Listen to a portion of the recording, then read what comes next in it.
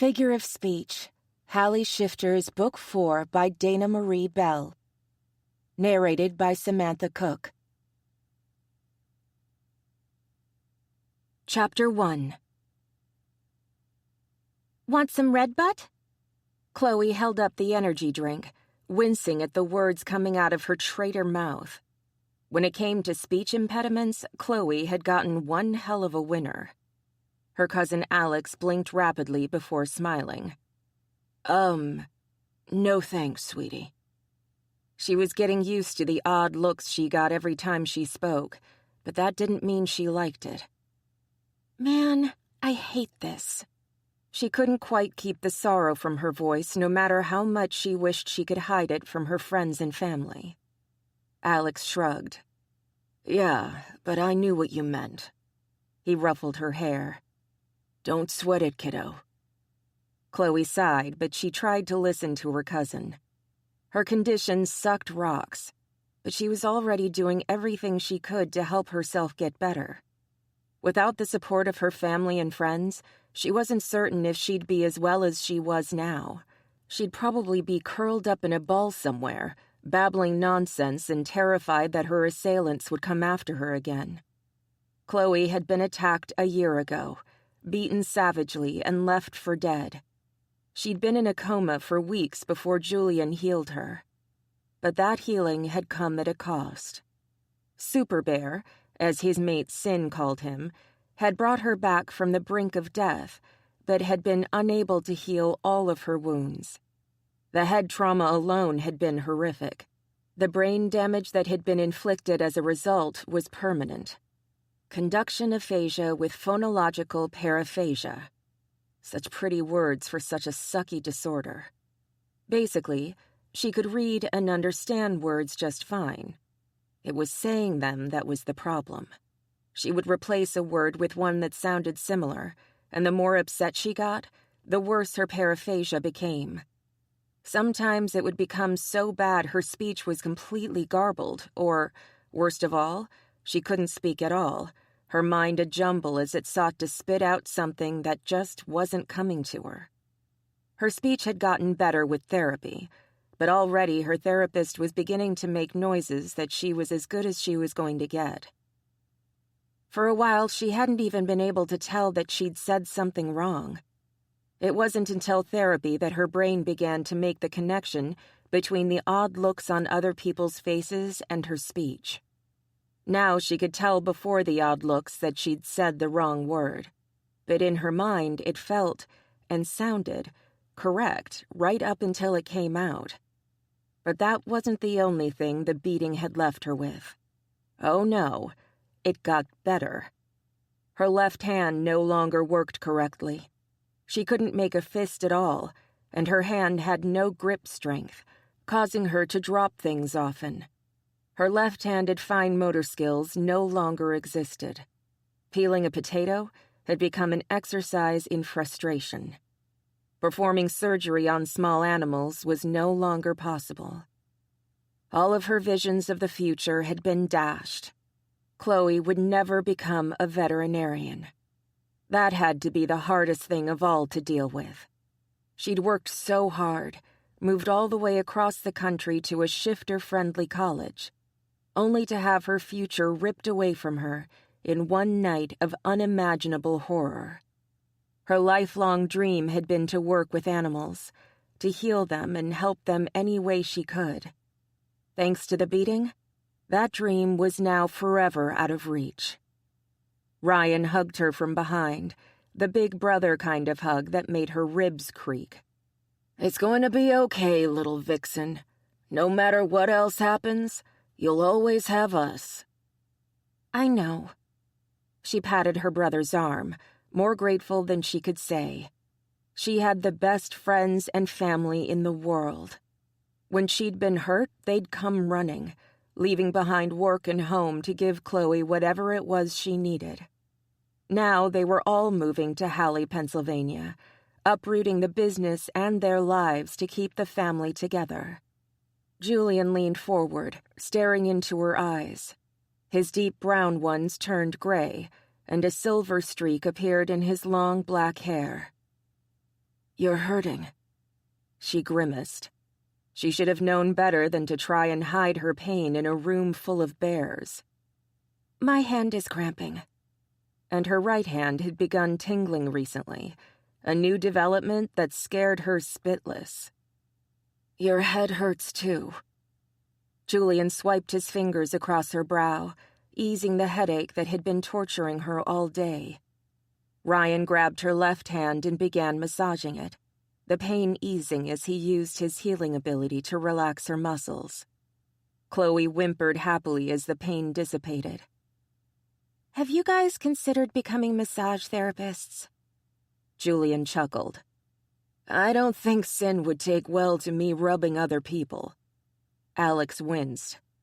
Yeah, until Tabby drops the cub, she's going to be pretty cranky. Let's not give her something to beat me over. How's Glory doing?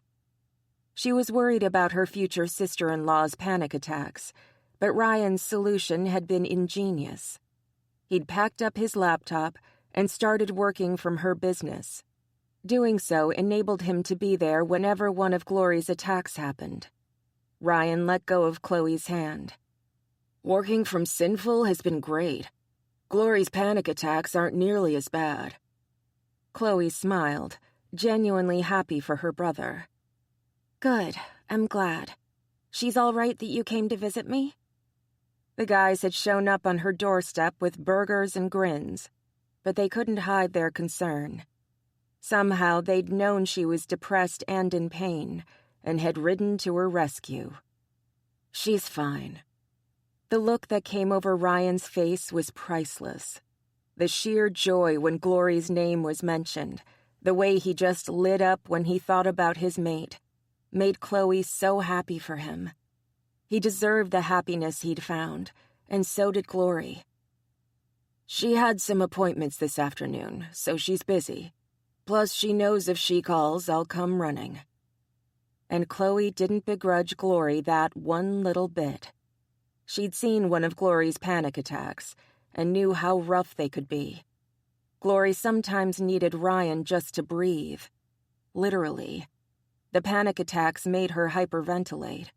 She'd passed out twice that Chloe knew of, all due to her inability to breathe without her mate. Speaking of running, heard anything from Jim?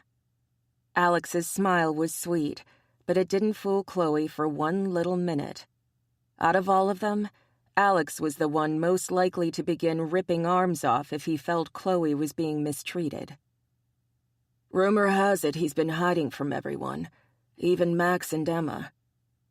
Oh, that couldn't be good.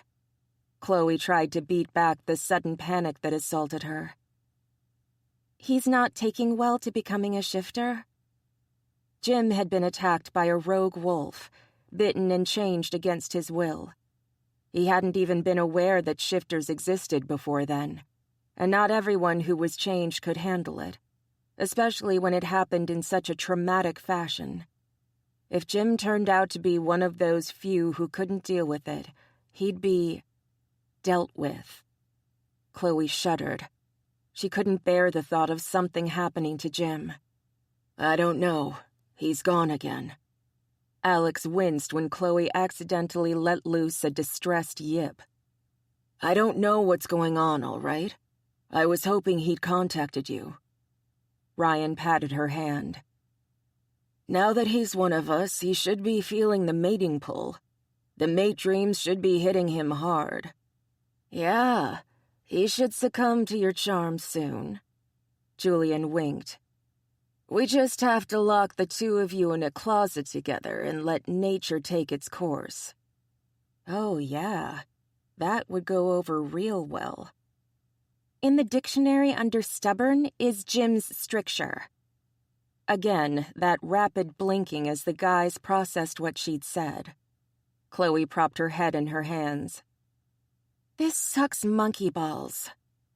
Ryan ruffled her hair.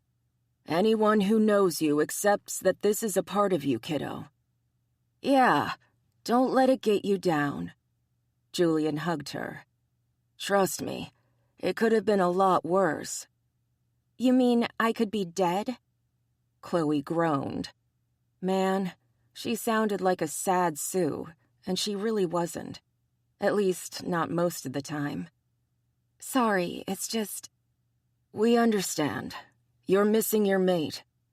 Ryan's tone was sympathetic.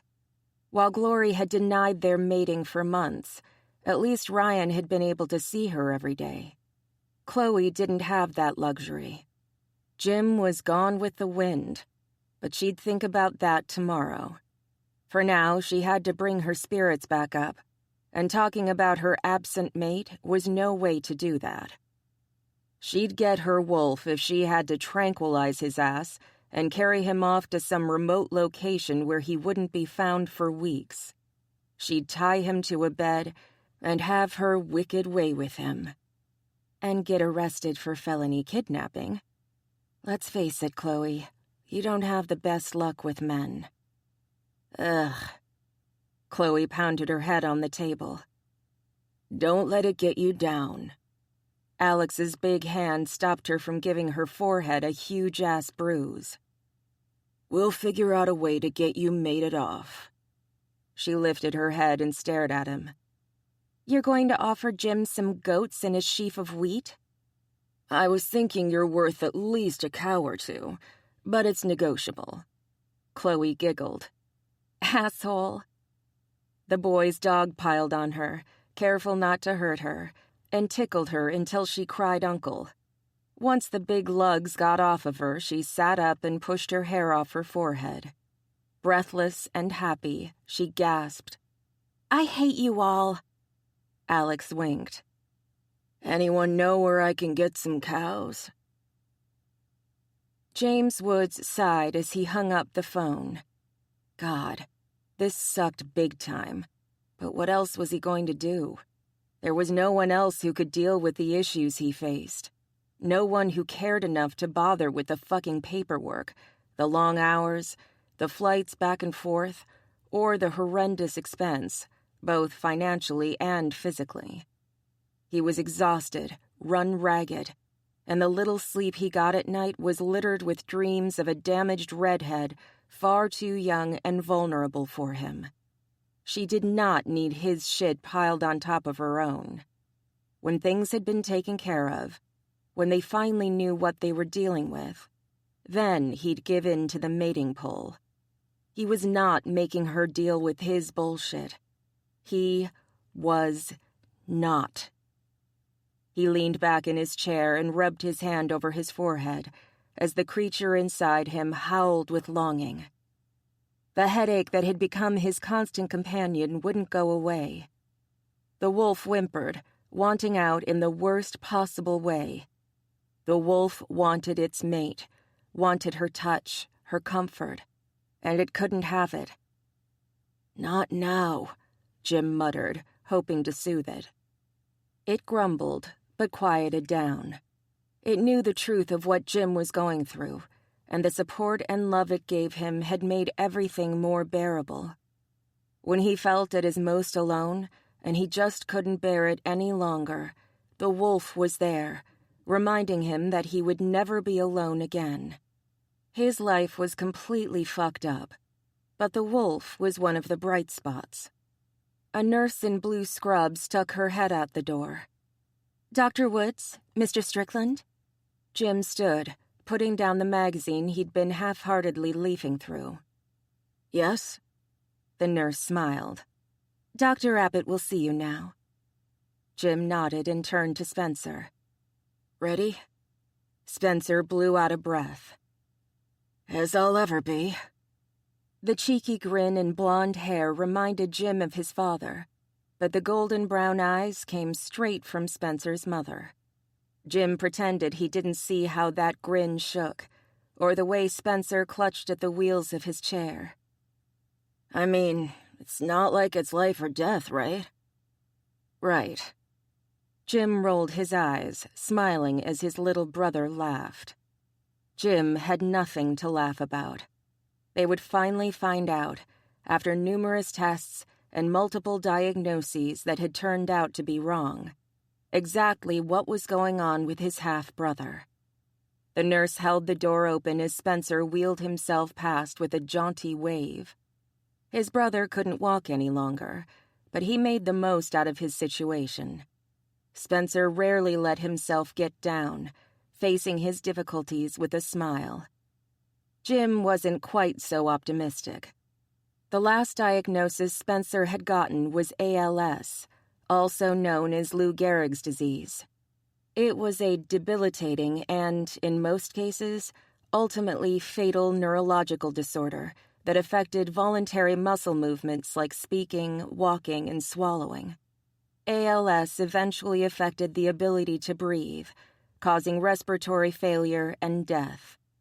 There was no known cure.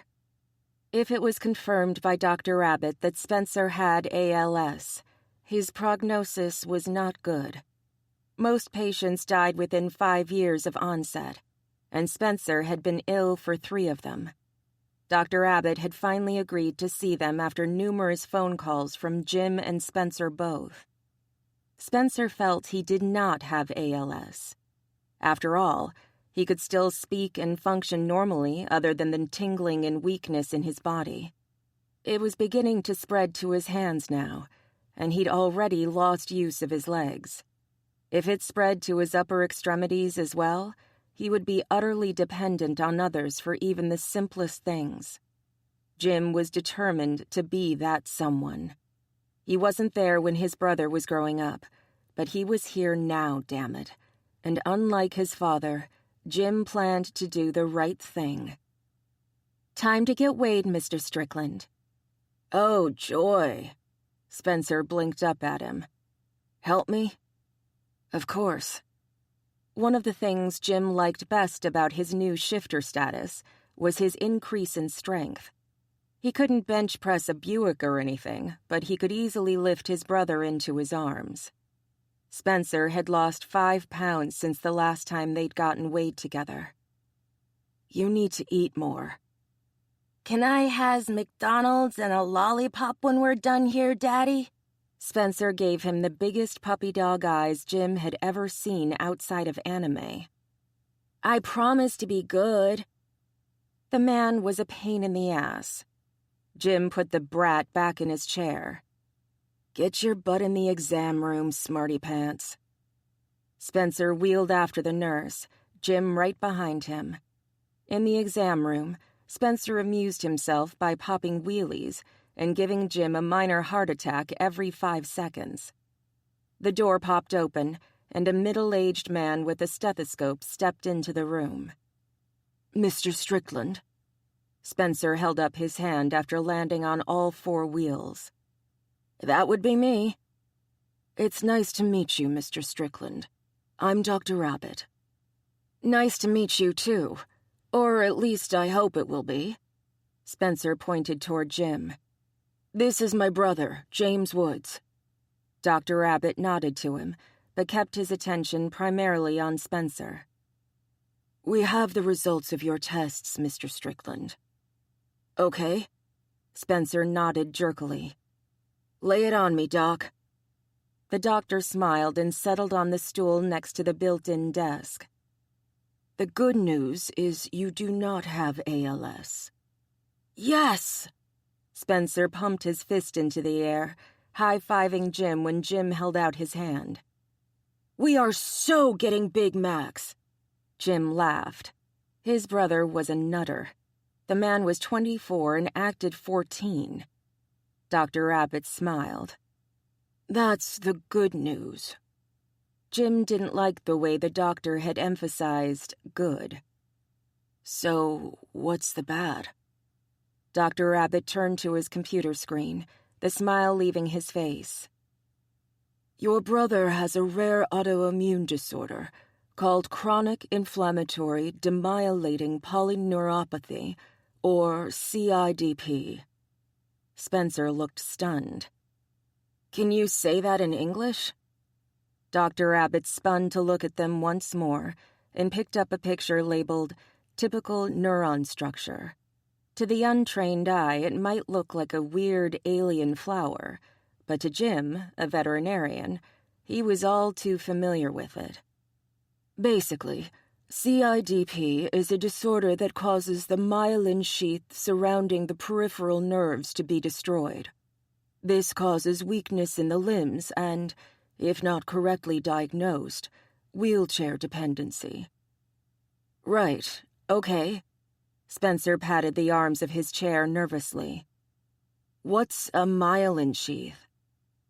The fatty tissue that surrounds the nerve and protects it. It assists in transmitting the electrical impulses from nerve end to nerve end. Without it, the signal is degraded. In the case of CIDP, this means you think you've lost strength in your legs, when in actuality, it's the nerve signal that's not quite reaching where it needs to go, rather than true muscle weakness. What causes it? Spencer tilted his head, his expression confused. We're not entirely sure. It's a disorder closely related to Guillain-Barré syndrome, but that is treatable and will usually clear up with no side effects. What we believe is that, unlike GBS, it is an autoimmune disorder that is not set off by a preceding illness. Jim asked the only question that mattered to him. Is it fatal? No. Spencer glanced at Jim and grimaced. Is there a cure? Dr. Rabbit slowly shook his head. I'm afraid not, Mr. Strickland. Spencer blew out a breath and leaned back in his chair. But we can slow, even stop, the progression of the disorder through the use of corticosteroids, intravenous immunoglobulin treatments, and plasmapheresis. And with physical therapy, you may even regain some use of your legs. Spencer looked up at Jim.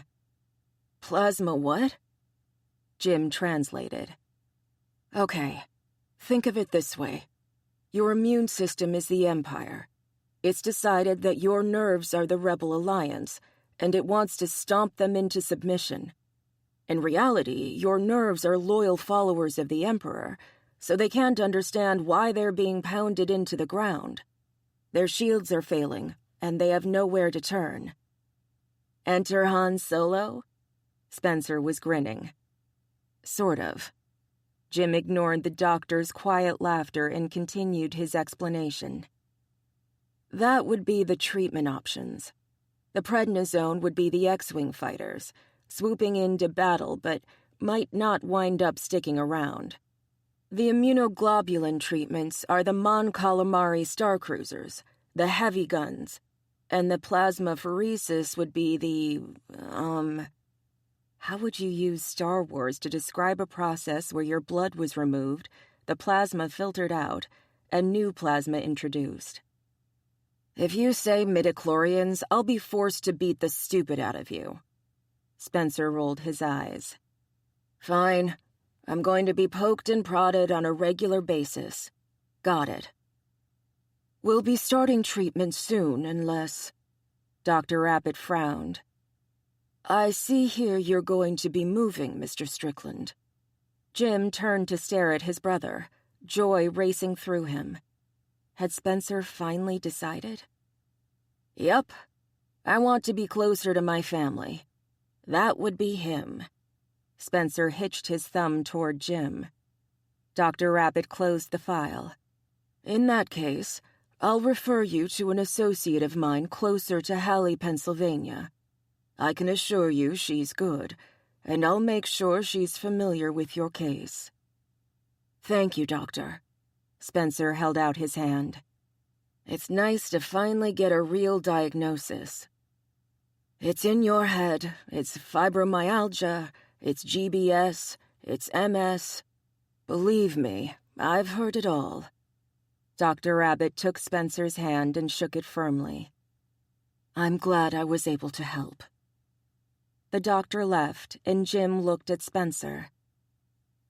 So, moving to Halle, huh? Are you sure? When we started this, you didn't want anyone to know you were sick. Spencer had once been a vibrant, athletic man. His disease had hit him hard, but it hadn't dimmed his spirit. Still, he hadn't wanted his problems to affect Jim's life, and had asked him to remain quiet about the fact that Jim had a bastard half-brother. Jim hated that. He wanted to tell the world about his brother, how strong and brave he was, but Spencer had been adamant. Rather than stress his brother any further, Jim had reluctantly agreed. "I got over it," Spencer winked. "Must have been the midichlorians. Does this mean I can finally introduce you to everyone?" "Aw, man." Spencer looked away for a moment, a blush on his cheeks. "You know the only reason I said no was because I never wanted to be a burden on you. You aren't. How many times do I have to tell you that?" He might have only known Spencer for a little over a year, but they'd formed a strong, unbreakable bond. He couldn't imagine his life without his brother in it now. "Then take me home." Spencer blinked innocently up at Jim. "Can we have a kitty?" Jim's wolf howled. It wanted a vixen, not a kitty. No. Please? How about that Big Mac? Oh, even better." Spencer wheeled toward the exam room door. "And a McFlurry, and when we get home, you can have a McCloey."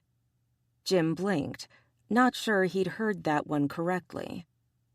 "Excuse me? You need to bring her home, too." "Maybe." Jim shrugged. He couldn't think about Chloe right now. Just the thought of the little redhead had him longing to be in Halle once more. He reached for the door, eager to get on the road as soon as possible. "Come on, tell me Woof Woof doesn't want to play chase." Jim bit back his laugh as his brother wheeled down the hall. "Woof Woof?" Jim had returned from a late-night run and changed, not realizing Spencer was in the room. Spencer's reaction had been wide eyes and a slew of questions Jim still wasn't sure he knew all the answers to. "She can be the fox to your hound." Spencer was 1 in a million. They got the information from the front desk that they needed to transfer Spencer to the doctor who worked out of Halle General. When they reached the car, Spencer grinned over his shoulder at Jim. "I call shotgun." Jim shook his head, awed he had such a strong, vibrant sibling. "Weirdo." Chapter 2. Chloe still wasn't sure how she'd gotten roped into bringing lunch to Emma, Becky, and Sherry, but here she was, trudging through the stifling heat with a bag of sandwiches from Frank's Diner. Emma had just returned to work from maternity leave, but since Emma co-owned Wallflowers with her business partner and BFF, Becky, she was able to bring the baby with her. Chloe had stopped in to see the newest member of the Kitty family and had been commandeered into snagging their takeout. At least she got free food out of it. They'd called and added a sandwich for Chloe so she could join them for lunch. Chloe finally made it to the door of Wallflowers, for once glad her long red hair had been chopped off during all those surgeries. The back of her neck felt cool for a change, but she still missed the way her hair felt as it flowed down her back. Maybe she'd let the girls at Sinful put some colors into it, some blues and purples to contrast with the bright copper. "Chloe?" She blinked, her fox yowling in desire at the sound of that deep, masculine voice. "Jim." She turned, smiling weakly. He'd been gone for a week this time. Not that she'd been stalking him or anything. Maybe a little. "How are you?" The way he gazed at her, his hazel eyes glittering, his smile warm, had her wondering what the hell he was up to. Jim never looked at her like she was a yummy treat he was dying to lick. "I'm fine. How are you?" She wasn't going to throw herself at him. She had that much self-respect. "Better." He glanced behind him and grimaced. Listen, I don't have time to talk, but... Bye. Chloe opened the door to Wallflowers, leaving Jim standing there, his mouth hanging open, sort of like he'd left her hanging for so long. Score one for the fox. Chloe rattled the bag. Food! She set the bag on the table and hastily backed away. But unlike Sinful, where a hungry group of hyenas would descend on the bag like a ravaging horde of Vikings confronted by naked, nubile women after a year at sea, the ladies at Wallflowers simply walked out of the back room like, well, normal people. Of course, they were the farthest from normal she'd ever met in her life. And that was saying something, considering her family.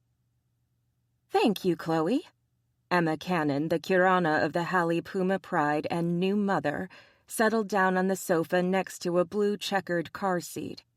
She transferred the sleeping babe from her arms to the car seat. God, I'm starving. I could eat a rhino. No, you wouldn't, Sherry grimaced. They're an endangered species. Besides, they're way too chewy. Becky glanced around when everyone went silent. What? Emma shook her head. I swear, Bex, you never cease to amaze me. It was a joke. Becky rolled her eyes.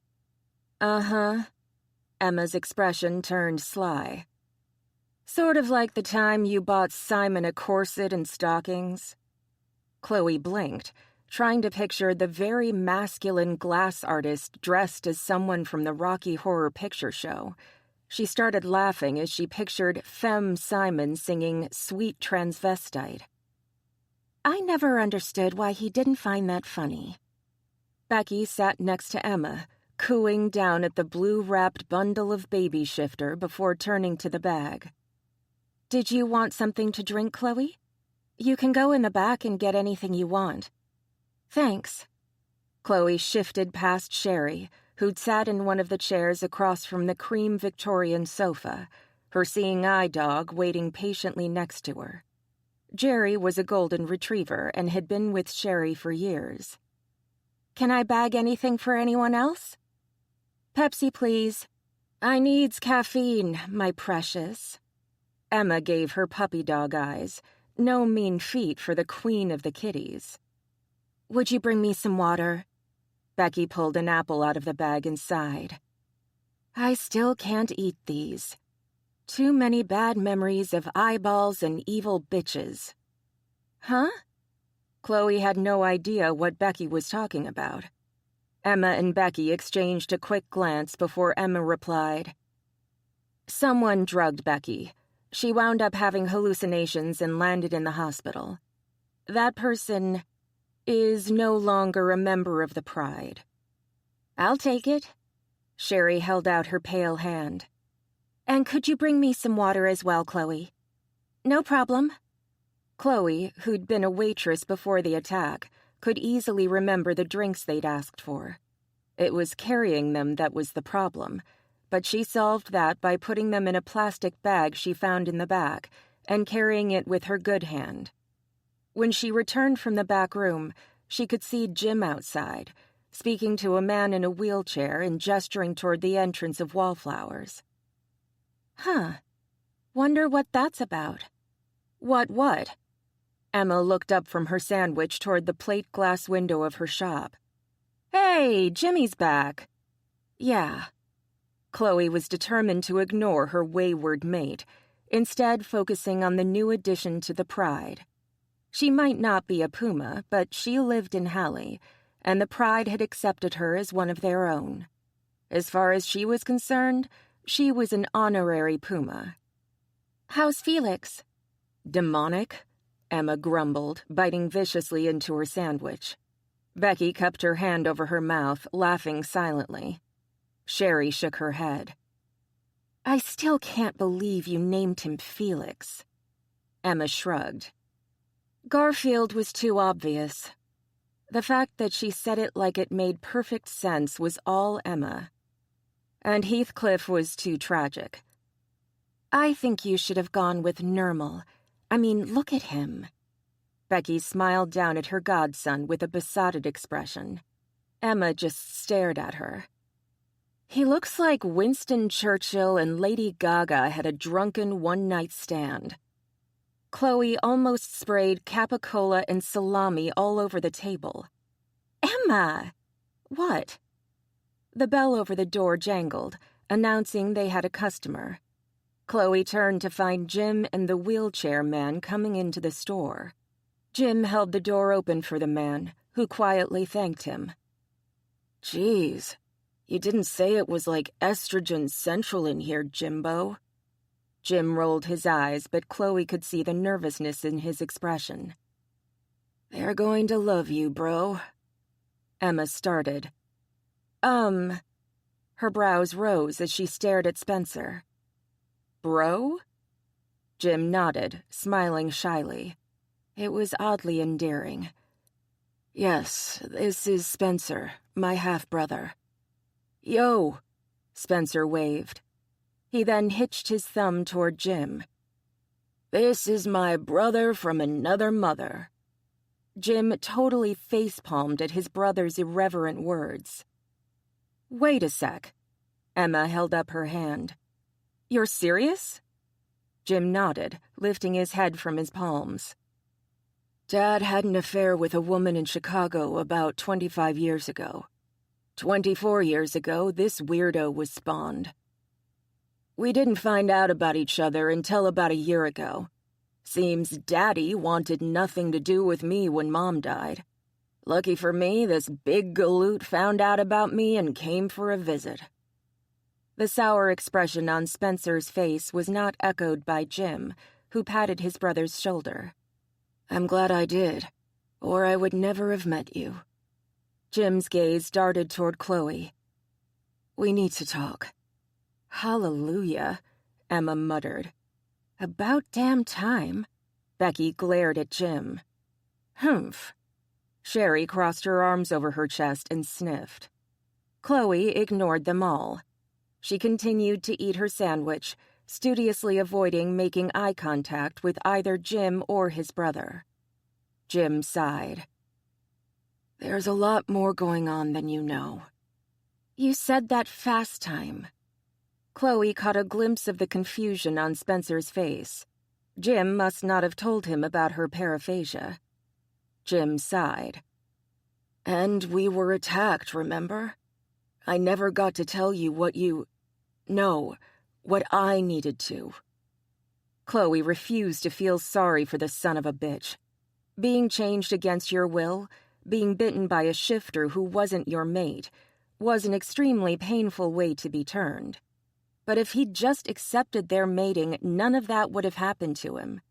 He would have been a fox instead of a wolf, mated to her before the attack. "Chloe, are you ever going to speak to me again?" His tone was soft and disappointed, as if he had the right to be anything but on his knees, begging for forgiveness. She sniffed. "I'm tinkling about it." Spencer held up his hand. "Can I explain?" Before Jim could reply, his phone rang. Unable to stop herself, she glanced at his expression long enough to see him wince. "You'll have to." "Uh-oh. I know that tone, bro. Is that who I think it is?" Spencer frowned, holding his hand toward Jim. "Yeah. I'll be right outside if you need me." Spencer watched his brother leave the shop, then turned with a determined look and wheeled himself until he was next to Chloe.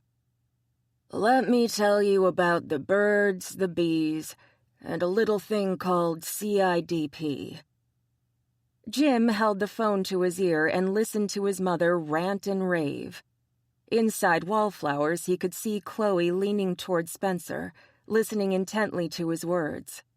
The horror and sympathy that flashed across the faces of all three women made up at least a little for the raving lunatic his mother had become.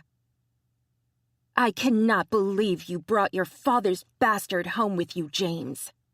Wanda Woods was practically snarling in fury. "That son of a bitch has done nothing but hurt this family." "Spencer hasn't done a thing wrong, Mom." Jim watched Chloe as the familiar argument rolled over him. "That was all Dad." "He exists. That's enough for me." Jim sighed. "Blame Dad, not Spencer." Spencer was the only bright spot in his fucked-up family. "What did I tell you? Leave that skanky hose brat alone. Why couldn't you just leave him in Chicago?" As usual, his mother wasn't listening to him. Ever since she'd discovered that not only had his father cheated on her, but had a child with the other woman, she'd lost her damn mind. The ongoing divorce proceedings were vicious on both sides, as each one of his parents tried to get the upper hand over the other. He might have felt more sympathy for his mother if he hadn't been on the receiving end of her rages. This wasn't the first time she'd called him to bitch him out over something he had little control over. "It's not my fault Dad cheated, and it's not Spencer's fault either." "But it's your fault for shoving it in my face." "I can't ignore him, Mom." He doubted he'd be able to get through to her, but he tried. God knew he tried. "He's my brother." "And I'm your mother." The chill that came into her voice made him sigh. "By bringing him to Halle, you've told everyone you side with your father." "I'm not siding with anyone, and you know it." His parents' divorce was going to be the death of him. "I love you both equally." "If you did, you would have left Spencer where you found him. Not even Arthur wants him in Halle." That, at least, was true. Jim's dad wanted less to do with Spencer than his mother did. The man couldn't even be bothered to call Jim to bitch about it. The silence from Arthur Woods was as hurtful as the shrill diatribes Wanda shot his way. The family he'd known and loved was gone, burned away in betrayal and rage, and Jim was left to deal with the shattered lives left behind. An only child, he'd been forced to listen to both of his parents disparage the other as their marriage disintegrated. He'd had to act as not only their therapist, but their mediator, as each dumped their accusations and misery on his shoulders. When Jim found out about Spencer, it had only gotten worse. If he hadn't listened to his father's drunken rants about Spence, he might never have found his half-brother, never have known the strong spirit of the man who'd grown up without a father in his life. While Jim bitterly mourned the loss of his parents, he couldn't help but be grateful for finding Spencer when he had. Spencer was the only one who seemed to give a shit about what Jim was going through. Even his friends told him to suck it up, that he was an adult. Just because Jim was an adult didn't mean he didn't need his parents, didn't wish things hadn't become what they were. But nothing could bring back the bright, loving parents he'd thought he once had. Maybe once the divorce was finalized, they'd realize what they'd done to him, but Jim wasn't about to hold his breath. No child should have to go through what Jim was, no matter what their age. So he fought the only battle he could, knowing he wouldn't win no matter which way he went. "Spencer is my family, Mother, and that's the end of it." He should have been surprised when she hung up on him, but sadly it was an all-too-common occurrence these days. Both of them expected him to pick sides. When he tried to be fair, to treat each of them equally, he got crap like this in return.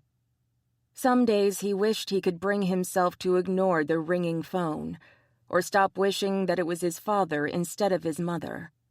Just once, he wished they'd tell him that everything would be all right, rather than leaving him to deal with all of this shit on his own. At least Spencer seemed to be getting through to Chloe. His brother was holding Chloe's hand, and she was nodding sympathetically. Perhaps, just perhaps, instead of trying to cling to the old, he needed to get started on the new. It was time to make his own damn family, and to hell with his parents. Let them deal with their own shitstorm. He was going to concentrate on Chloe and Spencer, and the rest of the people he loved. They'd be the family he'd been missing for so long. Jim stepped into Wallflowers, fully expecting to be greeted with smiles. What he got was, "Oof." Jim laughed as Emma practically jumped him. "Hey, pretty girl." A pissed-off yip came from the couch. "You are such a good boy, Jimbo." Emma pinched his cheeks. "Yes, you are. Oh, yes, you are." Jim laughed and shoved her off of him. "Knock it off." Becky shook her head at them while Sherry simply smiled serenely, well used to Emma's madness by now. Their reactions weren't the ones that interested him, though. It was Chloe, who still sat holding on to Spencer, whose opinion truly mattered. "Chloe?" "Tell me." She stared at him, her eyes reddish-brown, her tone clipped. He maneuvered past Emma, kneeling next to Chloe's chair until they were eye to eye. Her fox was close to the surface, driving his wolf to respond. His vision blurred, Chloe's brilliant red hair becoming a muted, yellowish-brown. He'd known that canines were unable to see reds or greens, but until his eyes first changed, he hadn't realized how it could impact his world. He loved Chloe's red hair. "Spencer filled you in on what's wrong with him?" She nodded. "And I'm sorry about that, but I'm not sure what this has to do with you and me." He ran his fingers nervously through his hair. Here was the rough part, the part where he worried she wouldn't be able to forgive him. "We thought he was dying." "And?" Her eyes went wide. "Oh, this happened right around the time." "When you were in the hospital, yes." Even worse, at the time he'd still believed her not only too young for him, but pining for another man. That was a discussion for another day, though. "I just found him, and we thought he was dying. Everything I heard was that you were here. You were unconscious but stable, and the best of the best was working on you. While I had no one." Spencer's tone was soft, but even now he didn't sound sorry for himself. Spencer was far too comfortable in his skin to ever display sorrow over his situation. "Jim stepped in when no one else wanted anything to do with me, including my sperm donor." Jim smiled wryly. "I hate to say it, but I'm beginning to think of him that way too." The brothers shared a sympathetic glance before Jim gave his attention once more to Chloe. "So, once my parents figured out I was helping Spencer, they both freaked and demanded I stay away from him. Yeah, the sperm donor even went so far as to call and threaten me. Said he'd cut Jim off if I didn't drive him away." Jim glared at Spencer. "You didn't tell me that." Spencer shrugged. "It didn't matter." That cheeky, lovable grin crossed his face. "Besides, you would have ignored me if I'd tried." "True. Worse, it happened." Spencer tightened his grip on Chloe's hand when she tried to pull away. "His father stopped speaking to him months ago, and his mother? She's kind of, well..." Jim shrugged fatalistically. "Rage-tastic? Status dramaticus?" He frowned as he tried to come up with another one. It was a game they played, both of them enjoying the play on words. "Evangelical?" Spencer tapped his finger on his chin. "She likes to go medieval on your ass." Jim rolled his eyes at that one. "That was bad. I try." "Next time she calls, you'll just have to grin and bear it." Chloe blinked innocently.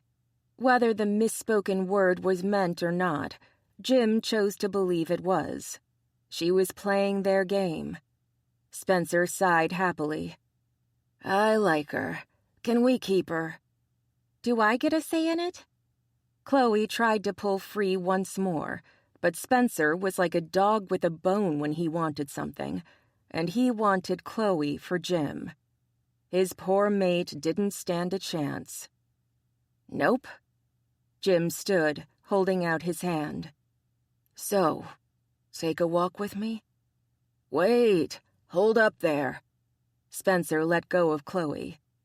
You're leaving me in Estrogen Central? Why do guys keep calling it that? Emma tilted her head, her ponytail brushing her shoulder. I don't get it, Becky added. Sherry chuckled. I do, but I'm not telling. Jim ignored the playful banter between the three women and pulled Chloe to her feet. Like Emma Cannon didn't know exactly what men thought when they entered Wallflowers for the first time. Come on. I promise you won't regret it. Chloe glared at him but took his hand. I still haven't decided if I forbid you yet. I know, but are you willing to give me the chance to earn your forgiveness? He didn't know what he'd do if she said no. Probably become some sort of creepy stalker she'd need a restraining order and some wolfsbane pepper spray to get rid of. She nodded slowly, her expression almost reluctant. I can try. Good. He lifted her hand to his lips, kissing her knuckles. The color that flooded her cheeks made him grin. He loved that she blushed so easily. He had so much to learn about his mate, so much that he'd let slide by him. Now that Spencer was home, he could concentrate on fixing the mistakes he'd made with Chloe, starting now. And if she wouldn't let him, well, wolves were very good at stalking their prey. Chapter 3. Chloe couldn't believe it. She was walking down the street with her mate, her hand held tightly in his. The quick little glances he kept sending her, as if he expected her to run if he loosened his grip, were oddly reassuring. He was making it clear he wanted her right where she was. Chloe blew out a breath and tried to steady herself. She was so nervous she was afraid she might not be able to speak, and her left hand kept twitching uncontrollably. How's the speech therapy going? Chloe startled. They'd been walking in silence for so long she'd sort of expected it to continue that way. I'm trying to burn to slow my beach down, but it's harder than it creams. She sighed wearily, wondering how Jim would take her garbled speech. Take your time. I won't rush you. Another quick glance. Your speech is barely slurred. It was glad in the beginning, but it's gotten a lot better. Jim stopped and turned toward her, forcing her to halt as well. I want you to do what your therapist said, and slow down a bit. All right? I'm listening, and I know what you're trying to say. Chloe once again tried to relax. Jim smiled sympathetically, but that didn't help at all. She frowned, the words lost for a second. Sometimes it was almost worse when she tried to concentrate. It was as if she could feel the words slipping and sliding through her mind, hiding from her. I'm still hungry. Jim laughed. You didn't get to finish your sandwich, did you? He began walking again. Let's hit Frank's, and we can talk some more. Yay. Chloe grimaced. Her family might put up with her weirdness, but she doubted Jim would for long. You don't want to talk to me? She blew out a frustrated breath, the words sliding away again. No. She shook her head. Yes. Jim lifted her hand to his lips, kissing her knuckles. While her fox was doing the Snoopy dance, her head was telling her that at some point he'd pull away again. A 180 like this couldn't last, could it? They entered Frank's diner.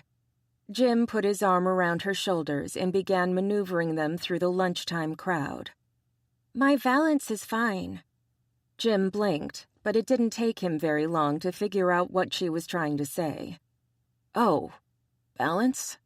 I know. Then why are you holding me? He grinned sheepishly. Because I want to. Before she could respond, they were at a booth.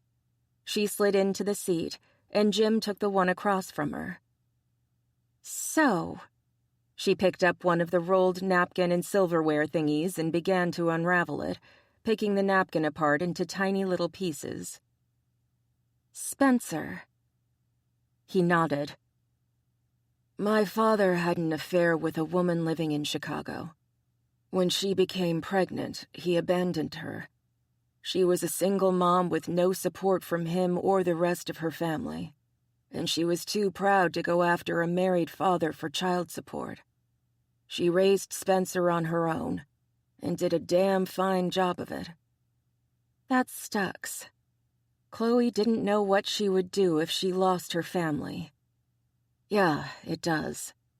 When she died, Spencer reached out to my father, who told him to basically go to hell. When I found out about it, I decided to meet him. Why? Chloe would have done the same thing, but she wanted to hear his reasons from his own lips. Why did I want to meet him? Or why did my dad not want to? You, Chloe replied softly. Because he's family. Jim shrugged. My mother found out about Spencer and flipped out, throwing my father out of the house. He tried for a month or so to get her to take him back, but she turned vicious, and he decided it wasn't worth it. And you were dealing with Spencer? Chloe was careful to speak slowly, sounding out each word to herself before speaking. Yes, we thought he had Lou Gehrig's disease. Most people who have it die within 3 to 5 years due to respiratory failure. Spencer has been sick for 3, so...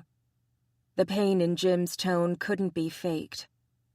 You taught he was dying. I did. When the latest doctor told us it wasn't ALS, but chronic inflammatory demyelinating polyneuropathy, we were ecstatic. Chloe frowned. She'd never heard of... What is that? It's the chronic form of Guillain-Barré syndrome, sort of. Spencer might never walk again, but we've caught the disease before he lost any other motor functions. Ouch. Chloe winced in sympathy. He didn't tell me that part. The good news is that, unlike ALS, it's not fatal. He'll live a long, happy life with the right therapies. And he has me now, so he has family again. I'm glad for him.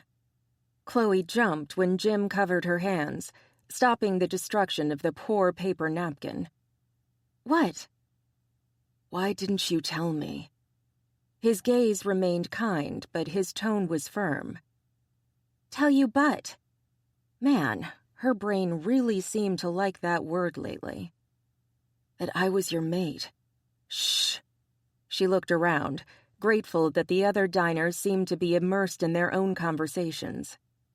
You can't talk about that in public. All right, calm down. He patted her hands and let go, sitting back in his seat. You want a burger or something else? She blinked. There's something else? He laughed. Yeah, the burgers here are the best. When the waitress, someone Chloe had never met before, walked over to their table, Jim ordered for both of them. How the man knew she liked to get the extra-thick chocolate shake along with a glass of water, she had no idea. But that's exactly what he asked for. Thank you, Chloe smiled. You have conductive aphasia, right? When she nodded, he continued. I want you to relax. The tenser you are, the harder it is to speak using the correct words. I can read and write them dying, but... She paused, trying to spit out the word on the tip of her tongue. She couldn't quite get it to come out, but Jim waited patiently, and eventually she was able to speak. Talking is hard sometimes, and I switch words. Paraphasia. He nodded. I looked some of this stuff up when I realized what was going on. Took me some time, but I figured it out. He seemed so proud of himself for that. Why would you? As far as I drew, you wanted nothing to do with me. He actually flushed. Because you're important to me. More than I wanted you to know. I tried to stay away, to keep you out of my mind, but I just couldn't. Ouch. That hurt. But at least he was being honest with her. Any weakness on your left side other than your hand? Go. I primp sometimes in bad weather or when I'm fired, but otherwise, everything else seems fine. I've got some tingling in my right gland that I need to have checked out soon, though. Chloe's left hand was still trembling, the spastic movement outside her control. And the aphasia is mild. Do they say whether or not you'll recover any further with more speech therapy? She shrugged. Pretty sure it's as good as it's going to set. What about for your hand? She held it up. Same thing. While she'd lost some control over her motor functions, at least she could still use it to a small extent. She could hold a burger if she was careful. Speaking of which, a plate of hot, greasy goodness was placed in front of her, along with a thick, creamy shake. Another plate was placed in front of Jim, who nodded his thanks to the waitress. Can we have 2 brownie sundaes for dessert? Chloe blinked. How in the world had he discovered her favorite dessert? When the waitress left, Jim winked at her. I have a weakness for chocolate and ice cream. She bit her lip. Sure he did. She'd seen what he ate for lunch on a regular basis. Salads with grilled chicken and light dressing, diet soda or water, and if he was really hungry, he had an apple or orange for dessert. She'd worked for, and lusted after, him for quite a while. Liar. Nope. I just hide my addictions well. He took a huge bite out of his burger, moaning in appreciation. Besides, all those salads allow me to eat like this for dinner. Chloe took a much smaller bite of her own burger, savoring the taste of well-cooked meat, melty cheese, and ketchup. It's good. Mm-hmm. He wiped his lips with his napkin. Frank's burgers were not neat food. So, what do I need to do to get you to forgive me? She suddenly had a hard time swallowing. Shrugging, she took a sip of water, hoping it would loosen her tight throat. Are the dreams as bad for you as they've been for me? She whimpered before she could stop herself. He laughed softly. I'll take that as a yes. The laughter slowly faded, a deepening hunger taking its place. You're stronger than I gave you credit for. He grimaced. Stronger than I am, that's for sure. She nodded. She sure as hell was. Will you at least give me a chance to make it up to you? He held up his hand before she could respond. I know I don't deserve it, but I'd like to try. She thought about that while she took another bite of burger. While she was pissed that he hadn't come to her when he'd first discovered Spencer, in a way she could understand it. He hadn't felt the same way she did. He hadn't felt the pull, or had to deal with the mate dreams tormenting him night after night. Even when he'd been turned, he'd done what was needed for his family first. And that was something a member of the Bunsen-Williams clan could fully understand. Yes.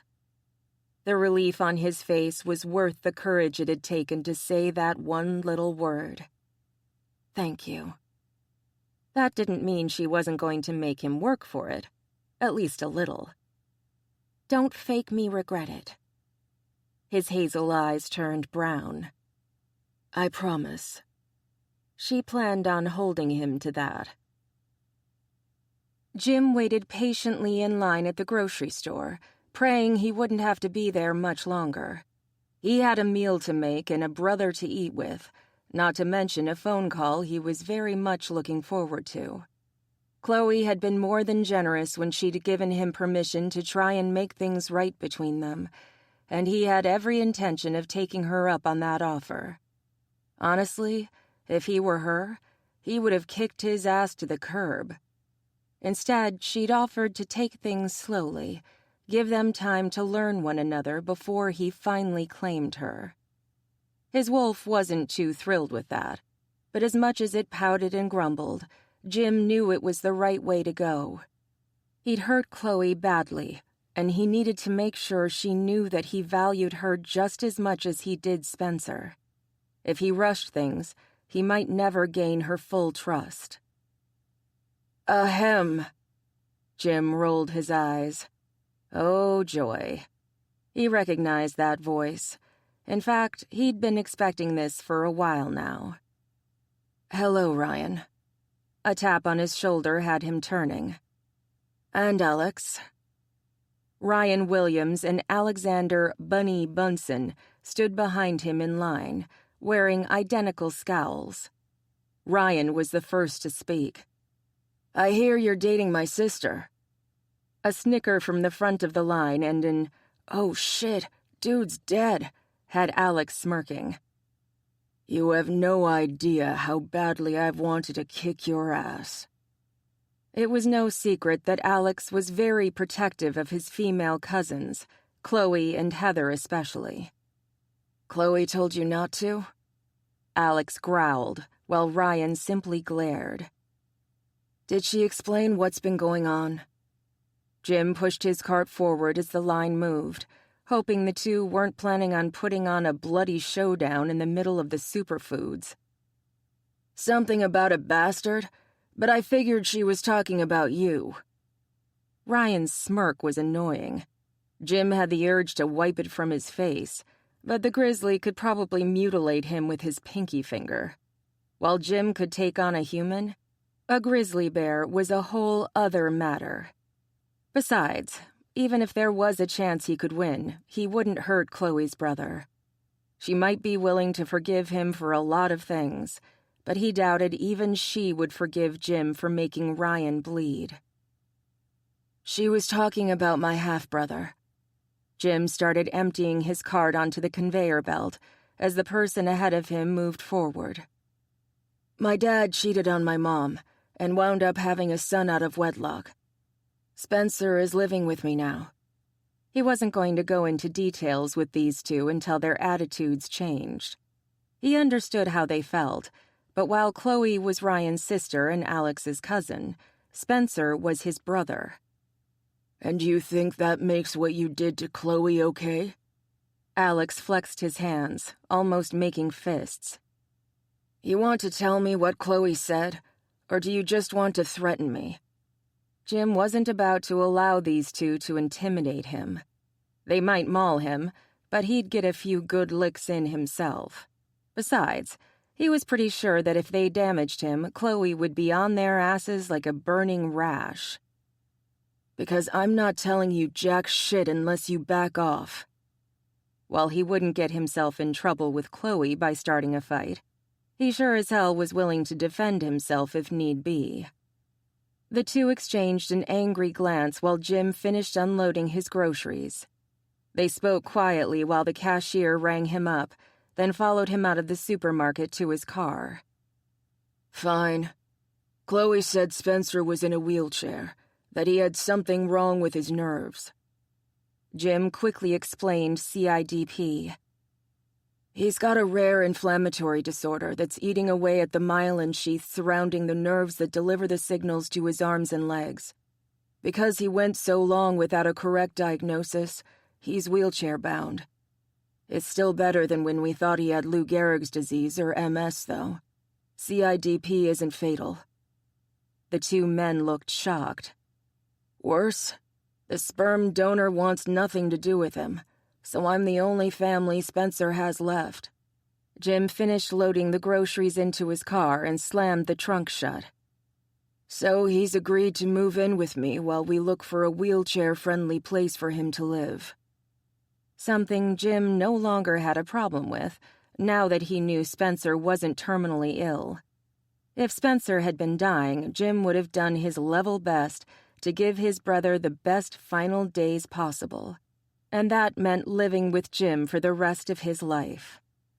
Ryan's shoulders sagged. Damn it, I really wanted to beat the snot out of you. Alex cursed softly. Fuck. That we can understand. Family comes first. Ryan held out his hand. I'm sorry I called you an overused, undersized douche nozzle. Jim took it, shaking Ryan's hand firmly. And I'm sorry I hurt your sister. I'm going to do what I can to make sure it doesn't happen again. Just... Alex looked at him, and Jim could see the war going on inside him. His hazel eyes were browner than normal. Part of Alex was still pissed at him. Talk to her from now on. Don't leave her like that again. Yeah, I don't think you understand exactly how bad things were. Ryan grimaced. She was dying, and there was nothing we could do about it. Wait. Jim held up his hand as a cold chill went through him. When I got the call, I was told she was stable and in the best possible care. Jim watched the cousins exchange grimaces. Seriously? Dying? Why was I told she was going to be all right? Alex and Ryan scowled. Who told you that?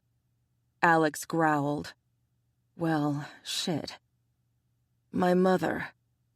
It was right after he told her he was going to find Spencer whether she liked it or not. The two men shared a confused look. That doesn't make sense. Alex was watching him suspiciously, as if he thought Jim was lying to him. Aunt Laura told me she'd called and told you about Chloe. Jim shook his head. Nope. I never spoke to her until I got there and Chloe was already awake. What the fuck, man? Alex looked confused as hell. Jim shrugged. Maybe something got confused? God, please let it be that and not my mother being a bitch. I know your aunt was upset. It's possible my mother just didn't understand what she was being told. A remote possibility, it was true, but still there. He refused to believe his mother had lied to him on purpose. Ryan shot him a sharp look. You kept telling her she was too young for you. She is. Jim still couldn't get over the age difference, but he'd have to. There was 10 years between them, and she'd practically been a baby when he first met her. When I visited her in the hospital, no one told me how bad she'd been. She'd been bruised, battered, scared, and scarred, but she'd been awake. Her green eyes had glowed when she'd first seen him, dulling when he told her that they couldn't be together. Fuck. If he'd known then what he knew now, he wouldn't have been able to stop himself from being with her.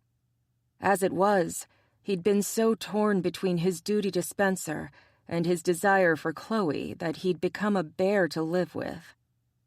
If it weren't for Julian, she would be dead. Jim almost howled out loud. The cousins exchanged another unreadable glance.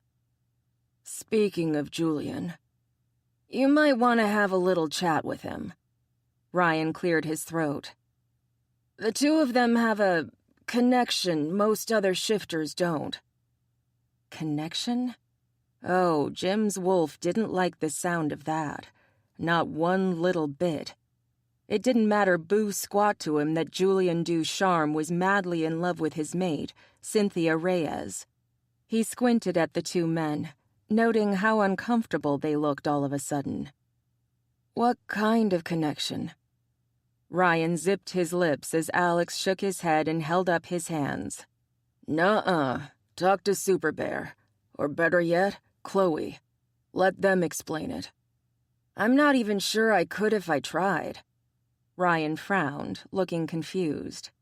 It's not a mate bond, but it's really close. Jim surprised himself with a loud, animalistic snarl. The world lost color as his eyes shifted, the reds and greens of the parking lot turning yellow and brown. Anyone with a mate-like connection to Chloe that Jim didn't have deserved pain. Ryan wagged his finger at him. Now you know how she felt whenever she saw you with another woman. Jim took a deep breath, trying to calm his wolf. I haven't been on a date in over a year. Bullshit. Alex coughed into his hand. Seriously, the one time you all saw me out, I was with a colleague, someone I was trying to lure into my practice. Remember Doc Klein? He waited until they both nodded. He retired 6 months ago. I just managed to replace him. It was one of the many reasons he'd been so swamped. He'd had to take on not only his own patients, but Doc Klein's as well. He had that massive heart attack and was forced to take early retirement. From the expression on their faces, they hadn't known that little tidbit. Neither of them owned pets, and they'd been busy with their own personal issues. No wonder you've been unavailable, Alex muttered. And I wasn't able to talk to anyone about any of this, not even Emma. Between my parents, Spencer's illness, and Doc Klein, I was fucking swamped. Then I get the whole fur-faced thing plopped on top of that. And we're lucky I'm not in a hug-me jacket humming Psycho Chicken. You still need to... Psycho what? Ryan tilted his head. There's a song called Psycho Chicken? He turned to Alex. Why haven't I heard of this? Alex grunted, ignoring his insane cousin. You still need to make time for Chloe. Ryan was glaring again, but there was a little more sympathy in his gaze, too. I plan on it. Good. Ryan held out his hand. Make sure you talk to Julian before you confront Chloe about the bond they have. He'll be able to explain it better than we can. And ask Sin how she feels about it. Alex took his hand next.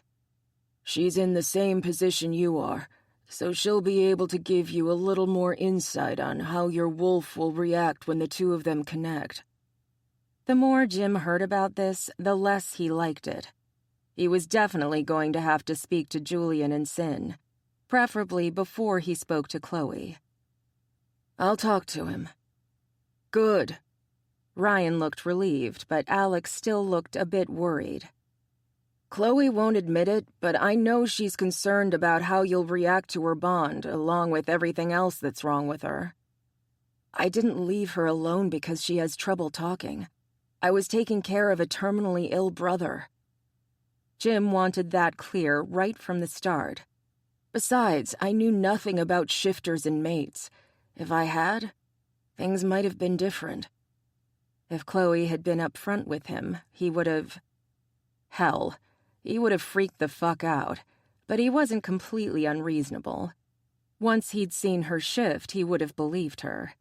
The undeniable draw toward her would have been explained. The need to simply breathe the same air as her would have made perfect sense. Would they? Alex was watching him, his expression skeptical. I've seen what happens when humans find out about us. Some of them accept it just fine, but most run as far and as fast as they can. Not from Chloe. I wouldn't have. Not ever. You already did. Ryan patted him on the shoulder. But at least you're not running anymore, right? Right. Jim rubbed his shoulder once Ryan lifted his gigantic 50-pound paw off of it. What the fuck did the Bunsen Williamses feed their kids? Stainless steel Wheaties? By the way, does the Kirana know now what was going on? Alex glanced at his watch, frowning when he saw the time. I introduced Spence to Chloe and Emma at the same time. We stopped by Wallflowers and they bonded over tea and my assholeness. Alex chuckled. Good. I need to go. Tabby's expecting me. She's got a doctor's appointment. Alex shook Jim's hand again. We're watching you. Aw, that hit him right in the feels. Ditto. Ryan shook hands too. I need to call Glory and let her know we're on our way back. Already he'd pulled his cell phone from his pocket, a worried expression on his face. How are the panic attacks? Glory had relapsed after being shot, the panic attacks that she'd suffered through in her late teens, returning with a vengeance. Chloe told him she was doing better, but he wanted to hear it from Ryan as well. She's doing better, but it will take time to get them back under control. Alex was already striding toward his car. We'll see you at the family dinner on Sunday. Jim blinked. They would? Okay.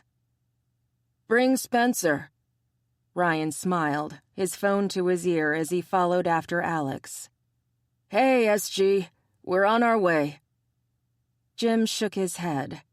Family dinner, huh? Maybe he was closer to being accepted by the Bear and Fox clan than he'd thought.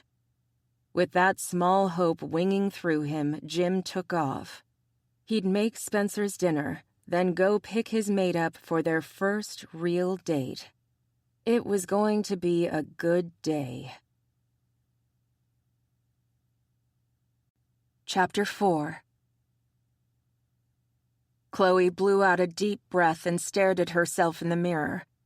This was her first date with Jim, their first real attempt to be mates. She was scared stupid.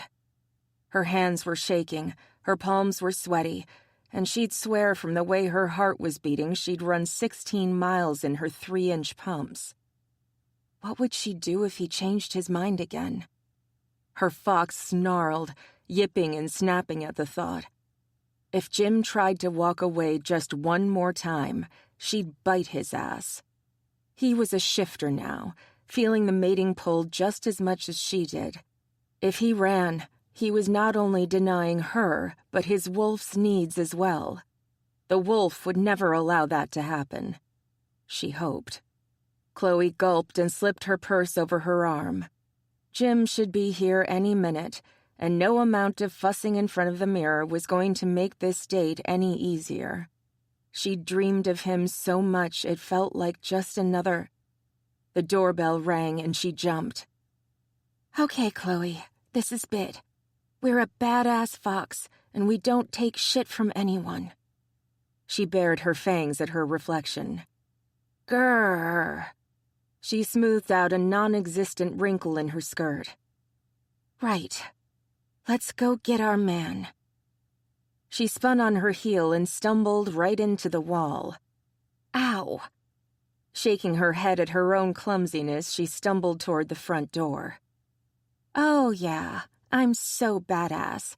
Look at me beating the crap out of the wall with my face. She sniffed at a crack in the front door, very aware of what dangers could lurk in the most innocent places.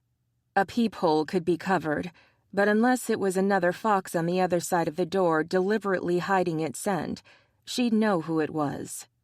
Her sniffer didn't fail her. She opened the door to find her mate holding a bouquet of daisies. Jim. Here.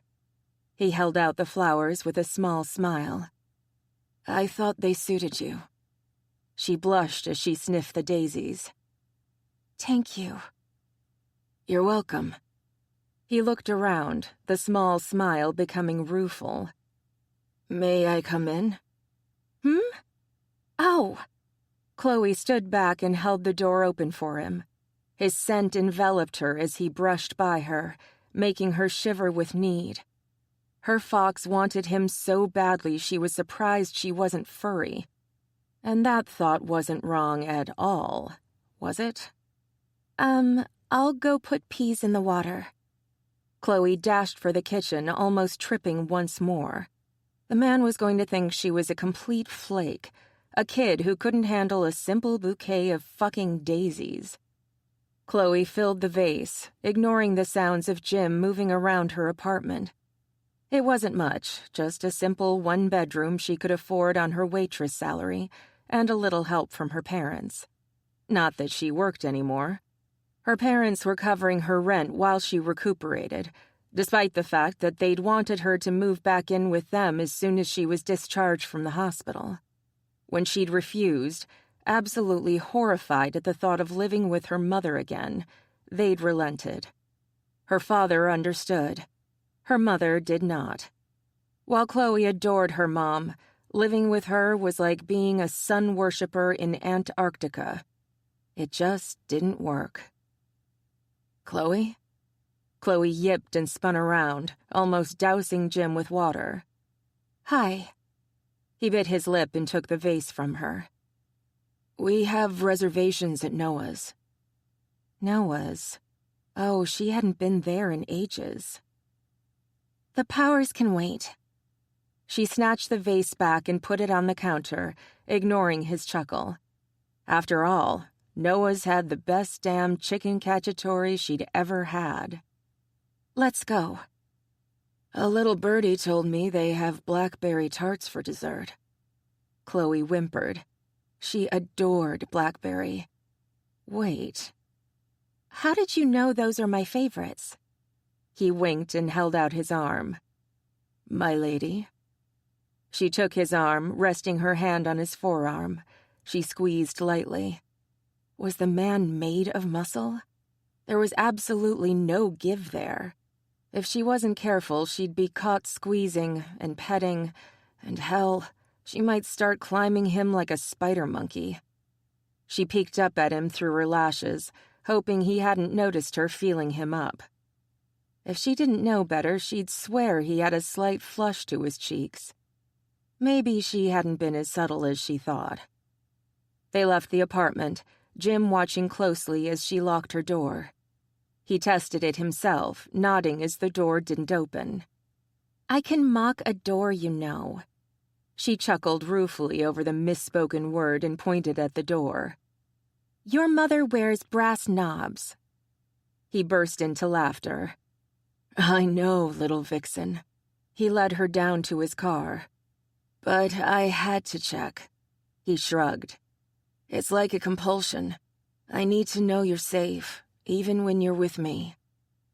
"That's your wolf protecting its mate." Chloe admired Jim's vintage cherry red Mustang. She'd wanted a ride in it ever since she first saw it, when she'd been applying for the intern job at his clinic. Nah, don't think so." He held open her door for her. "I've always been overprotective of the women I—" Chloe snarled as she climbed into the car. "It could be the wolf." Jim shut her door and walked around the hood of the car, his shoulders shaking. Apparently, he was amused by her display of jealousy. What was good for the goose was good for the gander. Chloe waited until Jim was putting on his seatbelt before she said, "My ex used to kiss me hello every time he picked me up." Jim smiled sweetly. "Would that be Gabe?"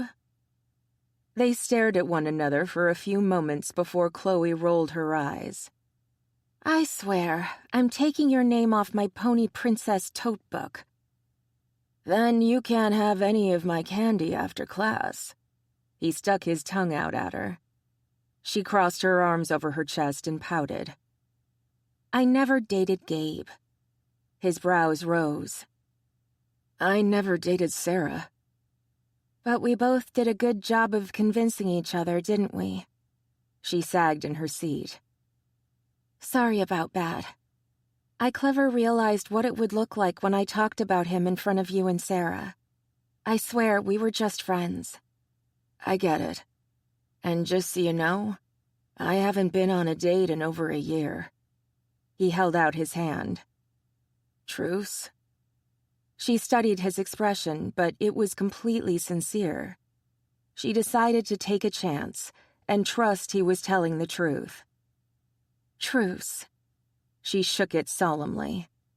He leaned toward her and pressed a soft, sweet kiss to her lips. "Would you like to go out with me, Ms. Chloe?" She licked her lips, eager to catch his taste. "Sure." He started the car and drove away from her apartment. Jim admired Chloe's dainty fingers as she held up the menu. Even her scarred left hand was delicate, the marks only highlighting her strength of will. "Anything look good?" She lowered the menu long enough to smile at him. "The picking cacciatore." "Sounds good." He leaned his chin on his hand, unable to take his eyes from her. He could stare at her all day long and never get tired of her expressive face. Everything she felt flitted across it, from the small wrinkle of her nose as she looked at the menu, to the way she kept peeking at him over the top of it. Even the way she bit her lip and blushed when she caught him staring was incredibly endearing to him. That openness had always been there. More than once he'd caught her staring at the animals in the clinic, distressed over the ones who wouldn't make it, overjoyed at the new births, and just loving each and every one that came in. He'd often thought she might be too soft for the job, her heart too open, but that deep love of animals had translated into someone fiercely determined to help each and every one of them to the best of her abilities. Her compassion toward the animals and her empathy with the owners had earned her more than one admirer during her work at the clinic. He'd been fascinated by her vivacity, fighting his attraction with everything in him. She deserved someone nearer her own age, someone who could be everything she deserved. Or so he'd told himself over and over again. Every woman he'd dated couldn't compare to Chloe Williams, so he'd given up trying. He'd simply watched, wondering if there would come a time when he could approach her as an equal. Then she'd flirted like hell with Gabe Anderson, driving Jim farther away. No, he'd told himself, she was better off with someone else. When she'd been hurt, he'd been frantic for news, but he had no right to push himself into the family's space. He'd waited as patiently as he could, relieved when he'd gotten word that she would be all right. He'd told himself, and her, that she was too young at 22 to be with him. But then he'd learned her career was over and wanted to kick his own ass. He'd heaped pain on top of someone who was already suffering so much. She would have made an incredible veterinarian, one he would have been proud to work with. As it was, he was even prouder to call her his mate. "Hello, my name is Kelly and I'll be your waitress today." The tall brunette smiled and poured them each a glass of water. "Can I start you with something to drink?" "I'll have a Poke, please." Chloe smiled at the waitress and turned back to Jim, ignoring the confused frown that crossed the woman's face. "Jim?" "I'll have the same." He waited, hoping the waitress wouldn't question Chloe's words. The waitress stared at her pad for a moment. "So, 2 Cokes?" Chloe's smile was so wide Jim could practically see her molars. "Yes, please." The waitress nodded as if she was used to dealing with someone with Chloe's disabilities on a daily basis. "Would you like to start with an appetizer?" Chloe bit her lip and stared at the menu again.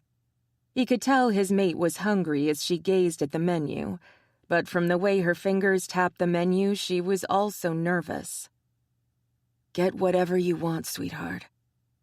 She blinked at him, blushing adorably again before staring at the menu blankly. The toss.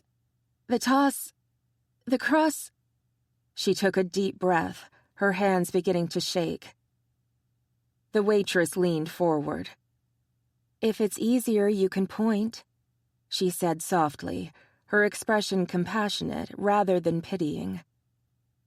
Chloe blew out the breath she'd been holding and pointed. "That. Tomato basil crostini." The waitress didn't say it slowly or loudly, something Jim noted. She was treating Chloe with respect rather than trying to help. The woman would be getting a huge tip tonight for the way she was handling Chloe's disability. "Thank you." Chloe's relief was obvious. "Some words are harder than others." The waitress smiled. "Take as much time as you need." She turned to Jim. "And you, sir?" "A cup of the butternut squash soup, please." The waitress made a note of it. "I'll be right back with your drinks." Chloe put the menu down, her hands still shaking.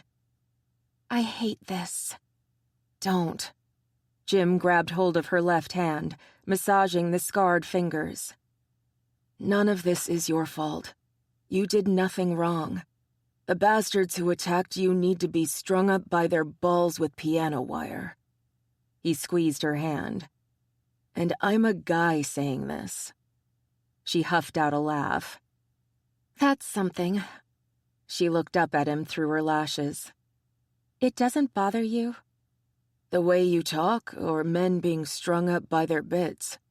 She nodded. "Which one, sweetheart? You're starting to scare me. Or at least my bits." She covered her mouth as the giggle escaped. "My speech." "Nope, not at all." He had no real trouble figuring out what she meant. Her speech might be odd, but it wasn't incomprehensible. He just had to put a little thought into it. "I know it bothers you, though." She shrugged.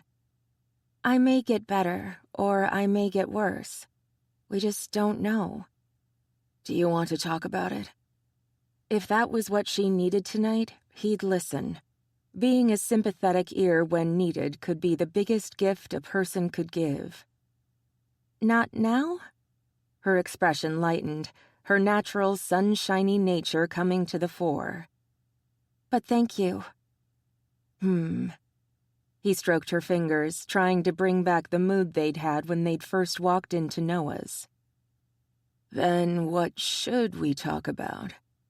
She blinked, her fingers tightening on his. Nice night?" He chuckled as the waitress dropped off their appetizers. "So it is."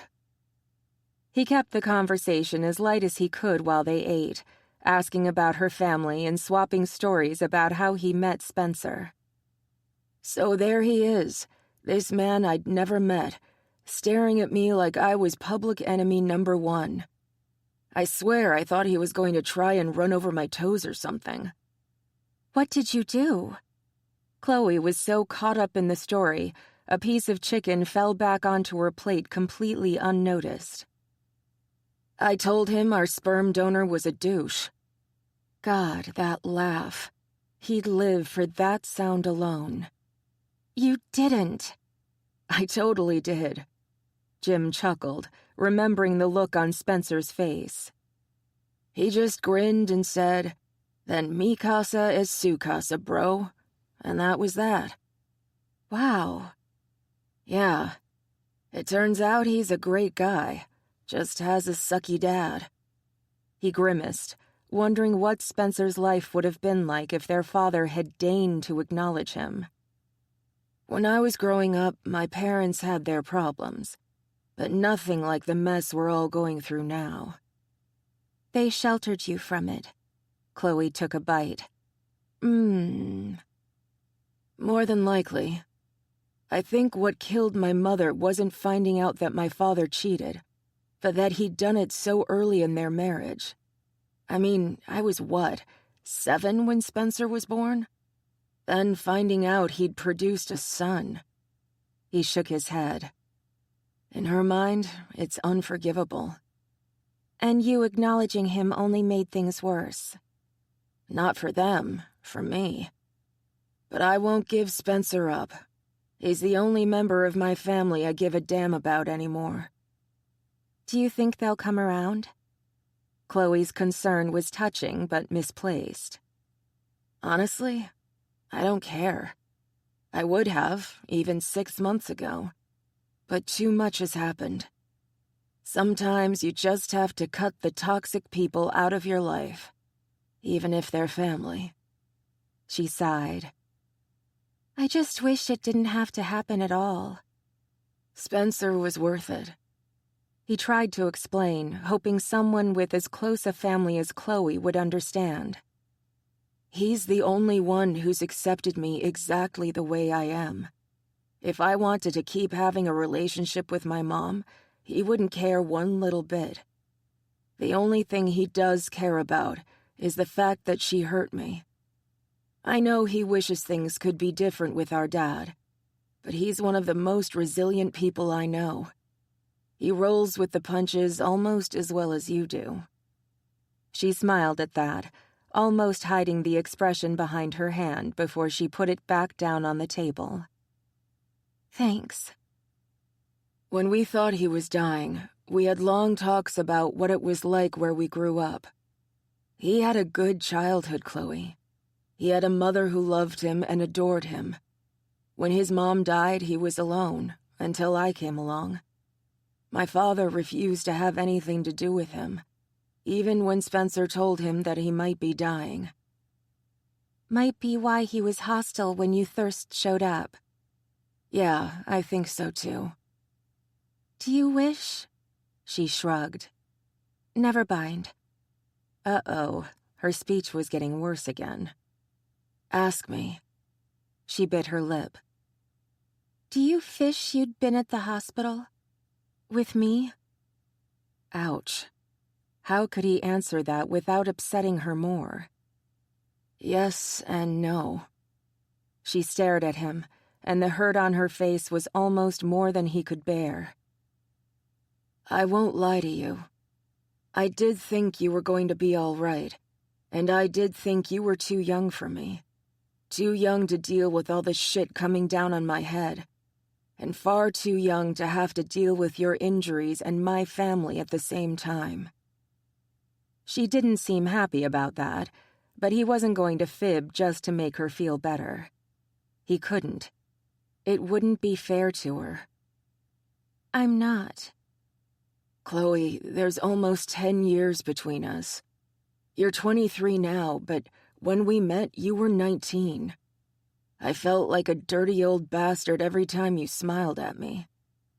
He still did, to a certain extent, but neither his wolf nor he was going to allow that to stop him from claiming her. "And there's no way I'd lie to you about it." He stared at her intently, hoping she'd see how serious he was.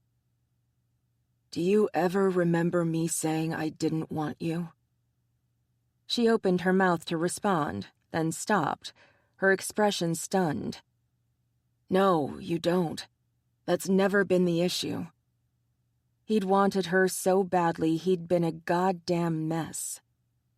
Think about it, Chloe. 19. All I could see was this young, gorgeous kid with bright green eyes, and a future I had no part of. She whimpered in protest. "You did." "You knew that, but I didn't." He allowed the wolf to show just a little bit, his vision changing to the animals rather than the man's. "And as sorry as I am for that, I wouldn't change it." "Why?" "I couldn't respect myself if I went after a kid, no matter how dazzling she was." "I'm not a kid now, and I had 4 years of mate dreams to deal with." He winced. Oh, the mate dreams. He'd begun having those, and they were driving him insane. She had to be the strongest woman he'd ever met if she'd been dealing with them for 4 fucking years. "I'm sorry." He brushed the back of his knuckles across her cheek as gently as he knew how. "I'm having them too." His gaze followed the line of her jaw as he pressed his thumb to her lips. "Boy, am I having them." "And?" Oh, the filthy things he wanted to do to her would make that pretty little blush turn even brighter. "If I thought you'd allow it, I'd have you for dessert." Her face turned redder than her hair, but she leaned into his touch. "Thanks." He stroked her cheek. "You're welcome." Chapter 5. Dinner hadn't quite gone the way she'd expected, but they'd cleared at least some of the bad between them, and now they were walking off the absolutely decadent dessert they'd shared. His reasoning for not accepting her was sound. even if she didn't agree with it. She could understand it, but not like it. The man had ethics, she'd give him that. While she might have felt ready for the adult relationship he needed, all he'd seen was someone barely out of high school, and therefore barely legal. Grr, fine. She totally understood now that he'd sat her down and explained it to her. But at the time, all she'd seen and heard was rejection, plain and simple. He'd been waiting for her to grow up, and she hadn't even seen it. His arm tightened around her shoulders. You okay? Mad. At?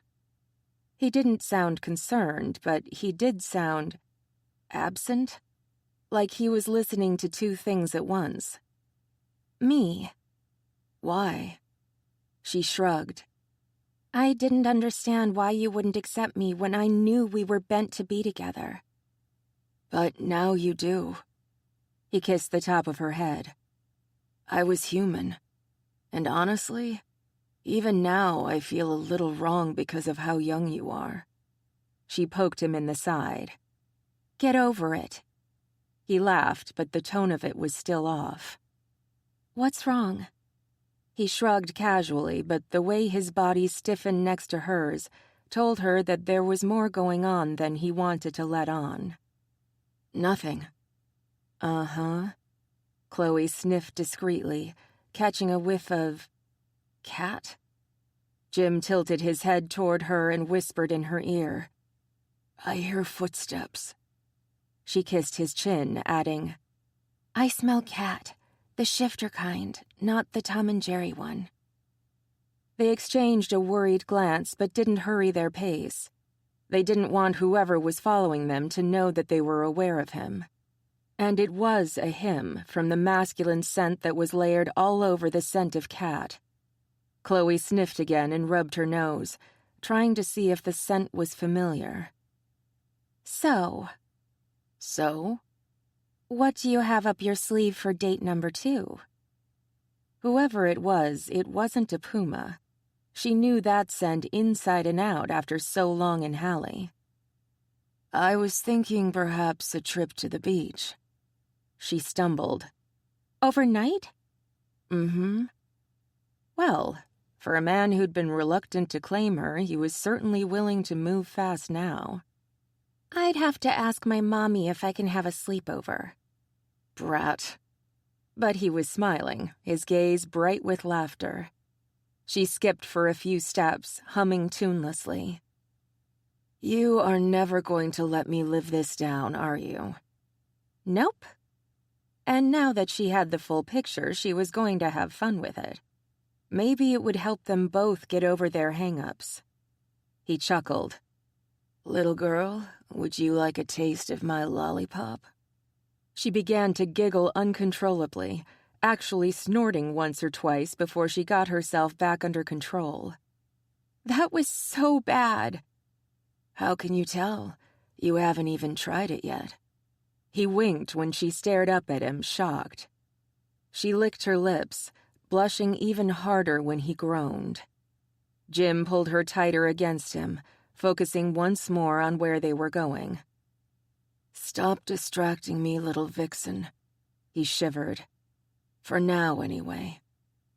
Chloe put her head against his chest. It's not a puma, she breathed. Anything familiar about it? She shook her head. I wish there was. She frowned as the scent began to fade. College student? Are there a lot of shifters at U of P? He sounded so surprised she had to laugh.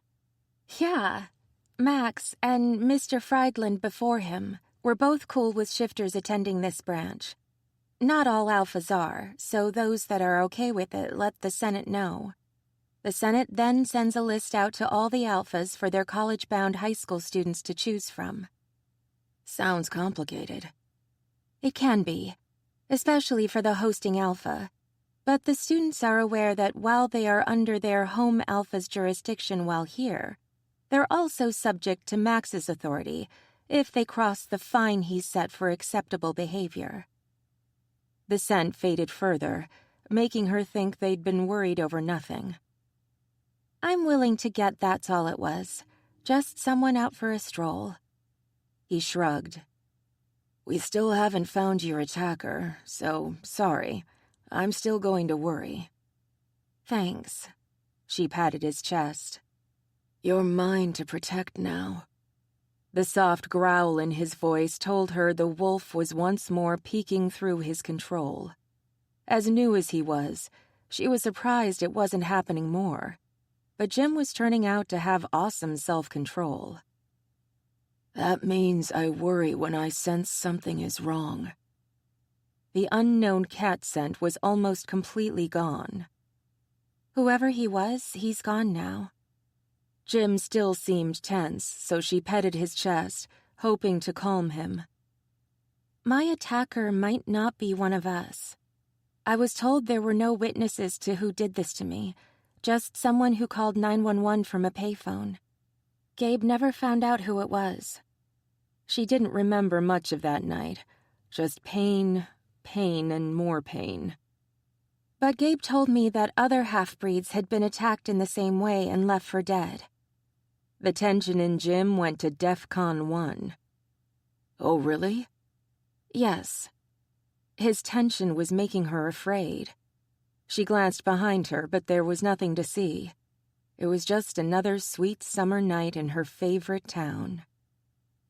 "You don't think—" "Have you sensed anything around you since you got out of the hospital?" She shook her head. "Nope.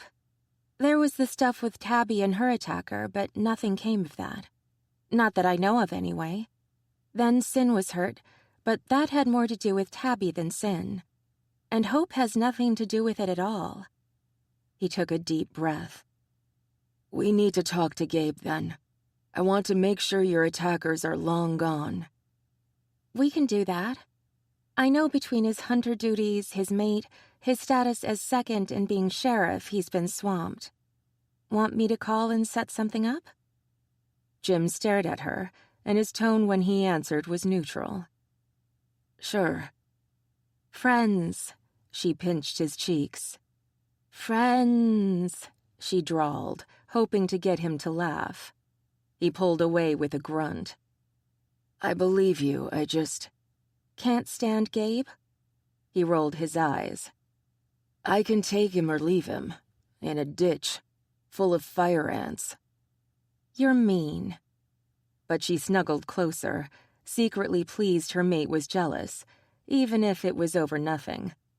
The fact that he hated that she'd spent time with Gabe meant there was more to his feelings than the pull of his wolf. He'd reacted poorly to Gabe's presence in her life long before he'd been bit. It had been getting Jim to see they were meant for each other that had been difficult. "Don't be too pleased with your little red-headed self. We're still going to discuss the attack on you."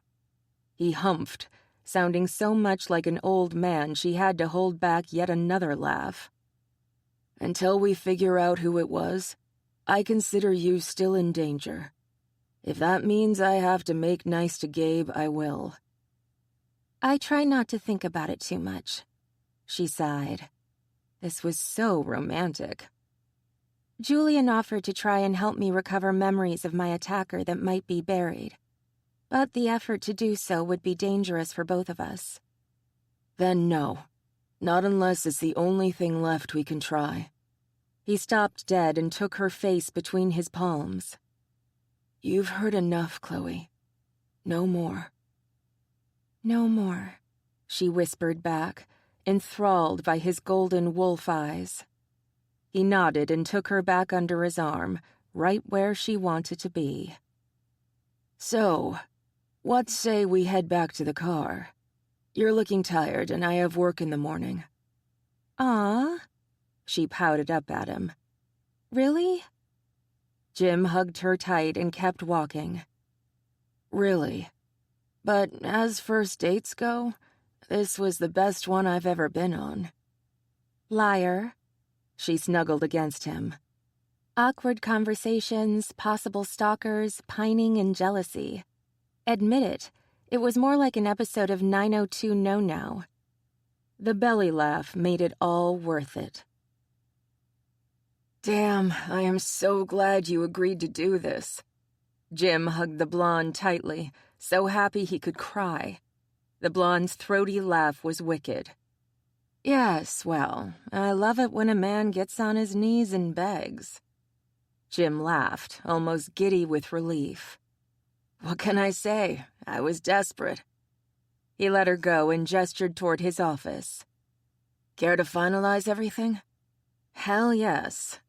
Dr. Irene Boone winked, her eyes sparkling with pleasure. She followed him enthusiastically, practically skipping along as she took in the clinic with an expert's gaze.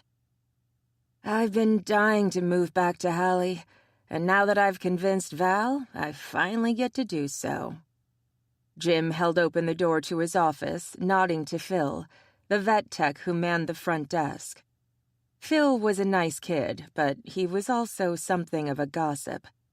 Hopefully word would get around that Dr. Woods had a new partner at the clinic, one who was homegrown. He shut the door and took a seat behind his desk. You ready for the final stages of the legal paperwork? She nodded and sat across from him. I have curtains picked out and everything. He laughed and opened the folder on his desk. Man, it will be sweet having a partner again. I can imagine. She leaned back and folded her legs, the picture of perfection. If he'd been single and she'd been straight, he might have been tempted to make a play for her. But he'd long ago given his heart to his little vixen, and Irene had a fiery Italian diva waiting for her at home, who'd kill anyone who looked sideways at her girl. Speaking of partners, how is Val? That wicked smile came back instantly. Spicy? We need to get together for dinner so we can introduce Val, and you, of course, to Chloe. He signed his name at the bottom of the last of the documents, naming Irene as his new partner, then shoved them across the desk at her. She picked up the pen and signed as well. Hell, we both know that Val pretty much runs my life. She put the pen down and closed the folder. Don't doubt for a single second it will be any different with you and your Chloe. He could hardly wait. We're taking it slow. She scowled. Jim, can I be totally honest with you? Sure. He and Irene had become friends while she worked on convincing Valerie Forza, her personal force of nature, to move back to Irene's hometown. Slow sucks. Bang her like a cheap storm door. Is that what you did to win Val? He had to bite back a laugh. For all Irene looked like she should be on the cover of Vogue, she spoke more like a guy in a bar. Strap-ons are God's gift to lesbians. She put her hands together and glanced upward, so sweet and innocent-looking she'd give Hello Kitty lovers cavities. Pfft. As if there was anything saintly about Irene Boone. Uh-huh. I want to hear Val's side of this one. It was sure to be a doozy, too. He'd only met Val once, but it was enough to figure out the woman was a whirlwind of sugar and vinegar. Irene had her hands full with that one. Would I lie to you? Big, innocent blue eyes blinked at him, and he had the urge to laugh in her face. Yes. There went that rogue's smile again. Jim could understand how the volatile Val had fallen for the charming, naughty Irene. Trust me on this one, Jimmy. If your Chloe is anything like my Val, slow won't do it all. You need to swoop in before someone else comes along and snatches her away from you. Won't happen. How to explain the bond between shifters when he barely understood it himself? She's loved me for a long time, and it hasn't gone away despite my shoving her away. She's loyal in ways I didn't understand until recently. Is she doing better? I know you were worried about her. Funny. Irene was one of the few people he'd confessed his feelings to. They'd gotten along well from the moment she answered the ad he'd placed for a new partner in his practice. She thinks she's as good as she's going to get, and that bothers her more than she says. She shook her head. It's going to take a while to get her self-esteem back where it was. He tilted his head, utterly confused. I'm sorry? Think about it for a minute. She had the world at her feet, and now she's the one kneeling. Chloe doesn't kneel for anything or anyone, not even her disability. His wolf snarled, forcing Jim to take a deep, calming breath before he accidentally outed himself. She's strong. She'll have the world at her feet again. And if not, she'd have to take one possessive, newbie wolf who was more than willing to take that spot. Good for her if it's true. She shrugged when he scowled. Look, I haven't met her, but anyone who has been going through what she has, and lost what she has, is going to have issues I can't even begin to imagine. Is she seeing a therapist? Yes. That wasn't quite correct. Chloe was seeing the Pride Omega, Sarah Anderson, once a week to deal with the lingering side effects of her beating. She hadn't told him how those visits were going, but it might take a while before she felt comfortable enough with him to open up to that extent. As the Omega, Sarah could feel the emotional well-being of her Pride mates. As Chloe and her family were considered Pride, she could sense Chloe's emotions as well as soothe them when Chloe became upset. Jim wished he could be there for their sessions, but until he was invited, he wouldn't dare intrude. By doing so, he could actually hurt Chloe's recovery rather than help. I'm glad to hear that. Maybe she wouldn't mind getting together for lunch. He'd have to ask first. She still has speech problems when she's uncomfortable. Then Val and I will just have to make sure she feels the nerve. Irene waggled her brows, making Jim laugh. She stood, grabbing hold of the folder. Want me to drop this off at the lawyer's? Sure. Let's get this filed and official. He stood as well and held out his hand. Welcome home, Doc. It's good to be back, Doc. Instead of shaking, she hugged him tightly. And thanks for helping convince Val she'd love it here. Jim patted her back. You're welcome. He pulled back but held on to her upper arms. Did you find a place to stay? Yes, Daddy. Irene rolled her eyes. Val even let me have the top bunk. Fine, I'll stop nagging. Jim let her go. It's just how you are. You worry about everyone, and I like that about you. Irene winked and opened the office door. See you on Monday? Looking forward to it. Jim watched his new partner leave, relieved that he'd finally be getting a break. With Irene in place, he'd be able to take off every other weekend, and some weeknights as well. They'd share the load, and he'd be able to concentrate more on his mate. He couldn't wait to introduce Chloe to Irene and Valerie. He bet they were going to love one another on sight. Chapter 6. Your left hand won't get any better. Unfortunately, from the latest tests we've done, we're looking at some degeneration in your right hand as well. Chloe closed her eyes as the neurologist gave her the bad news. Why? He put her patient folder down on the counter by the sink all doctors' offices had. It was the same beige and white color scheme, the same non-offensive artwork, the same speckled white and green tiles on the floor. Always the same room, just different locations and different doctors. The trauma you suffered was severe. Nerves were damaged, and now that time has passed and you've healed, we're starting to see some of the secondary effects. The tingling and numbness was nothing new, but the pain she'd been experiencing recently was. Neuropathy. Yet another fun word to add to her growing list of ailments. She blew out a breath, refusing to allow this latest setback to get her down. What do we boo? We can start you on a round of medications that will deal with the pain. There are quite a few that have been effective, mostly low-dosage antidepressants. I think that may be the best place to start. Wonderful. She clenched her right fist.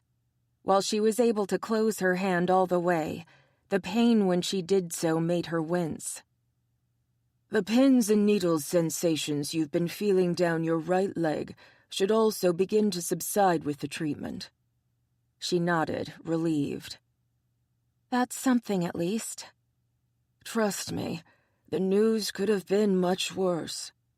The neurologist smiled. You haven't developed fibromyalgia yet, from what we've been able to determine, and the tests indicate that your left side has stabilized. We shouldn't see any more degeneration there, but we'll continue to monitor it just to be on the safe side. The doctor put his hand on her knee. I know this is tough for you, but really, it could have been a great deal worse. Chloe smiled faintly, still staring at her clenched fist. I know. And she owed all of that to Julian, who'd saved her life. Any exercises? Try and keep your muscle tone.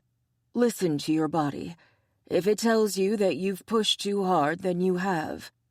Continue working with the stress ball for your left hand, and if you notice any problems with your left leg or hip, contact me immediately. Can I drive? He thought about that for a moment. If you're experiencing any dizziness from the medications, or if your leg starts to have spasms, then no. Honestly, I'd take it day to day. You're walking well, you're not having seizures, and you're not blacking out. So I don't see why you shouldn't be able to do whatever you want. She was relieved. Having to rely on her family to get around was beginning to wear on her. Thanks, Doc. You're welcome. The doctor stood and helped her off the examination table. I'll see you again in about 6 months to reevaluate. If you have any trouble with the meds, call me and I'll see you sooner than that. Okay. Chloe picked up her purse, ready to join Glory in the waiting room. The doctor waved as he left, and Chloe followed, going left into the waiting room. Hey, all done. Glory put down her magazine and stood, her bangles jingling merrily. How did it go? Chloe shrugged and went to the window where the receptionist sat. I need an appointment for 6 months from now, and the doc is printing me out a prescription. Chloe set up the appointment and took her prescription, thanking the receptionist as they left. I've got some nerve damage that's affecting my right side. And the hits just keep on coming. Glory sighed. Let me know if there's anything you need. Chloe hugged her soon-to-be sister-in-law. Thanks. We're family, right? Glory hugged her back. Come on, I'm thinking this calls for a burger and a big-ass fudge sundae, am I right? Chloe whined deep in the back of her throat, earning a grin from Glory. Glory plucked both her keys and her cell phone from her woven straw purse. Ryan, Chloe and I are going to Frank's. She paused, then laughed. Yes, I'll pick you up some pie. What are you boys doing for lunch? Her eyes rounded and she laughed. Well then, have fun. Bye. What is my brother Cup to? Chloe settled into the passenger seat of Glory's small hybrid coupe. The car was quirky-looking, yet practical, just like its owner. Minding the store while the parental units visit Jimmy. Chloe blinked, her spider senses tingling. Oh? Yep. Glory pulled out of the parking lot of the doctor's office and headed toward Main Street and Frank's. Uncle Will and Aunt Barb, your mom and dad, Uncle Ray and Aunt Stacy. Oh, Jeebus. Chloe put her head in her hands, laughing hysterically as Glory pulled into Frank's parking lot. They're nailing his ass to the wall, aren't they? Glory nodded gleefully. Damn straight, and about time, too. Didn't Alex and Ryan already do that? Yeah, but rumor has it the rest of the family isn't satisfied and want to hear it from Jimbo himself. Glory parked the car and turned it off. Don't worry, they won't hurt him. Much. Uh-huh. Chloe and Glory got out of the car and headed into the wonderful, beautiful air conditioning of Frank's. Oh my God, it's like 9 bazillion degrees out there. Wait, you're not worried about your whole family ganging up on Jim? Glory slid onto a bench at one of the retro tables. Frank's was set up like one of those old-time 50s diners, with laminate and metal tables, big vinyl benches with padded backs, and a soda fountain counter. He even had a pie display set up, filled with his famous pies. Chloe's mouth watered just looking at the lemon meringue. Nope, they won't hurt him. They're just going to talk really loudly at him. At least, that's what she hoped. Alex and Ryan had already confronted Jim, so no doubt the others would take their cues from them. All right, Eric scared her a little bit. He was crazy protective, and if he thought for even one moment that Jim wasn't acting up to his expectations, Eric would maim him in a heartbeat. But he wasn't going to be there, right? Maybe I should call Uncle Will and tell him to leave Eric at home. Already taken care of. I told Ryan to keep an eye on his cray-cray cousin. Glory grinned and took the menus the waitress held out. Can I have a mocha milkshake? I'll have Spite. Chloe waited for the waitress to ask, but she just wrote it down and left them with their menus. Chloe opened hers, ready and willing to pig out. Ooh, cheese fries. A girl after my own heart attack. Glory winked. So, about my wedding. Chloe hid behind her menu. Now, you know you're in my wedding party. Glory patted the menu until Chloe lowered it. And I promise not to put you in anything that will embarrass you too much. Chloe banged her head on the table. Kill me now.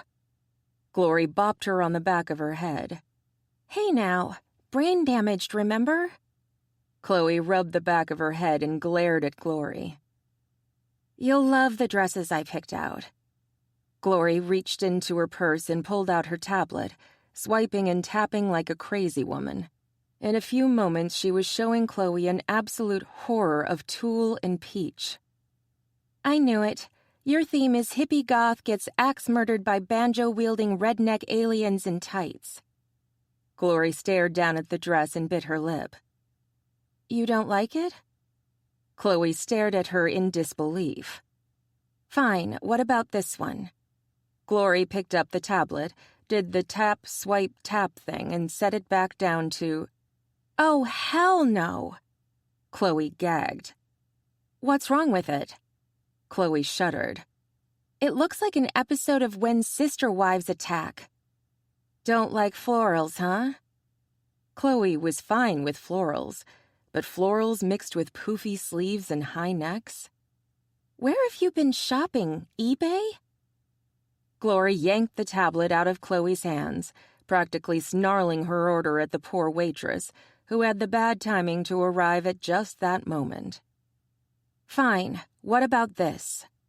Chloe took a moment to give her own order, smiling sympathetically at the waitress as the poor girl practically ran from the table and the unstable hippie sitting across from Chloe. This what? She turned back to see... Huh.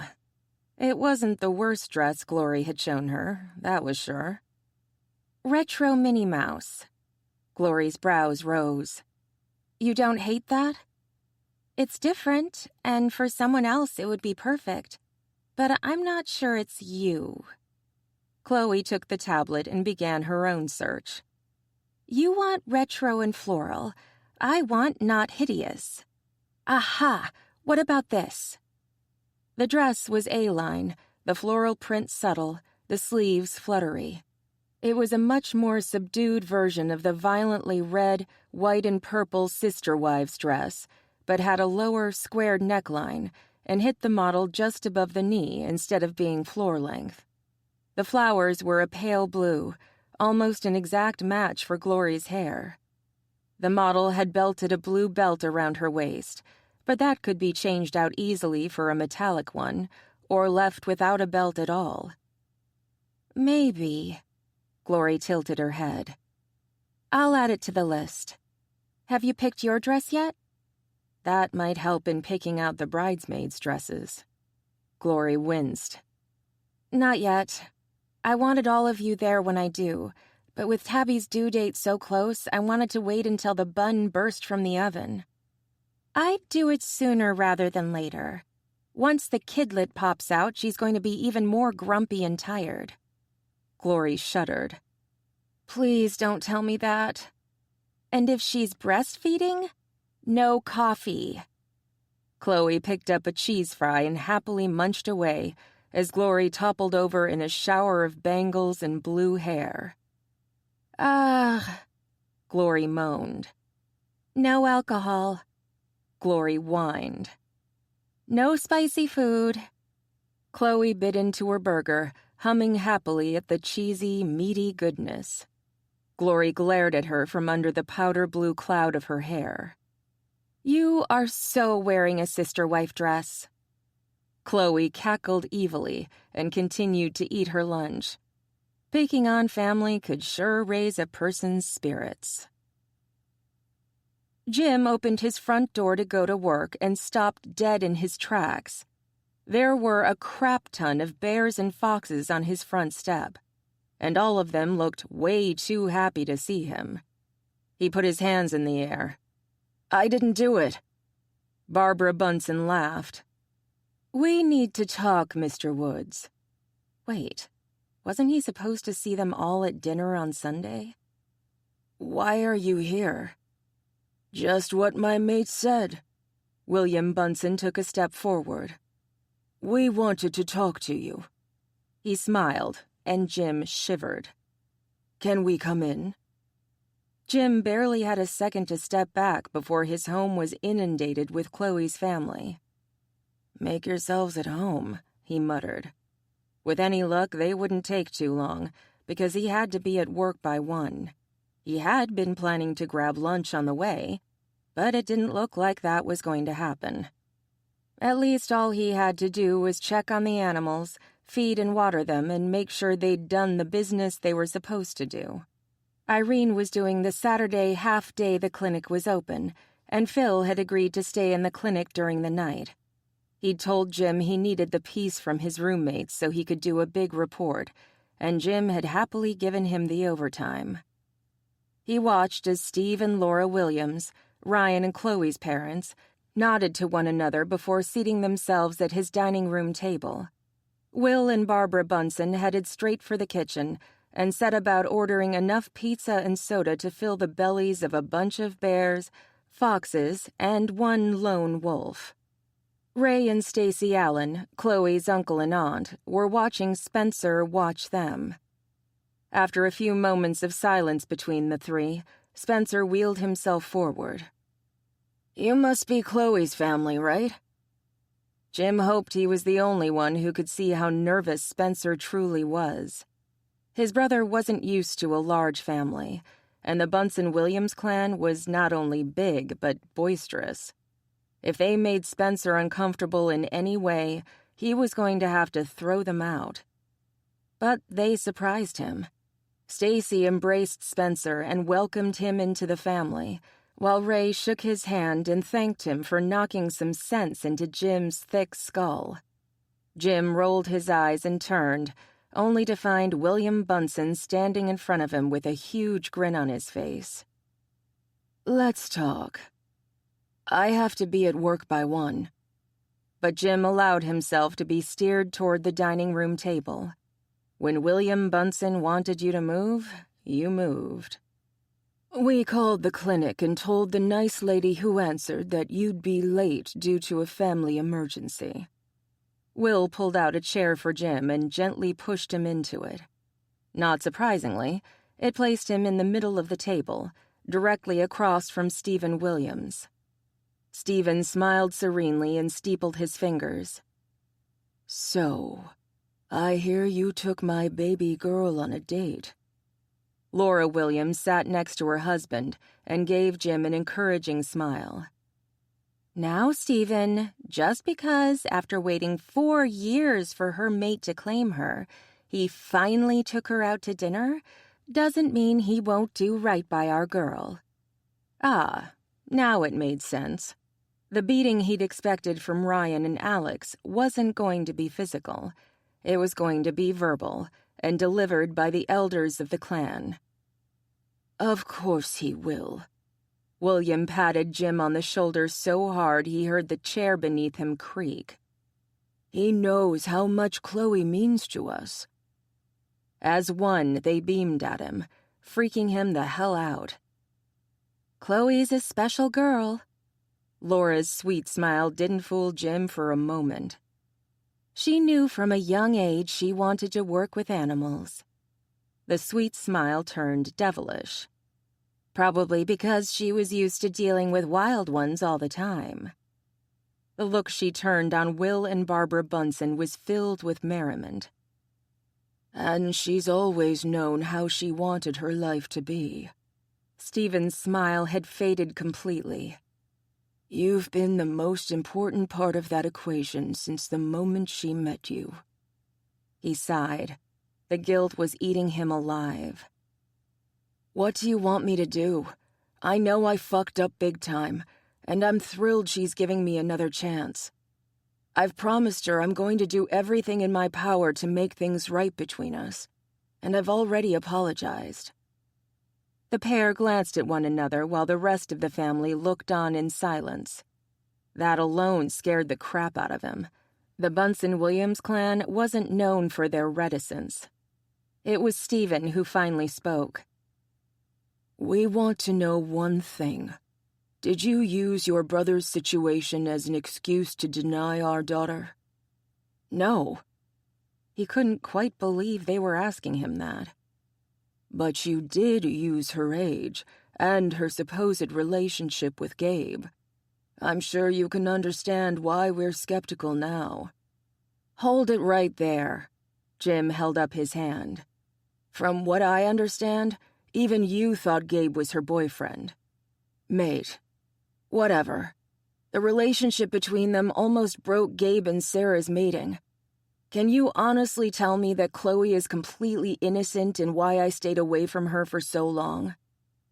"Chloe's young, and let her jealousy over your relationship with Sarah color her reactions." Stephen looked him dead in the eye. "Which, I might add, was also responsible for almost breaking Gabe's mating to Sarah." Jim sat back. "I know, and it's something I'll regret for a very long time." He ran his fingers through his hair. "Why did you send me a message that she was all right? Alex and Ryan told me recently that she nearly died. By the time I got to the hospital, she was up and speaking." "What the fuck are you talking about?" Stephen scowled as his claws came out. Laura's lip curled up in a snarl. "That's not what happened." Oh, no. No, no, no. "What do you mean?" For just a second, sympathy flashed across Laura's face. "We couldn't get a hold of you, so we got Emma to give us your parents' number. We talked to your mother and told her that Chloe was in the hospital and in bad shape, and that she needed you." Jim felt like he was going to pass out. "What?" Laura nodded. "She told us she'd pass the message, and when we called to make sure you were on your way, she told us you were." Jesus fucking Christ. "She lied to you." The mumbling of the rest of the clan was barely audible over the buzzing in his ears. "She did call me and tell me about Chloe, but she said she was fine. Then we fought about Spencer and I didn't speak to her for 2 weeks." "Why would she do that?" Laura sounded horrified. To punish me. He rubbed his hands over his face wearily. My parents are going through a very contentious divorce. At the time, I'd just found out about Spencer, and I was trying to get him to come to Halle with me. I was also dealing with the arguments, the lies, and the sheer hate the two of them were spewing at each other. I wouldn't back down on Spencer being family, so it was probably her way of trying to hurt me the way she was hurting. And if Chloe had died, he never would have forgiven her. Laura snarled, the sound barely human. Shh. Stephen reached across the table for his wife's hand. We'll get to the bottom of this, sweetheart. We will. Will stood with a nod to the others, who quickly followed suit. Don't do anything until we give you the okay. Jim stood as well. I'm going to claim Chloe as soon as she allows it. Good. Stephen's stiff posture relaxed. You've got our permission for that. And if your mother gives my baby a hard time, call me. Laura's smile wasn't cheerful anymore, and her fangs were showing. I'd love to show her the error of her ways. Damn. Jim was glad he'd made nice with her. Yes, ma'am. Laura laughed and patted his arm. We're going to get along just fine. He did the only thing he could when a female predator was facing him with that expression. Yes, ma'am. Chapter 7. Chloe shivered, unsure why she was so uneasy. Nothing seemed out of place, and she couldn't scent anything wrong, but her fox was about to jump out of her skin. She dragged the trash bag to the dumpster, dropping it in with a metallic clang. It was a bright, beautiful day out, sunny and warm, the kind of late spring day she used to love before the attack. She'd go to the park and just lie on the grass, breathing the air while children played all around her, and other college students chatted and laughed. Today, all she wanted to do was curl up in her apartment and hide from everything, and for the life of her, she couldn't figure out why. Chloe checked all around the dumpster, but she couldn't find anything amiss. The scent of the garbage kept her from scenting if anything was getting close to her. If she shifted into her fox, her senses would be sharper, but she wasn't willing to take the risk that she'd be seen. Besides, whatever was making her fox antsy couldn't be so close that it could grab her. She'd smell it otherwise, even over the garbage. She began walking back to the front of her apartment building, rubbing her arms as the chill intensified. What the hell was going on? Chloe took a whiff of the air, but all she could smell was... cat? Just as she was about to give in and run, something streaked past her, a golden blur that knocked her off her feet. She landed with a pained grunt, the asphalt cutting into her palms. What the... Glancing up, she saw a pair of golden eyes glaring at her before the cat took off once more. Fuck! Chloe stumbled to her feet and dashed toward the door to her apartment building. After what she saw, though, she knew if the cat wanted her, it would have her. A cheetah. In Halle. Fastest of the shifters, it could move at speeds of up to 70 miles per hour. No wonder she hadn't scented anything. It had probably stood far downwind. Why it had chosen to show itself to her and then run away she didn't know, nor did she care. All she knew was it had the same scent as the cat that had attacked Sin and Tabby behind their old shop. She managed to get inside and slam the door shut, but something slammed into it a half-second later. She shrieked, aware that if she'd been a fraction of a second slower, she'd be staring at teeth and claws instead of cracked linoleum. Chloe, what's wrong? Oh, thank fuck. Julian? I sense your fear.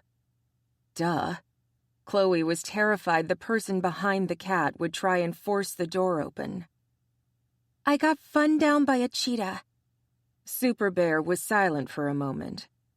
Sin and I are on our way. She gasped as something slammed into the door again. Hurry. Call Jim. She nodded, even though she knew Julian couldn't see her. She fumbled her phone out of her pocket as the door shuddered behind her a second time. "Come on," she chanted, listening to Jim's cell phone ring and ring. Halle Veterinary Clinic, Dr. Wood speaking. She'd never been happier to hear Jim's voice in her life. Jim! Chloe? She could hear the sounds of his practice, the yips and cries of the animals he loved so dearly. What's wrong? Help! She screamed again as the door almost gave way. Fuck! Chloe, what's wrong? The door banged again, drowning out the sound of her mates yelling. Who's after you? She whimpered, her mind blanking, her voice deserting her. She croaked out a series of ums as she pushed back on the shaking door, bracing her feet on the linoleum, and praying her weakened body didn't betray her. The last time she'd been this terrified. Well, she tried not to think about that night if she could possibly help it, but with a cheetah pounding on the door and roaring in rage, it was hard not to. Stay on the line. I'm on my way. She croaked again, nearly in tears. Just breathe, Chloe. I hear you, okay? She could hear Jim starting his car, the squeal of tires as he took off from the clinic, but his tone remained calm as he spoke to her. Is there a way to bar the door? Chloe couldn't even say no, damn it. But she could sure as hell scream when the door moved under her. She dug in her heels, praying desperately that the cheetah would just give the fuck up and go away. Chloe? Through the earpiece, she could hear the blast of horns. Jim must be driving like a bat out of hell to reach her before the cheetah broke through the door. Get the fuck out of my way, asshole! Chloe jumped as a fist banged against the door in response. The cheetah must have shifted. I smell you, little fox, the cheetah crooned. Let me in. Not by the hair of my chinny chin chin. Chloe did the only thing she could, considering her voice had deserted her. She blew the loudest, wettest raspberry in the history of spit. The cheetah sighed before he began pounding once more. I don't want to hurt you any more than I have to, Fox. Just open the damn door. Apparently, the cheetah thought her name was Gull-E-Bull.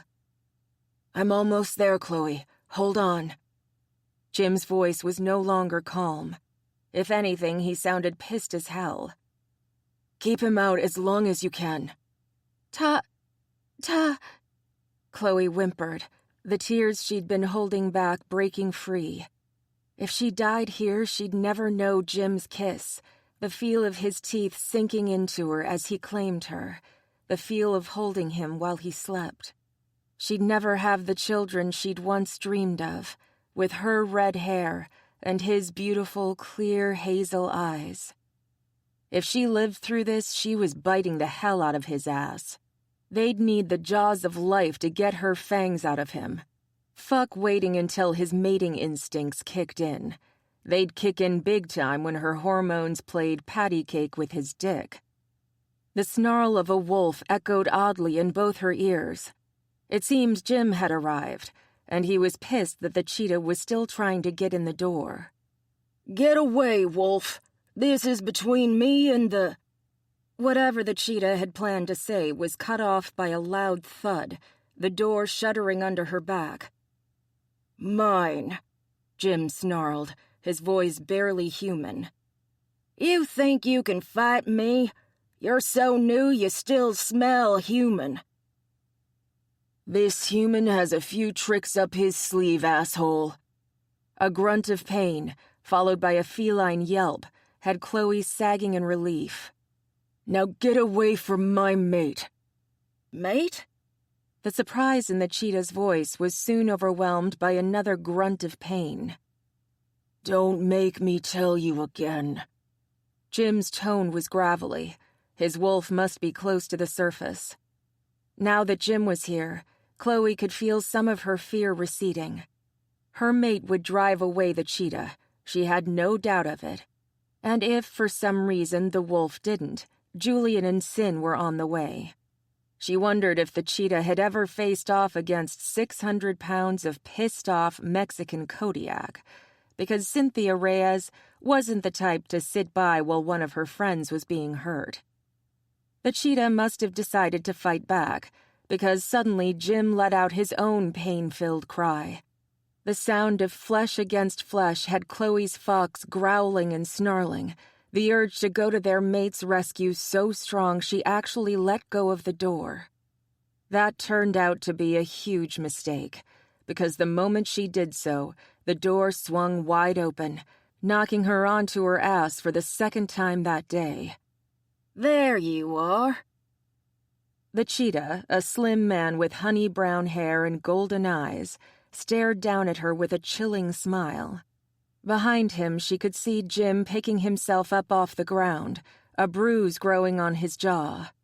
"Time to go." Jim crawled out of sight, and Chloe's fox howled in grief. He was leaving her alone with her attacker, leaving them to die. The cheetah shifted so quickly Chloe could barely see it. The only hint was the soft white glow that came over the man's body, his clothing falling to the dirty floor. His fangs looked huge as he began to stalk toward her. Chloe was dead. "I don't think so." A popping sound accompanied Jim's voice. Chloe lifted her gaze from the golden cheetah long enough to see a small, long-barreled rifle in Jim's hands. The cheetah staggered. Jim smiled, stepping forward, the rifle still pointed at the cheetah. "I love being a vet." The cheetah swayed, its paws slipping out from under it, its lids closing over increasingly dazed eyes. "Nighty-night, asshole." Jim shot the cheetah a second time, and Chloe could see the darts sticking out of its ass. Jim watched patiently as the cheetah passed out, the gun still pointed toward it. Once the cheetah was down, he lowered the barrel and stared at Chloe. "You all right?" Chloe flopped down on the filthy linoleum and gave him 2 thumbs up. Her heart was pounding so loud she could feel it all over her body. She wasn't certain her knees would hold her up if she tried to stand, and her head was beginning to pound. "Chloe!" She closed her eyes at the sound of Julian's voice. It looked like the rest of the cavalry had finally gotten there. She pointed toward the downed cheetah with a shaky hand, her eyes flying open when someone took hold of it. "Come on, Chloe. Let's get you out of here." Jim shoved the gun toward Sin, who took it with a scowl. She pointed it at the cheetah, her gaze never leaving it as Jim hauled Chloe to her feet. Chloe patted Jim's cheek, still unable to find the words to say thank you. She just hoped he understood what she was about to do, and why. Jim couldn't remember a time when he'd been both so pissed and so terrified at the same time. His wolf was in a snarling rage, on the verge of breaking through Jim's control and ripping the throat out of the unconscious cheetah who'd threatened his mate. He just hoped the Bunsen-Williams clan would let him be there when they questioned his furry ass. Jim wanted to be the one holding the gun, in case the guy got the idea that he was going to get away from them anytime soon. The thought that Max, Emma, and Gabe, the town sheriff, might want to speak to the cheetah as well briefly crossed his mind, but he'd seen the look on Alex and Ryan's faces when they'd confronted him in the supermarket. There was no way they'd allow anyone close to the cheetah once they got their paws on him. Jim pulled Chloe to her feet and embraced her tightly, pulling her so close they practically shared skin. This was the second time she'd been attacked, and he hadn't been there to protect her. That had to change. Now that Spencer was safe, he could finally claim his... Ow! A sharp pain stopped him in his tracks. A sharp pain centered on his neck. Jim couldn't pull away. The pain was morphing, changing into something utterly intoxicating. He shivered as a need he'd never experienced before swept through his body. His cock was so hard he could probably knock down walls with it. He shuddered with the desire to pick Chloe up, put her against the wall, and fuck her until they both passed out from the pleasure. "Oh boy." Julian's amused voice partially broke the spell Chloe had begun to weave. "You two might want to get a room." A room. Yes, that sounded perfect. The urgent desire to taste his mate, make her scream out his name, was overwhelming. "Down, boy." Chloe tugged at his hands. "Ixnay on the akidnay." He blinked as he realized he'd bunched up her shirt, ready to rip it over her head. "What's happening?" "The mating bite." Julian's touch on his shoulder felt wrong. Jim snarled, shoving Chloe behind him. His wolf hadn't yet bitten her back, marking her as his. The other shifter was a threat to that bond. "Whoa!" Julian took a step back, his eyes flashing silvery gray. "Calm down." Something in the bear's voice forced Jim to do just that. Jim's wolf wasn't entirely appeased, but it backed down, settling into Jim's mind with cautious grace. For now, he could think clearly again, though he knew the moment Julian's influence left him, he'd be pouncing on Chloe with all the pent-up hunger he'd kept inside for so long. "What did you just do?" Julian smiled that "I know something you don't" grin that drove Jim batty. "What makes you think I did anything?" Jim rolled his eyes. "Sure, fine, whatever." He was still clutching Chloe, terrified to let her out of his hold. "What are we going to do with Spot?" "Spot?" Chloe sputtered out a laugh. If Jim were a cat, he would have purred at the sound of her laughter. "I could have the local zoo come pick his ass up and dump it in the big cat enclosure. Or we could hand him over to Ryan and Alex and let them do terrible, horrible things to his person." Sin said that with so much malicious glee, Jim shivered. "Couldn't me band him over to the priorities?" Chloe's soft voice interrupted Jim's pleasant fantasies about the different ways he could vivisect a cheetah. Sin tilted her head, obviously so used to Chloe's misspoken words she had no trouble translating Chloe's real meaning. "Why would we want to do that? We haven't had a chance to, question him yet." Julian blew Sin a kiss. "I love you." Her answering grin was smug. "I know." "I cussed meant Babe might want to freshen him." Chloe was still shaking, her words broken and slurred, but at least she was speaking again. Jim kissed Chloe's forehead. "Breathe, baby. He can't hurt you anymore." She sighed and leaned into him, but didn't answer. He didn't know if it was because she no longer could, or if she was trying to do as he asked, but he didn't care either way. He was here now, and he'd take care of her. "All right, I think we need to call Ryan, Gabe, and whoever that other annoying asshole is whose name I've forgotten." Sin, Julian, and Chloe all laughed. "Barney." Sin and Julian echoed each other. "I'll call him." Sin gently took hold of Chloe, pulling her free of Jim's embrace. Jim fully expected both he and his wolf would be pissed by that, but Sin's quiet nod reassured them both. The 5-inch claws, and the evil look she shot the cheetah, also helped. Sin would protect Chloe as well as he would. The fact that Sin was female seemed to be more than enough to keep his wolf calm. Sin was no threat to their newly formed bond. "All right, Julian, spill." He crossed his arms over his chest and glared at the bear, well aware Sin had pulled his mate away for more than the obvious reasons. "What the fuck is going on?" There was more to the attack on Chloe than we let you know. Julian didn't look the least bit apologetic. Things we couldn't tell you because you had no idea shifters existed. You'll tell me now. Jim couldn't protect Chloe otherwise. Julian nodded. Did you know that Tabby was attacked by a rogue wolf named Gary? Jim shook his head. He hadn't heard anything about this. When did this happen? Months ago, right before the attack on Chloe. We thought that he'd been the one to hurt her, but we were wrong. He was, however, sent here to watch her. Why? Jim found he couldn't keep his eyes off his mate. We don't know. He refused to tell us, even from shifter jail. Gabe was trying to track down who he worked for, who his alpha might be, but got sidetracked when first Sin, then Glory were also attacked. Jim took a deep breath and tried to still the urge to pace.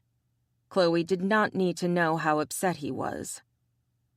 What did Gabe find out? Hunters in other parts of the country have found bodies with similar wounds, all of them fatal. Worse, all of the victims were half-breeds like Chloe.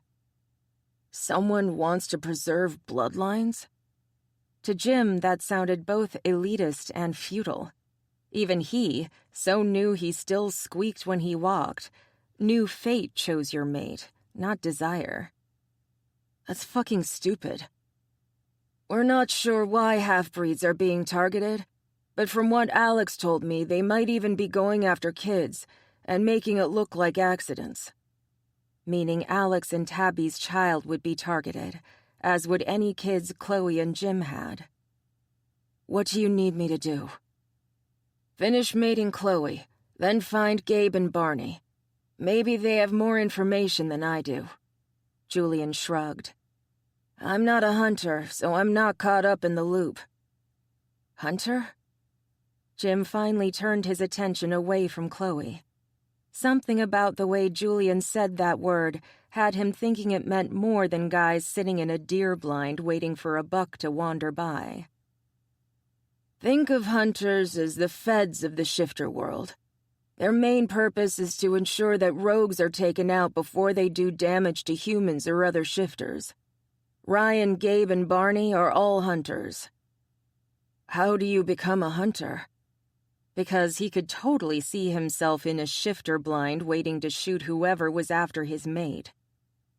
You're born one, not made. Sort of like I was born pretty. Julian flipped his long hair back over his shoulder and batted his lashes at Jim. Uh-huh. Somehow Jim didn't think it worked quite that way, but until he'd spoken to the hunters, he wouldn't know for sure. So they're definitely going to want to have a little chat with Spot.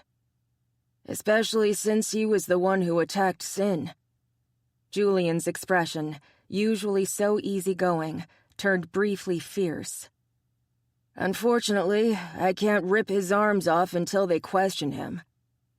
The human half of Jim was horrified that Julian sounded so serious. They were talking about torturing and killing a sentient being, a person who probably had family and friends back wherever he came from. His wolf half wanted to call dibs on the guy's hindquarters. Do you think he had anything to do with the attack on Chloe? Jim stared down at the cheetah and tried not to picture him folded into a pretzel. There was no scent of shifter near where Chloe was found, but it's possible I missed it when I was healing her. I owe you for that, Jim scowled. No one saw the attack? Julian shook his head. There was an anonymous call made to 911. By the time I got on the scene, the paramedics were already there, working on her. Jim's mind was whirling with possibilities. Is there any chance at all that she wasn't attacked there? That she was assaulted somewhere else, then dumped there? Julian's eyes went wide. Motherfucker! He pulled out his cell phone and began to dial. You're a smart man, Doc Woods. Would the hunters keep that kind of information from you, though? If Gabe thought he was protecting us, fuck yes. Julian held up his hand. Gabe, we've got a problem. Jim's attention was drawn inevitably toward Chloe. The knowledge that she was a target of something larger than a random bashing, that she was still in danger from her attackers, filled him with rage. His fangs descended, and fur began to sprout on his arms. He was going to shift, and nothing Jim could do would stop it. Sit. Stay. Good woof woof. Julian patted his shoulder, and Jim's wolf once more calmed under the bear's touch. His fangs receded, and the fur disappeared. Whoa. He was beginning to understand why so many people called Julian Super Bear. Stick around. For my next trick, I'm going to make a cheetah eat its own anus. Jim had no doubt Julian would do just that. Chapter 8. Chloe glanced at Jim, surprised to find him so calm and cool. She could have sworn she'd heard his wolf growling so deeply she'd been certain he was about to change. Either that, or take her down and claim her like a wild man. Instead, he was chatting with Julian as if nothing at all was wrong. He's close, but Super Bear got his ass to calm down. Sin put her phone away. Barney's on his way.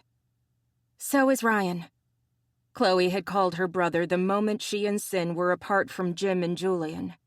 It wasn't that she doubted that the three of them could keep watch over one cheetah. It was more her brother deserved to be there when they questioned him. I wish I blew why this was happening to we. Chloe rubbed her arms, chilled to the bone. She couldn't seem to get warm now that the threat was gone. Sin took one look at her chattering teeth and bellowed for her mate. Jules, get your furry ass over here. Jim moved so quickly he left Julian in the dust. Shh. He took her into his arms, wrapping her up tight. I've got you. Jim pointed his chin back toward where he'd been standing. Sin? I've got it. Sin sauntered back toward the entrance of the apartment building. If he so much as twitches, I'm gutting the cabron. I'm glad she's on our side, Jim whispered. Me blue. Chloe was shivering so hard she could barely stand.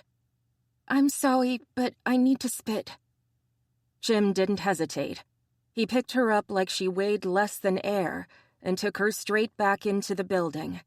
He settled on the stairs with her on his lap, her head tucked on his shoulder. God, he was so warm and smelled so good. She'd marked him, but the claiming wasn't complete until they made love, and he marked her back. Even so, just his scent helped settle her shattered nerves, and the soothing heat of his touch made her feel safe in a way not even her family could. She'd needed this, far more than she'd wanted anyone to know. They sat quietly, not speaking, just holding one another.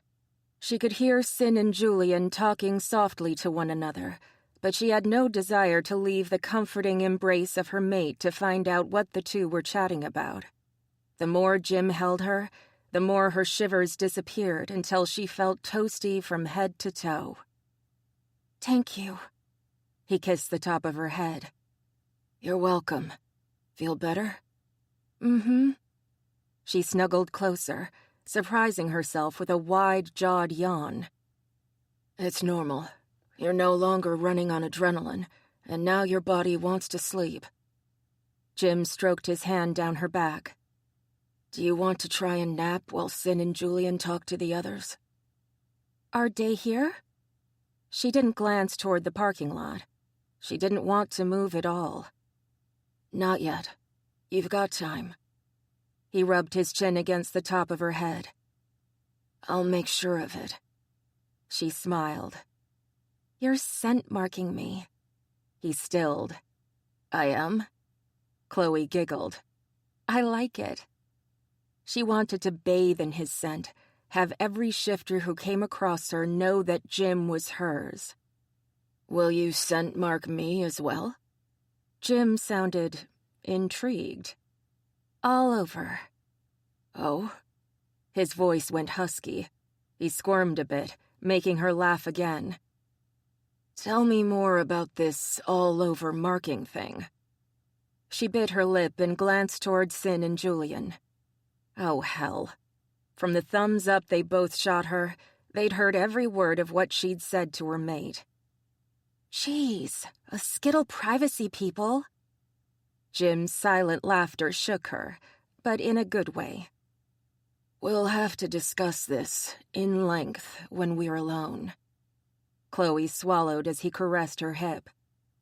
Uh-huh. I think they're here. Jim stood, cradling Chloe in his arms. Jules, I'm taking Chloe upstairs. Don't start anything you won't have time to finish. Julian waved them off, his arm around his mate. Apparently, Jim didn't need any further acknowledgement, because he started up the stairs at a rapid pace. We need to pack. Pack? She lifted her head from his shoulder, looking around in confusion. Why? You're moving in with me. She opened her mouth, but only a squeak came out. Her words had deserted her again. I'm going to have you work with some of the animals in the clinic. You can't do surgery, and you can't work the front desk, but you can sure as hell do other things. He opened the door to her apartment and carried her straight to her bedroom. Your scent is so strong in here. His tone was growly again, Julian's influence not as strong now that they were no longer in the Kermode bear's presence. Julian's powers were sometimes frightening, but his big heart made up for any fear Chloe might have felt around him. When he slammed her bedroom door closed with his foot, she understood that Julian's influence was gone entirely. Jim's eyes were golden brown as he lowered her to the bed. I'm sorry. I have to. She stroked his cheek, smiling as he leaned into her touch. I know. I taught you to. He chuckled softly. I promise I'll go as slow as I can. Considering she could feel how hard he was trembling, she doubted he'd be going all that slow. But her voice was gone again, lost in a swirl of soft touches and tiny, maddening kisses across her collarbone. Jim knelt above her, pushing up her shirt as he peppered each patch of bared skin with butterfly kisses. He didn't hesitate at her scars as she'd feared he would, instead pausing at each one to stroke and caress. When he licked the scar over her belly button, she moaned, the sensation intensely erotic. He carefully removed her shirt, exposing her cleaning day comfy bra. Hell, it wasn't like she'd expected her dream man to throw her onto her bed and finally claim her today. She'd been throwing out the trash, for God's sake. Jim didn't seem to mind the ratty-ass bra, though. She grabbed hold of her comforter, clenching it in her fists as he worked his way up to it, gently lifting her up enough so that he could work the clasp in back. He coaxed her into letting go of the comforter long enough to remove the bra, then sat back on his heels and studied her. Beautiful. He stroked the tip of her breast with a gentleness that startled her. My little fox. She held up her hands, smiling when Jim immediately leaned into her. She tugged him close, the feel of his shirt against her bare breasts intoxicating. She tilted her head, baring her throat to him, took a deep breath, and prayed her voice would cooperate. Claim me. With pleasure. Jim struck, sinking his fangs into Chloe's creamy skin. She screamed, but it wasn't a sound filled with pain like he'd feared. Oh no. This sound was all about pleasure. Chloe's hips rocked under him, brushing against his cock until he thought he'd cream his jeans like a fucking teenager during his first makeout session. She'd come just from his bite. My God, why the fuck did I wait so long? The scent of her pleasure permeated the room. Her breath came in gasps, her eyes became dazed, and her pupils dilated. Her lips were parted, her tongue darting out to lick the bottom one. "Wow." She smiled, the expression almost loopy. She raised her arms in the air and waved them around, almost clocking him. "Let's throw again. Let's go again." Jim chuckled. She was adorable, all rumpled and half-naked, waving her arms in the air like Kermit the Frog on Downers. "Let's get you naked first, hmm?" She nodded eagerly, pushing at his hips until he got off of her. She wiggled out of her jeans, using her right hand far more than her left, but when he tried to help, she scowled at him. He let her be. Chloe had been dealing with her physical limitations long enough to know what she was capable of. He would watch, see if she needed his help, but otherwise she was strong enough to do things on her own. Between Chloe and Spencer, he was being fed some serious humble pie. He didn't think he'd handle their issues nearly as well as the two of them did. He'd be a basket case, sobbing in the corner about his lost dreams. Spencer simply asked for a room and a bed, and Chloe, she asked for him. He was a goddamn ass, and he'd spend the rest of his life making it up to her. "Thank you." Her brows rose. "For getting naked?" "For giving me another chance." Her expression softened. "Of course." Chloe's expression was both hopeful and fearful. "Are we really going to do this?" "Do you want to?"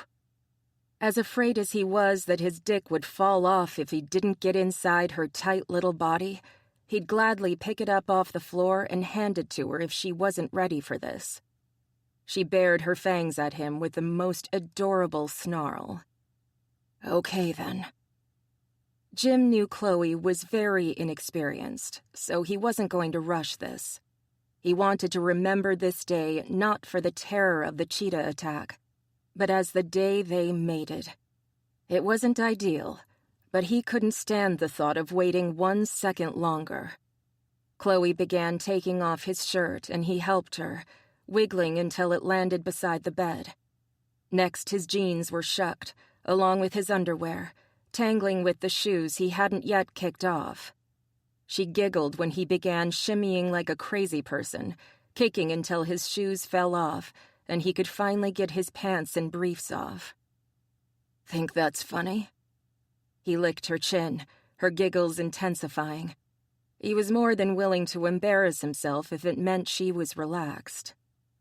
"Oh, are we ticklish?" He feathered his fingers over her sides, delighted when she shivered and tried to get away. "Don't!" "Don't what?" He did it again, enjoying the sound of her laughter. "This?" "Jim!"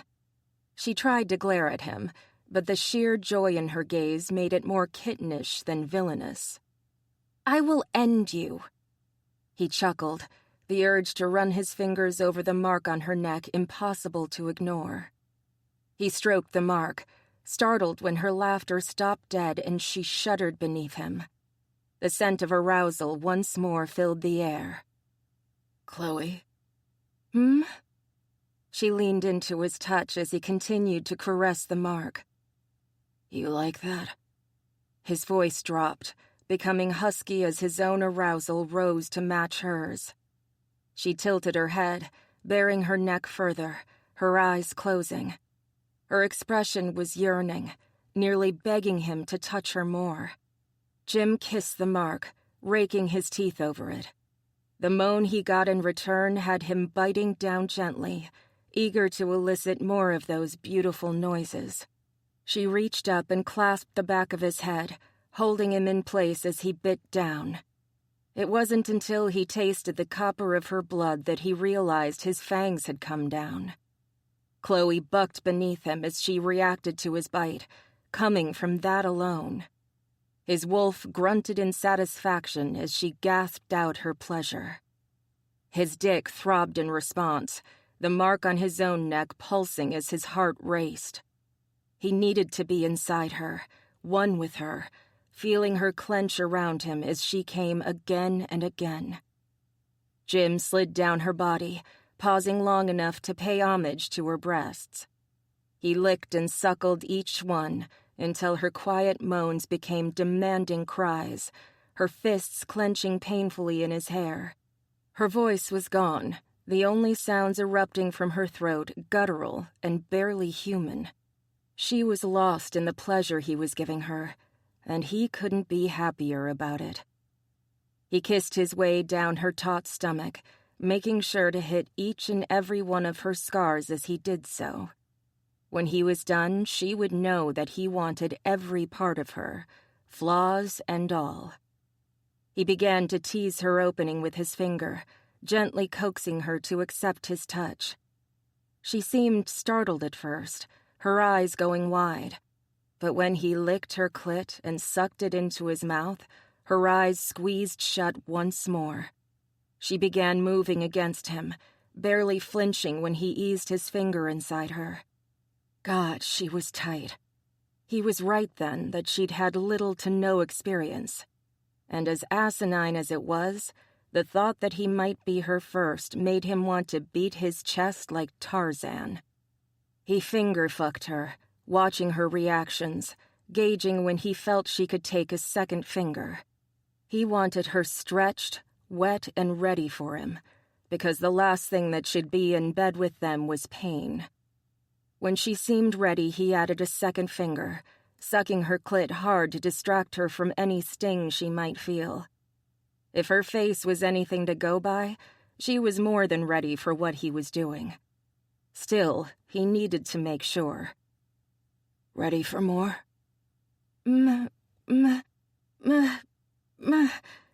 Her eyes opened, some of the passion fading as she couldn't get the word out. I have you, little vixen. He planted a soft kiss on the ginger curls between her thighs, then carefully eased a third finger inside her. She winced for the first time, and he stilled, allowing her to get used to the width of his 3 fingers.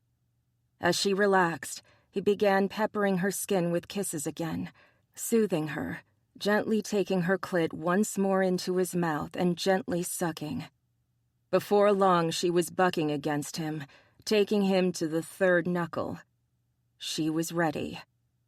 Jim sat up and prayed that the condom he had in his wallet was still good. As much as he'd love to make children with Chloe, they had to wait. He fumbled for his pants, pulling his wallet from his pocket. Condom. She grinned and lay back down, watching him with a slumberous, pleasure-filled gaze that had him dropping the condom twice in his eagerness to see her come yet again. He ripped the package open and slid the condom on.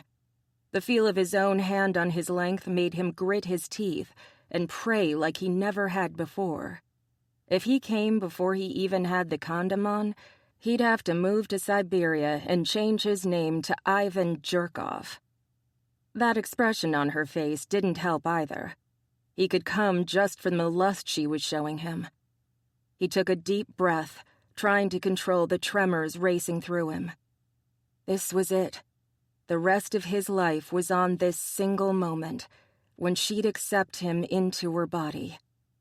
Before he could get himself under control, she tugged him down and nodded. Her gaze was pinned to his, urging him on. He didn't need to ask. She'd already told him without words that she was ready for him.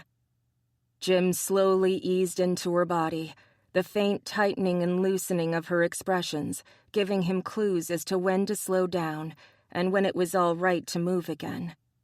So slowly he thought his dick might die of blood deprivation, he forged his way inside her, never once breaking the contact between their gazes. They didn't need words.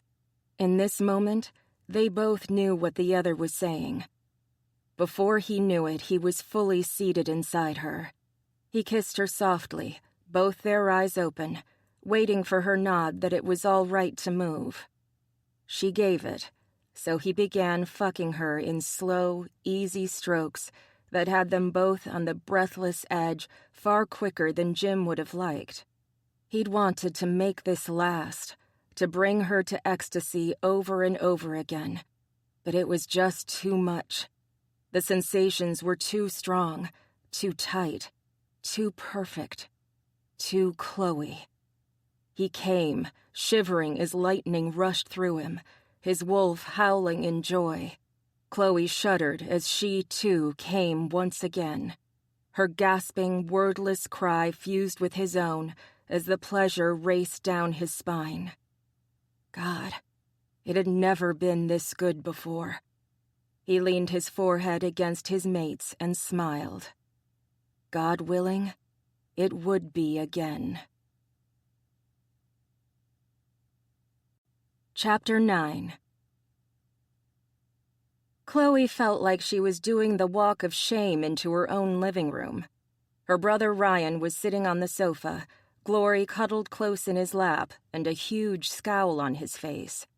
Sin was pacing and snarling at the bound cheetah, while Julian watched her warily, ready to stop her from attacking, or to help her. Chloe wasn't quite sure. Alex and Tabby had also shown up.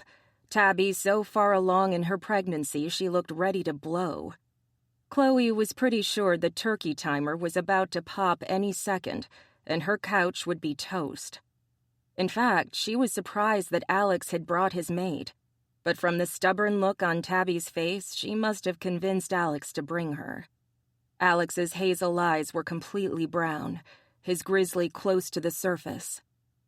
The cheetah was bound hand and foot, naked as a jaybird. His dark skin was flawless, his thin, twisty dreads hanging past his shoulders. His eyes, the gold of his cheetah, were startlingly beautiful. He looked pissed as hell, ready to claw anyone who was insane enough to get close to him. And then there was Barney, who turned out to be that crazy. The hunter sat calmly on the floor, petting the damn cheetah on the head. "Who's a good kitty? You are. Yes, you are." The snarl was loud even behind the duct tape covering the cheetah's mouth. "Congratulations on your mating." Barney winked at her. "It's about fucking time." "Thanks." Chloe could feel her face heating. Her cheeks were probably bright red. "Honey, I wasn't talking to you." Barney nodded to Jim. "If you hadn't claimed her, I'm pretty sure you would have found some pissed-off bears on your doorstep." "Are you kidding? They got a hold of me at the supermarket." Jim shuddered. "I thought for sure they were going to maul me in the dairy aisle." "Nah, I wouldn't hurt you there. I wouldn't risk it." Ryan grinned. "Glory's lactose intolerant." "Am not." Glory jabbed Ryan in the stomach hard enough to make him grunt. "I'm sorry. Who was it who had a cheese sandwich and 2 hours later the neighbors were looking for the source of the sewer leak?" Glory rolled her eyes and refused to answer. Barney just continued to pet the cheetah, his gaze bright with laughter. "What I want to know is who this is and why is he after Chloe?" Jim crossed his arms over his chest and glared at the cheetah. Barney picked at the tape on the cheetah's cheek. "Oh, that's easy. His name is—" The cheetah began to kick furiously, staring wide-eyed at Barney when the hunter slapped him on the ass. "Bad kitty. His name is Francois Préjean, from New Orleans. He's a hunter for the Senate." If Chloe had been on the receiving end of that murderous glare, she would have been running for the hills. Wait, Senate? Jim was behind her, but his confusion was clear in his voice. "We have a structure that deals with shifter laws called the Senate. Each species is represented by a senator, and together they help and enforce those laws." Tabby rubbed her stomach and winced. "I really wish this kid didn't like to put his toes in my ribs." Alex shook his head but picked up where his mate left off. "Just like in a pride or a pack, the Leo is the alpha over all the shifters. The Senate runs the day-to-day issues of the shifter world, but on a grand scale. On the local scale, those issues are dealt with by alphas or the heads of the family groups. Sort of like Alex's father rules over the Bunsen-Williams clan." Julian grinned. He's not an alpha the way Max Cannon or Rick Lowell are, but I wouldn't want to tell him no. Packs and prides have their own hierarchies, with betas and omegas and marshals, oh my. Chloe giggled at Barney's wink. And then there's the low men on the totem pole, which would be the rest of us peons. Ryan rolled his eyes. Hunters, like alphas, are born, not made. We work directly for the Senate, usually 2 or 3 hunters per territory. Gabe has all of Pennsylvania while his partners work New York and New Jersey. Gabe and I shouldn't even be living in the same town. Glory gasped, and Ryan hugged her close.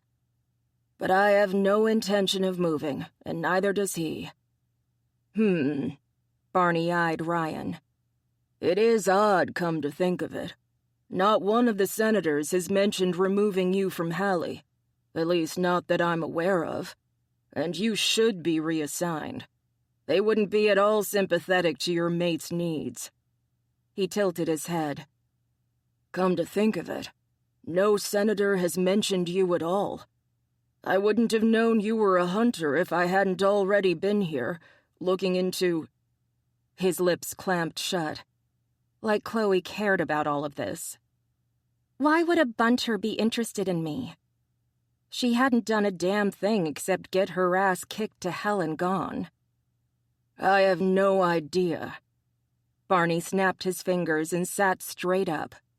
I know. Let's ask him. He then ripped the tape off the cheetah's mouth. The howl sounded almost wolf-like.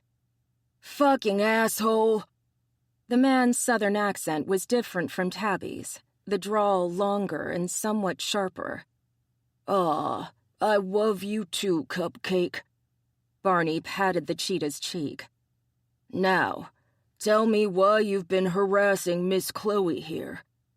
Prejean clamped his lips shut. You know, I have more duct tape. Barney picked up a silver roll of tape that had been hidden behind him, twirling it on his finger. I could do this all day. I say we just rip his arms off one by one until he tells us what we want to know. Alex flexed his hands, his hazel eyes the deep brown of his bear. His 5-inch claws scraped against his jeans with a shriek sound Chloe knew all too well. She'd grown up around grizzlies, understood how they thought. Alex was about to go postal on the cheetah. If that happened, there wouldn't be enough left of the cat to fit into a peanut butter jar, let alone answer questions. Prejean swiveled his head until he could see Alex. His eyes went wide and he gulped. I was told to bring her in, dead or alive. Every male in the room except for Barney growled at the cheetah's answer. Barney simply tilted his head and asked in a childish voice, "Why?" Prejean rolled his eyes. Because she's rogue. Chloe felt faint. Who? What? She gulped, swaying. If she'd been declared rogue by the Senate, then... Oh, fog. She turned to Jim. Go. Now. He glared at her, his hazel eyes dotted with dark honey brown. No. She whimpered and turned her gaze to Ryan, who would surely understand. Peas? He shook his head reluctantly. You know he can't. He's your mate. Chloe spoke slowly, determined to get the words to come out right. He'll... die. Sweetie, they'll go after him anyway just for being your mate. You know that. Barney flipped the duct tape into the air and caught it. So, when was Miss Chloe declared rogue, Because my orders were to watch her, not harm her. Prejean glared at Barney. Seems like we got different orders. Sure does. Barney bopped the cheetah lightly on the head. Why did you attack Sin? She's also wanted. Barney scowled. She wasn't a bear when you almost killed her. She was human. I wasn't trying to kill her, just bring her in as ordered. But the wolf interfered. Is Tabby on your list? Alex's voice had become gravelly, fangs sprouting in his mouth. The possibility that his mate and unborn child were being threatened was driving his bear even closer to the surface. She is now, Prejean smirked. And so's her kid. Alex roared, his back hunching as fur sprouted on his arms. If he changed now, there would be no stopping him from killing the cheetah. Down, sugar. Tabby put her hand on Alex's shoulder. Her Georgia drawl was thick with worry. I need you to stay calm for the baby. Prejean sighed. If you think I'm the only one watching and waiting, you'd be wrong. We will bring in the Senate-declared rogues as ordered. Ryan scowled. I thought... He glanced at Barney. We can sense rogues, right? Yes. Barney snapped his fingers under the cheetah's nose. So, who in this room is rogue? The fox? Barney made a buzzing noise. For the love of little green shifters, use the senses the spirits gave you, boy. He leaned forward until he and the cheetah were nose to nose. Who is the rogue? The cheetah opened his mouth to respond, then slowly began to frown. Barney began to hum the Jeopardy theme song. You're an ass. Barney finished his little song. Well? The cheetah lowered his head. There are no rogues in the room. Ding, ding, ding. We have a winner. Give this kitty some nip. Barney patted him on the head. Wait. Chloe held up her hands, confused as hell. Why would Bade declare me vogue if I'm rot? The cheetah stared at her in confusion, but the others, used to her speech by now, figured out what she really meant. That's my question. Ryan exchanged a glance with Barney. There might be more than one reason this area has so many hunters in it. The Senate is up to something, but what? Julian scowled, exchanging his own look with Sin. I mean, they have no reason to go after any of us. That's my question. Barney sat back, playing idly with the tape again. None of you have done anything that would warrant arrest, let alone a dead or alive order. Barney stared at the cheetah. Who did your orders come from? Prejean went limp, his defiance completely swamped by confusion. The usual source? Who is the usual course? Chloe needed to know if the whole Senate was after her, or just one senator with a grudge. But again, who would have a strong enough grudge against a college student that he ordered a beating so severe Chloe was handicapped for life? Jim pulled Chloe back against his chest. His warmth seeped into her, calming her. She hadn't even realized how badly she was shaking until he took hold of her. Barney and the cheetah exchanged a glance. It was the cheetah, surprisingly, who answered. Von Clark. Is Von Clark one of the senators? Jim tightened his hold. No, he's the hunter liaison. He gets the order and passes it on to us. Barney began unwrapping the cheetah's wrists. We need to find out who gave him those orders and why. Agreed. The cheetah, no, Francois, sat up and rubbed his wrists.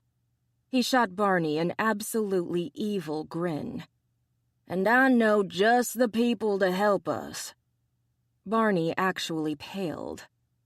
You don't mean... Yup. And Francois laughed, the sound so wicked Chloe shivered in fear. The big, bad Barney looked like he'd rather swallow tacks than deal with them.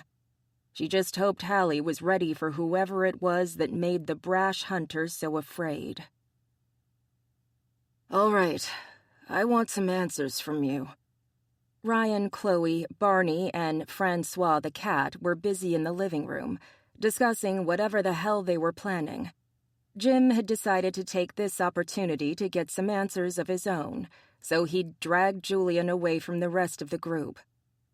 "Tell me about this bond you and Chloe have." Julian sighed. "You might want to sit down for this." Jim settled at the small dinette set Chloe had squeezed into her postage stamp kitchen and waited for Julian to sit across from him. Julian grabbed 2 bottles of juice from the fridge before sitting down, opening one and handing it to Jim. "Well, has anyone told you about spirit bears?" Jim blinked.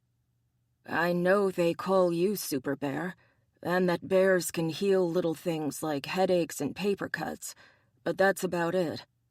I also know you did something that helped Chloe, but you weren't able to heal everything." Julian winced, cradling the juice between his palms. "Spirit bears are the level 60 versions of normal bears." "Excuse me?" Jim had no idea what the hell Julian was talking about. "Guess you don't play video games?" Julian chuckled. If only Julian knew. Video games were one of Jim's guilty pleasures. "Look, we're amped up. We've got healing powers far beyond those of normal bears. So when Chloe was hurt, I felt the pull of someone who was close to death and arrived to find the paramedics getting ready to code her." Jim glanced into the living room. He couldn't help himself. Part of him needed to see her, whole and talking and laughing, to prove to himself that she was right there, safe and sound. "I healed her enough to get her on the ambulance alive, and once in the hospital I did more. But she was in a coma, and they didn't think she'd wake up." Julian's expression turned apologetic. "The price a spirit bear pays for having our ability to heal is that we're compelled to heal. Being in a hospital is sheer hell for any of my kind, so trying to take care of Chloe was difficult." "But you did it anyway." And for that, Jim owed him big time. "Spirit bear. I've heard that phrase before. You're a Kermode." Julian grinned, looking tickled pink that Jim knew exactly what kind of bear he was. "Yup. I thought they were all in Canada." The Kermode, or spirit bear, was a species of black bear whose fur was creamy to white instead of black. They were an endangered species that roamed from Princess Royal Island to Prince Rupert, British Columbia, on the coast, and inland toward Hazelton, British Columbia. "The rest of them are. I'm currently the only one living in the U.S. Julian took a sip of juice. "Anyway, Chloe wasn't waking from her coma, and her family asked if there was anything more I could do." He shrugged sheepishly. "I would have done it anyway, but I had to warn them that she'd be a little bit different when she woke." "The white fur?" Jim sat back, the juice bottle sweating cold water between his palms. "That, I admit, was an unexpected side effect, and not one I've seen before. So, you've never heard of a shifter's fur suddenly turning white?" Jim was confused. He thought it was a side effect of what Julian had done to save her. "Nope. Not once has a spirit bear saved someone only to have them turn white." "Huh." Jim rubbed his chin. "Are you sure about that?" Julian opened his mouth, then closed it with a frown. "You know what? I'm not. It seems there's more going on here than any of us thought, so I can't say for sure. All I know is I've never heard of it. Yet something else we need to look into." Julian nodded thoughtfully. "I agree. Add in the link Chloe and I share, and you've got one hell of an unusual situation. Also, she can contact the spirit world in a way other shifters can't, enabling her to talk to Fox the way I talk to Bear."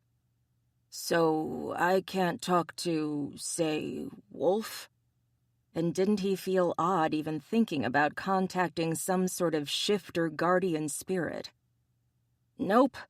Only Kermode can, or those who attempt to become Kermode through a changing or mating bite. Even then, the bear doesn't get the ability to speak to the spirits forever. Wait. Jim held up his hand, confused. So, when you turned Sin, she was able to talk to Bear, but she can't now? Correct. But Chloe can talk to Fox. He wasn't sure this made sense to him. Yes. One of the things she can do is spirit walk, so we've been working on making sure that she's safe when she does so. And that doesn't seem odd to you at all? I thought it was our link that allows it. Now, I'm not so sure. What else does your link allow? She can also talk to me in my head. Julian stared him right in the eye. She saved my life when Sin was hurt. If Chloe hadn't snapped me out of the healing spiral, I would have died healing my mate.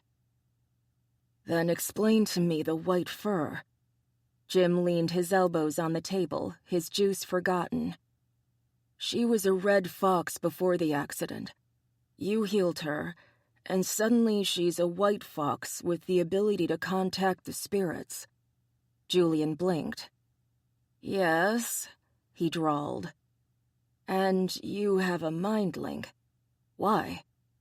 To wake her from the coma, I had to travel into the spirit world and pull her back from death. Jim shivered. Okay, so that's how she got her link to the spirit world, but why did her fur change color? Julian shook his head, frowning. I have no idea. Has this sort of thing happened before? Because the mystery of Chloe's fur might be why the Senate was so interested in his maid. I'm not certain. I don't think it has. I know my leader, Ty Boucher, hasn't heard anything about it. If anyone would know, it would be him. But when I asked about it, he was as mystified as we are.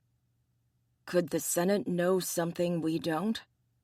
Jim found himself staring at Chloe again, surrounded by hunters and family. If they're after her because of the unusual fur change, that at least gives us a half-assed reason they might want to study her. Julian cursed softly. That does make a twisted sort of sense. But Francoise's orders were to bring her in dead or alive. How can they study her ability to access Fox if she's dead? Good question. Jim picked up his juice and downed half of it in one gulp. Maybe I'm on the wrong track then. Maybe it has something to do with someone else in her family. Didn't Francois say that he has orders to bring in Tabby as well? So, why not Glory or Sin? If they're after those two, why wouldn't they want them as well? What's different about both Tabby and Chloe?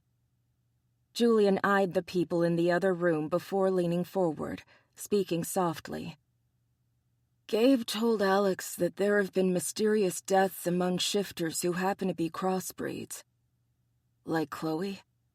Julian nodded. And Tabby's child. Then there has to be a reason why. Jim tapped his fingers on the bottle. We need answers before one of the girls is seriously hurt.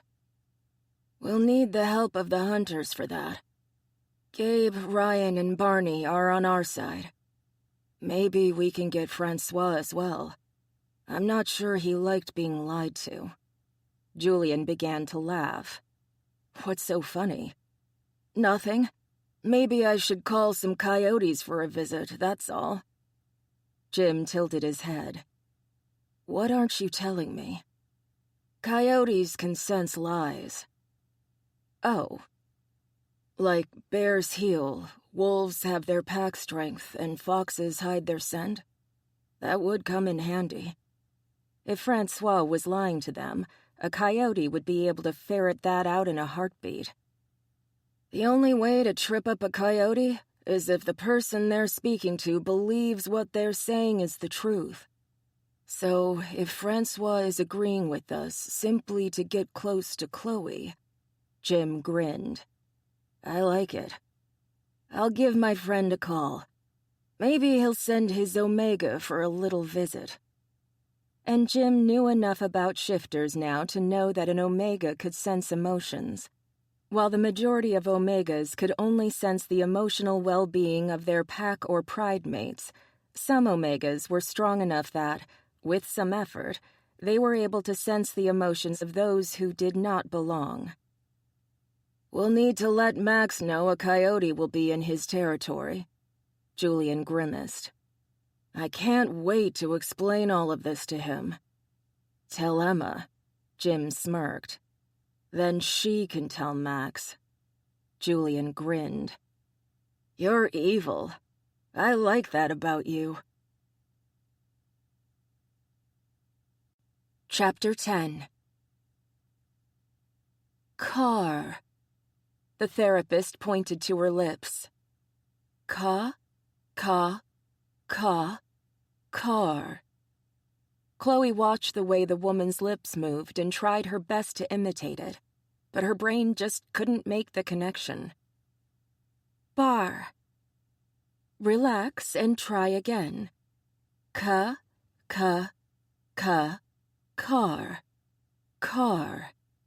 Chloe frowned and licked her lips. Car. Good. The therapist smiled. Much better. Now, what do you put in the car? Gas. It sounded like a very stupid question, but the therapist wasn't checking her intelligence. They both knew she could understand what was being said. She just didn't speak what she wanted to say. Even in her own mind, the words she spoke sounded correct, but weren't. It was why she was still in speech therapy after almost a year. Excellent. The therapist smiled, letting her know she'd spoken correctly. Now, I want you to tell me where you would go in a car. The breach. Beach. Chloe made an exasperated face. So close, yet so far away. But each. Good. Now make sentences for me.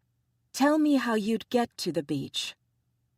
We get into the car and put on our treat belts. Seat belts. Seat. The therapist exaggerated her lip movements, hissing the S sounds out like a snake. Seat? When the therapist nodded, Chloe grinned. Seat belts and start the car. All right, what next? We start the car and put it into Clive. The therapist blinked. That would hurt. Chloe rolled her eyes. Drive, sweetie, not Clive. Clive might sue you if you put your car up his bum. Chloe giggled, the vision of some poor schlub named Clive having a VW Beetle butt just too much for her. All right, let's start again.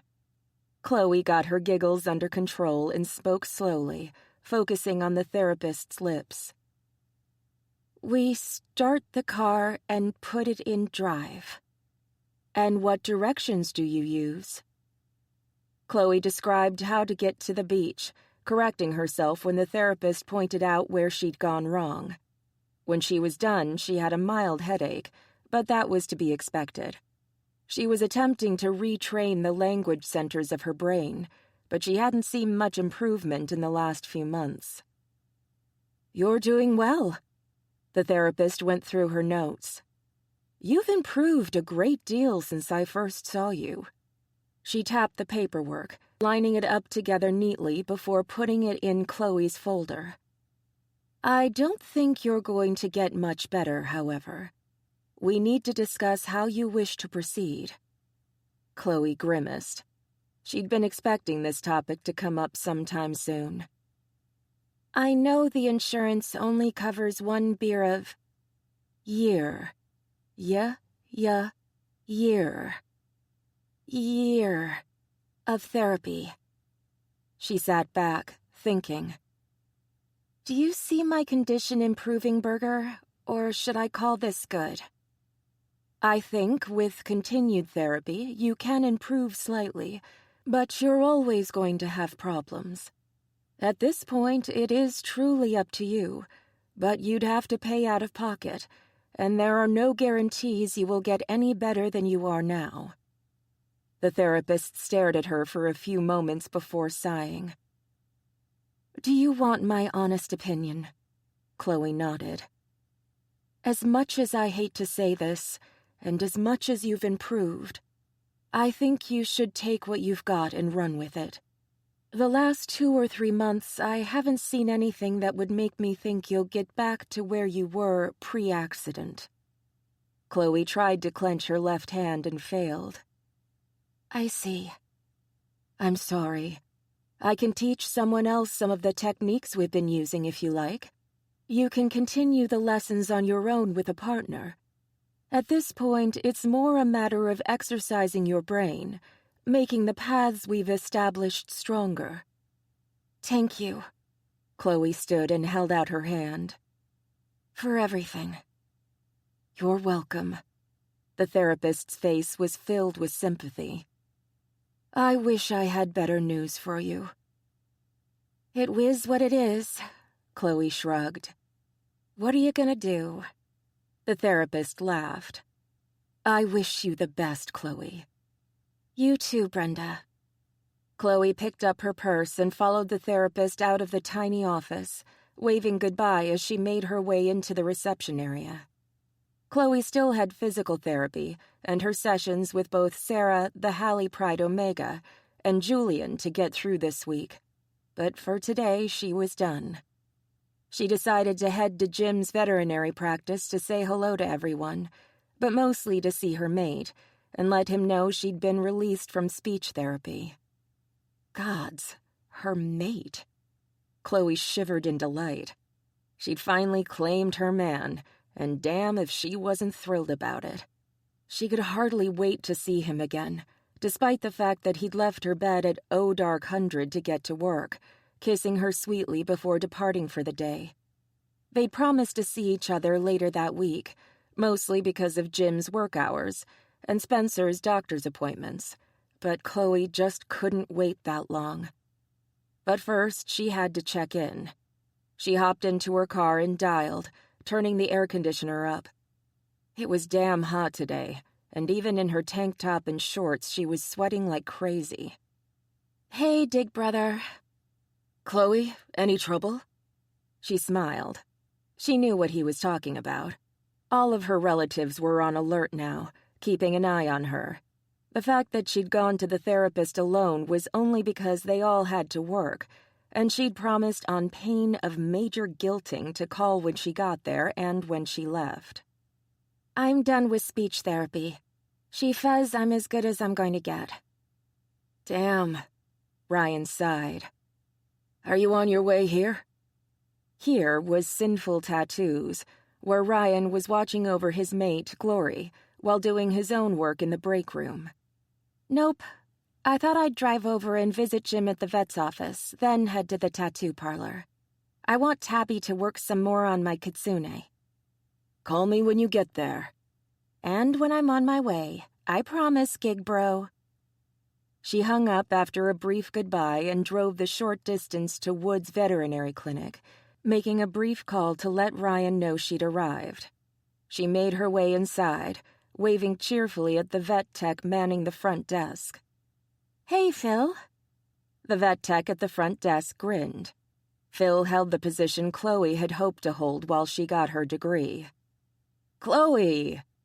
They hugged each other over the counter amidst the sounds of barking, meowing, and chirping. How's it going? Good, you? She crossed her eyes and blew a raspberry, making Phil laugh. You here to see the doc? She nodded, and he shot a guilty look toward the back offices.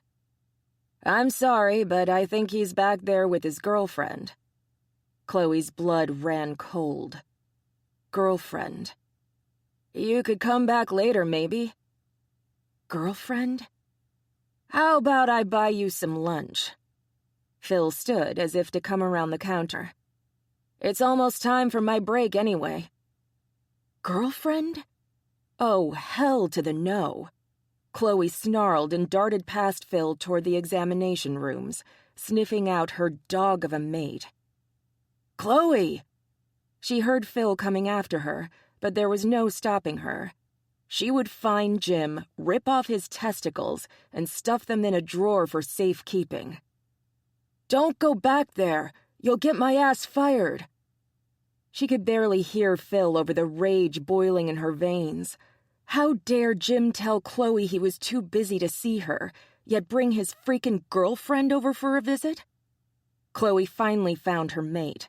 She threw open the examination room door to find Jim leaning over a labradoodle puppy that was whimpering in distress. Across the table from him was the woman Chloe had seen the night she'd gone to dinner with Ryan and Glory. The blonde's hair was pulled back in a no-nonsense ponytail, her startled gaze a brilliant blue. Her tight jeans and low-cut tank top displayed her ample assets. The blonde scowled. "Who are you?" Chloe was so pissed she could barely speak. "That's my fiancée, Irene. You'll be seeing a lot of her." Jim grinned at Chloe as if nothing was wrong. "Chloe Williams, meet Dr. Irene Boone." "Oh." The scowl immediately left Irene's face to be replaced with a friendly smile. "Hello, Chloe. It's nice to meet you." She held out her hand. Chloe stared at it for a moment before taking it. While she still wanted to take a chunk out of the blonde, Jim introducing Chloe as his fiancée had gone a long way to soothing her fox's possessive streak. "Nice to meet you, too." Behind her, poor Phil choked on a laugh. "Need anything, Doc?" "Who's manning the front desk?" Jim tilted his head, looking confused. "Oh, crap." Phil took off, leaving Chloe alone with Dr. Irene Boone and Jim. "This is the lady who's taking over from my retired partner." Jim smiled at Irene, and once more Chloe wanted to bite someone. She was still deciding which one of them when Jim continued. "What do you think of having her and her girlfriend over for dinner?" Chloe blinked. "Girlfriend?" She opened her mouth, aware her face was once more turning beet red. "Okay." Jim was obviously trying not to laugh. He must have known what was going through her head because he winked at her. "Good. I think you and Valerie would get along like a house on fire." "My girl has a thing for redheads. She has a huge crush on Doctor Who's Karen Gillan." Irene laughed. "I swear, if I have to sit through that dinosaurs on a spaceship episode one more time..." She shook her head. "Anyway, we were thinking maybe this weekend we could all get together." Chloe nodded, embarrassed beyond belief. At least Jim didn't seem upset by her behavior, busting in on them like a jealous idiot. "Sounds good." "Chloe, could you come here for a moment?" Jim lifted one hand from the wiggly puppy and gestured toward Chloe. "Tell me what you feel." He took her hand and pressed her fingers gently on the puppy's abdomen.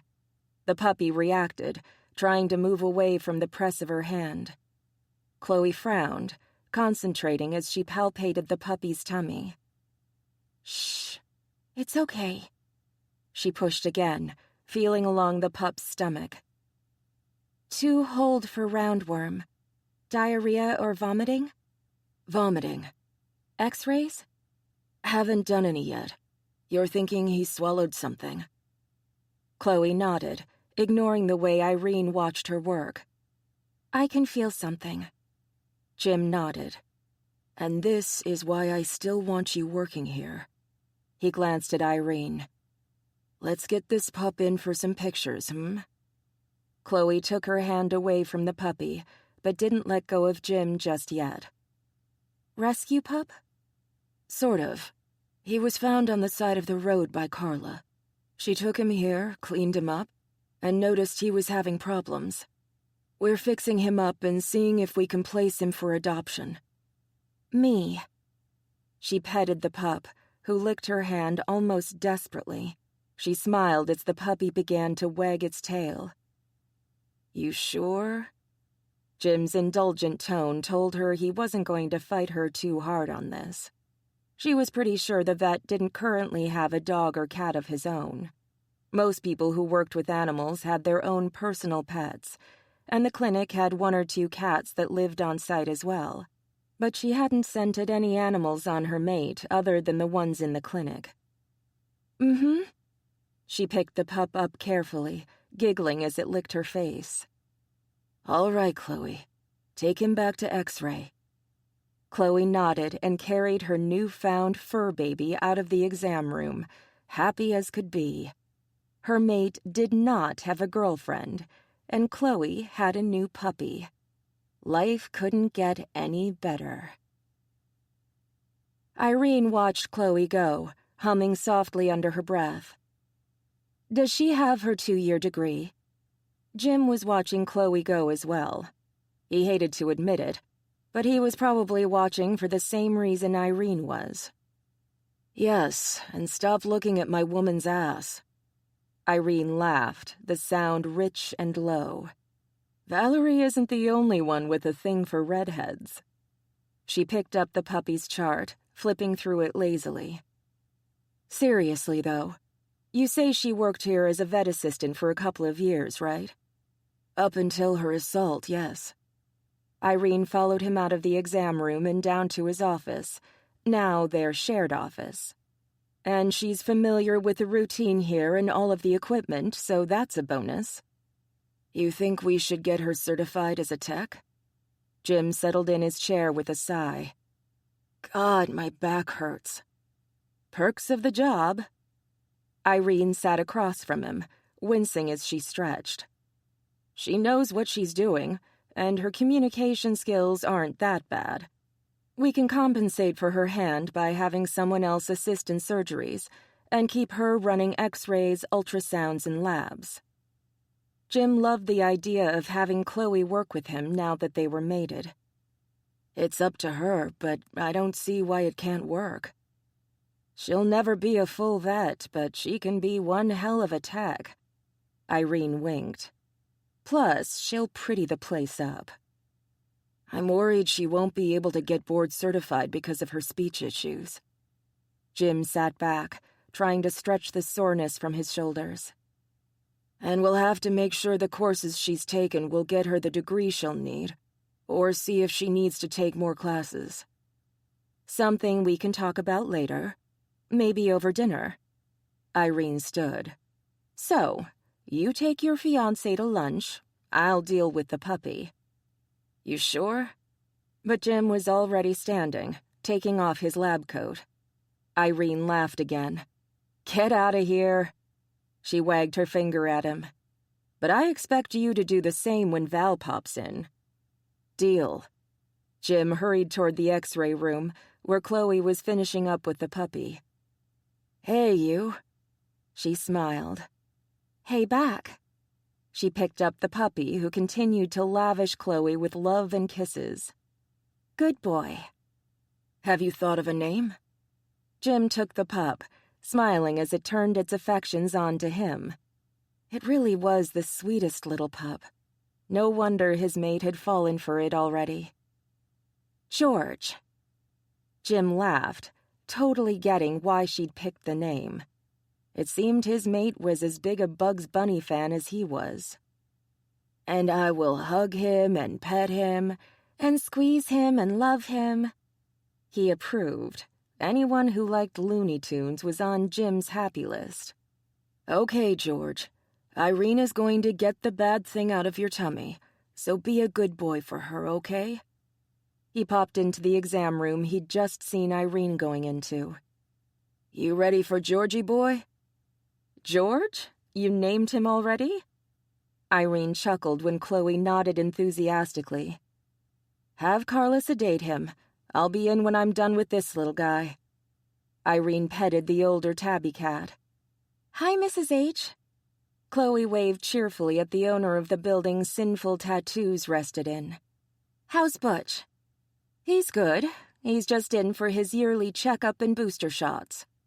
Mrs. H., a tattooed older woman who adored the girls of Sinful and their mates, gave Chloe a huge hug. "It's so good to see you back here." From the way Mrs. H. eyed Jim, she expected to see Chloe here a lot more often. "It's nice to visit." The sad little smile as Chloe looked around the exam room damn near broke his heart. "Anyway, I have to get going. I need to brag some lunch before I pass out."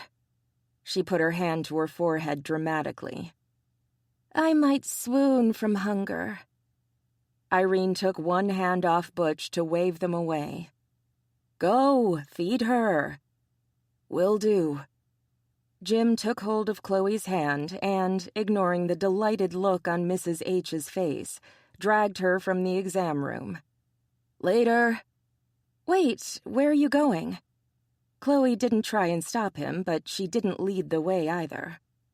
"I'm taking you to lunch." He grinned. "It's a fringe benefit of having a partner." He ignored the puzzled way Phil stared at them. The guy was something of a gossip, but he was good at his job, and the clients loved him. Soon enough, he'd be informing everyone that Jim was off the market. Even better, he'd tell everyone Chloe was too. "As long as there aren't any other fringe benefits," she muttered. Jim pretended he hadn't heard her. They both had to work on their jealousy issues. He still had trouble seeing Gabriel Anderson as anything other than Chloe's would-be boyfriend. Never mind the man was devoted to his wife, Sarah, or that he'd made it clear on more than one occasion that he and Chloe were nothing more than friends. Chloe hadn't helped at all. She'd been jealous of his friendship with Sarah, making comments about how she'd spoken with Gabe, spent time with the man when Sarah hadn't seen him in months. Little had she known that he'd been hung up on a red-headed kid with the prettiest eyes he'd ever seen and a smile that brightened his day, not the sweet, hurting Sarah who'd been pining for her mate. Jim knew now that Gabe had gone away to train as a hunter, but at the time he'd thought his friend had been abandoned by her new boyfriend. He'd stood by Sarah's side, trying to keep her spirits up, but in doing so, he'd gotten Chloe jealous. Chloe's reaction led to misunderstandings galore, because he'd been too afraid to make his interest in her known. Chloe, in turn, had nearly destroyed Sarah and Gabe's relationship with her jealousy over Jim's platonic friendship with Sarah. It had been a clusterfuck of epic proportions on all sides. It made his head hurt just thinking about it. It had taken Gabe and Sarah a while to straighten out their relationship. He'd been relieved to see his friend get her man, but Chloe's antics had made Jim believe that she didn't want him. If he'd known then what he knew now, if he'd been a shifter instead of human, he would have acted completely differently. He would have claimed Chloe the moment he sensed her doubts. But he hadn't been. He hadn't known he was Chloe's mate, and they were both still paying for their actions. "Hey," Chloe tapped him on the shoulder. "Where'd you go?" Jim smiled down at her. "Thinking about lost time." She tilted her head, confused. "Remember when Max and Emma got married?" Chloe grimaced. "How can I forget? Loved Disney, hated Sarah." He chuckled and held open the door of Frank's diner. "Me too, except I hated Gabe." "Did someone mention my name?" Jim rolled his eyes as the deep voice of the town sheriff rolled over him. He reluctantly waved hello, ignoring the smirk on Gabe's face. As much as they needed the hunter's help right now, the last thing he wanted was to see him. "Hello, Gabe." Chloe clutched Jim's hand and waved. "Hi, Gabe." "Hey, little vixen." The tone Gabe used with Chloe was soft and sweet, as if he was aware she was far more fragile than she let on. "How are you?" "I'm good." Chloe smiled easily at Gabe. Jim held back the growl that threatened to escape, aware Chloe had ignored Gabe's attempt to hug her hello. She was trying, and so was he. "How's Sarah?" Immediately, Gabe's stance softened, his expression changing from concern for Chloe to a happiness Jim could only envy. "She's good. She set off the fire alarm again yesterday." Chloe giggled. "How was dinner?" "Smoky." Gabe winked before giving Jim a far more serious look. "I'm going to talk to that new friend of ours, see what he knows about Chloe that we don't." Jim nodded. He hadn't forgotten about the attack on Chloe. In fact, one of the reasons he wanted to have lunch with her was to discuss something he should have brought up the day before. He'd been so focused on keeping the threat away from her that he hadn't asked her the most important question of all. "Thanks, I appreciate it." Gabe nodded. When he spoke, there was a tone in his voice that had his wolf's ears perking up respectfully. "Look, Chloe's a good friend, like the little sister I never had. I'll protect her, I swear it." Much to Jim's surprise, his wolf immediately settled down, causing much of Jim's tension to ease as well. Apparently, the word of a hunter was good enough for both beast and man. "That means a lot." Gabe tipped his hat to them both. "I'll call once I've got some information. You two enjoy your lunch." He stepped past them, pausing for a moment. "Want to come to dinner Saturday?" Chloe looked up at Jim, and he couldn't resist the pleading gaze any more than he could have kicked a puppy. "Sure." The sheer joy that crossed Chloe's face, the relief, was worth the pain of putting up with Gabe. "We'd love to." Gabe nodded once and walked out of the diner with a single wave. Jim led Chloe to a booth, seating her before settling across from her. "So, I have a question for you." Chloe bit her lip. "Everything all right?" "Yes, everything is fine." He covered her hand with both his own, startled at how she was shaking. "Chloe, calm down. It's just, I've been thinking, and there's something that would make me feel a lot better about certain things. And I know I said you were going to, but I never really asked, and you deserve that." He smiled, hoping she wouldn't see his own nervousness. "Move in with me?" Her mouth opened, but the only thing that came out was a cute little yip. "Oh, good." All his tension eased at the expression of sheer want on her face. She needed this as much as he did. Jim patted the top of her hand, beyond pleased. "I'm so glad you agree." He held his hand up in the air. "Waitress?" Chloe closed her mouth. Chapter 11. "I never said I'd do it, you know." Chloe winced as Tabby worked on the kitsune tattoo she'd had done not too long ago. The pretty, feminine, three-tailed fox sat primly on Chloe's shoulder, the tip of one tail covering its mouth to represent Chloe's speech problems and how she was overcoming her handicap. She wasn't hiding who she was anymore, or what was done to her, and her kitsune tattoo hopefully showed that. The other two tails were wrapped demurely around the fox's front legs, the left paw lifted and slightly twisted, but still delicate and dainty. The claws were barely visible through the fur, but there, a reminder that the fox, though damaged, could still fight with the best of them. Chloe loved it. Today, Tabby was adding some green to the eyes to match Chloe's, and some white with subtle gray shading to the body of her fox. Chloe had decided to add a wolf to the scene, one with Jim's beautiful hazel eyes. She wouldn't have Jim's tattoo done until she saw him shift and could get a picture, though. She wanted to make sure she got his wolf exactly right. The only thing she wasn't sure of was what pose the wolf would take with the kitsune.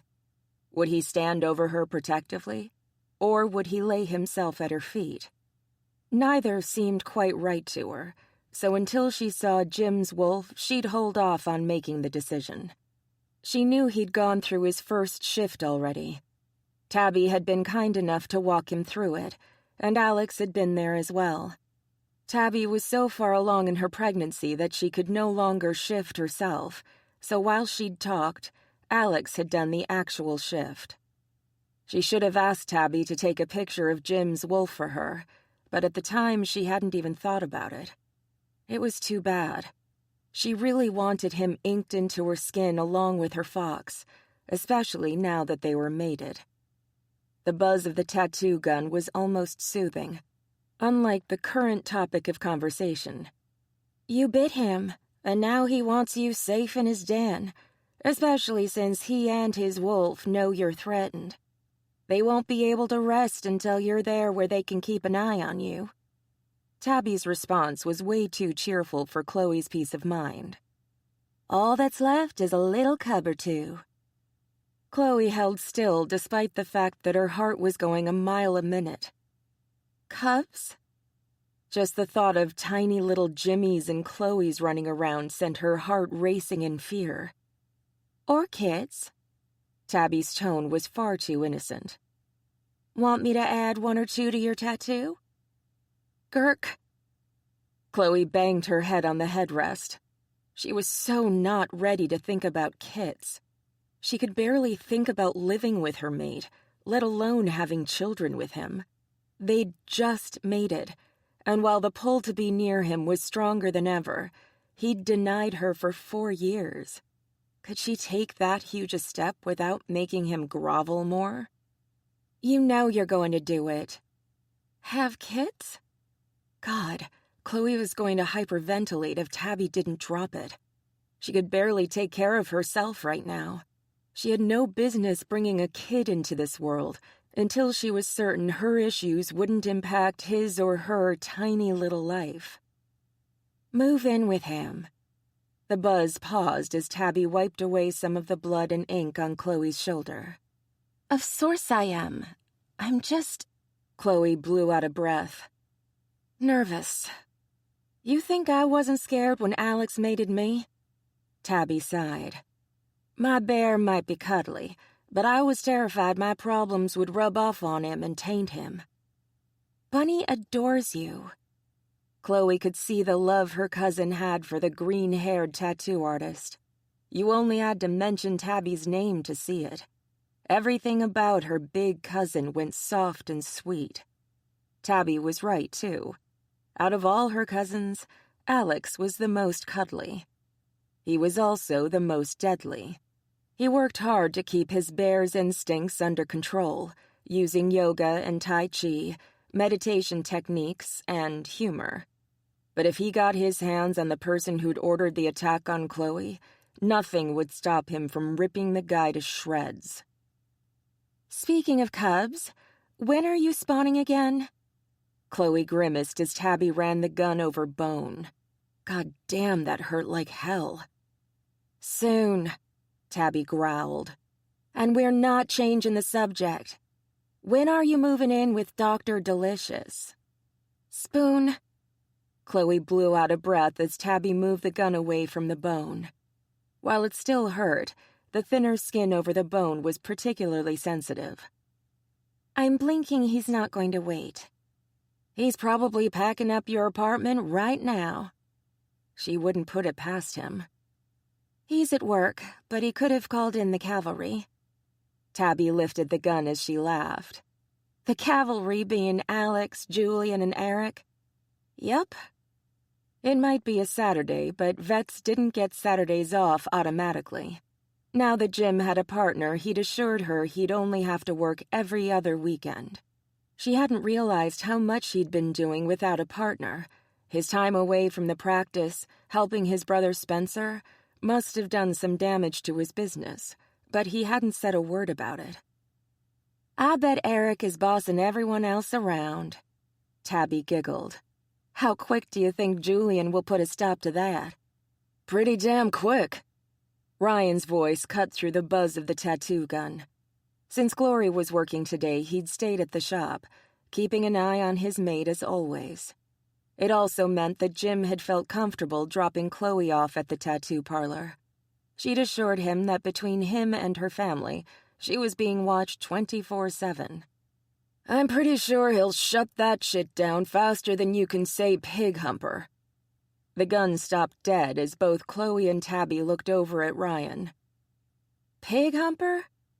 Ryan shrugged. "Alex asked us not to curse in front of his kid, so we have to be creative, right?" Chloe and Tabby exchanged a quick, amused glance before Chloe lay back down again, putting her face against the headrest. "That's one way to put it. The best you could come up with was pig humper." Tabby shook her head and got back to working on Chloe's tattoo. "Did your mama drop you on your head when you were a baby?" "She says no, but I have my suspicions." Chloe bit her lip to keep from laughing, but that didn't last long as Tabby began going over bone once more. "Owie, owie, ow, ow! I want to do some more work on this. What do you think about some color in the background? It would make the fox stand out more." Chloe debated that for all of 2 seconds. So far, she loved the work Tabby was doing. Seeing what Tabby could do with free rein would be interesting. "Go for it." "Yes!" The cheery yell was accompanied by what Chloe assumed was supposed to be a dance of happiness. Instead, Tabby looked like a hippo wiggling on an uncomfortable rock. "You're gonna love this, sugar." "I like it already." Chloe gasped. She had the strangest urge to cover up Tabby's work, but her maid had already seen it. "Jim?" "Hey, pretty girl." Jim's scent overwhelmed her, overcoming the smell of ink and blood. His lips brushed the top of her head gently. "Why aren't you at twerk?" He dropped her off with orders to stay close to Ryan. Ryan choked on a laugh. "Yeah, why aren't you at twerk?"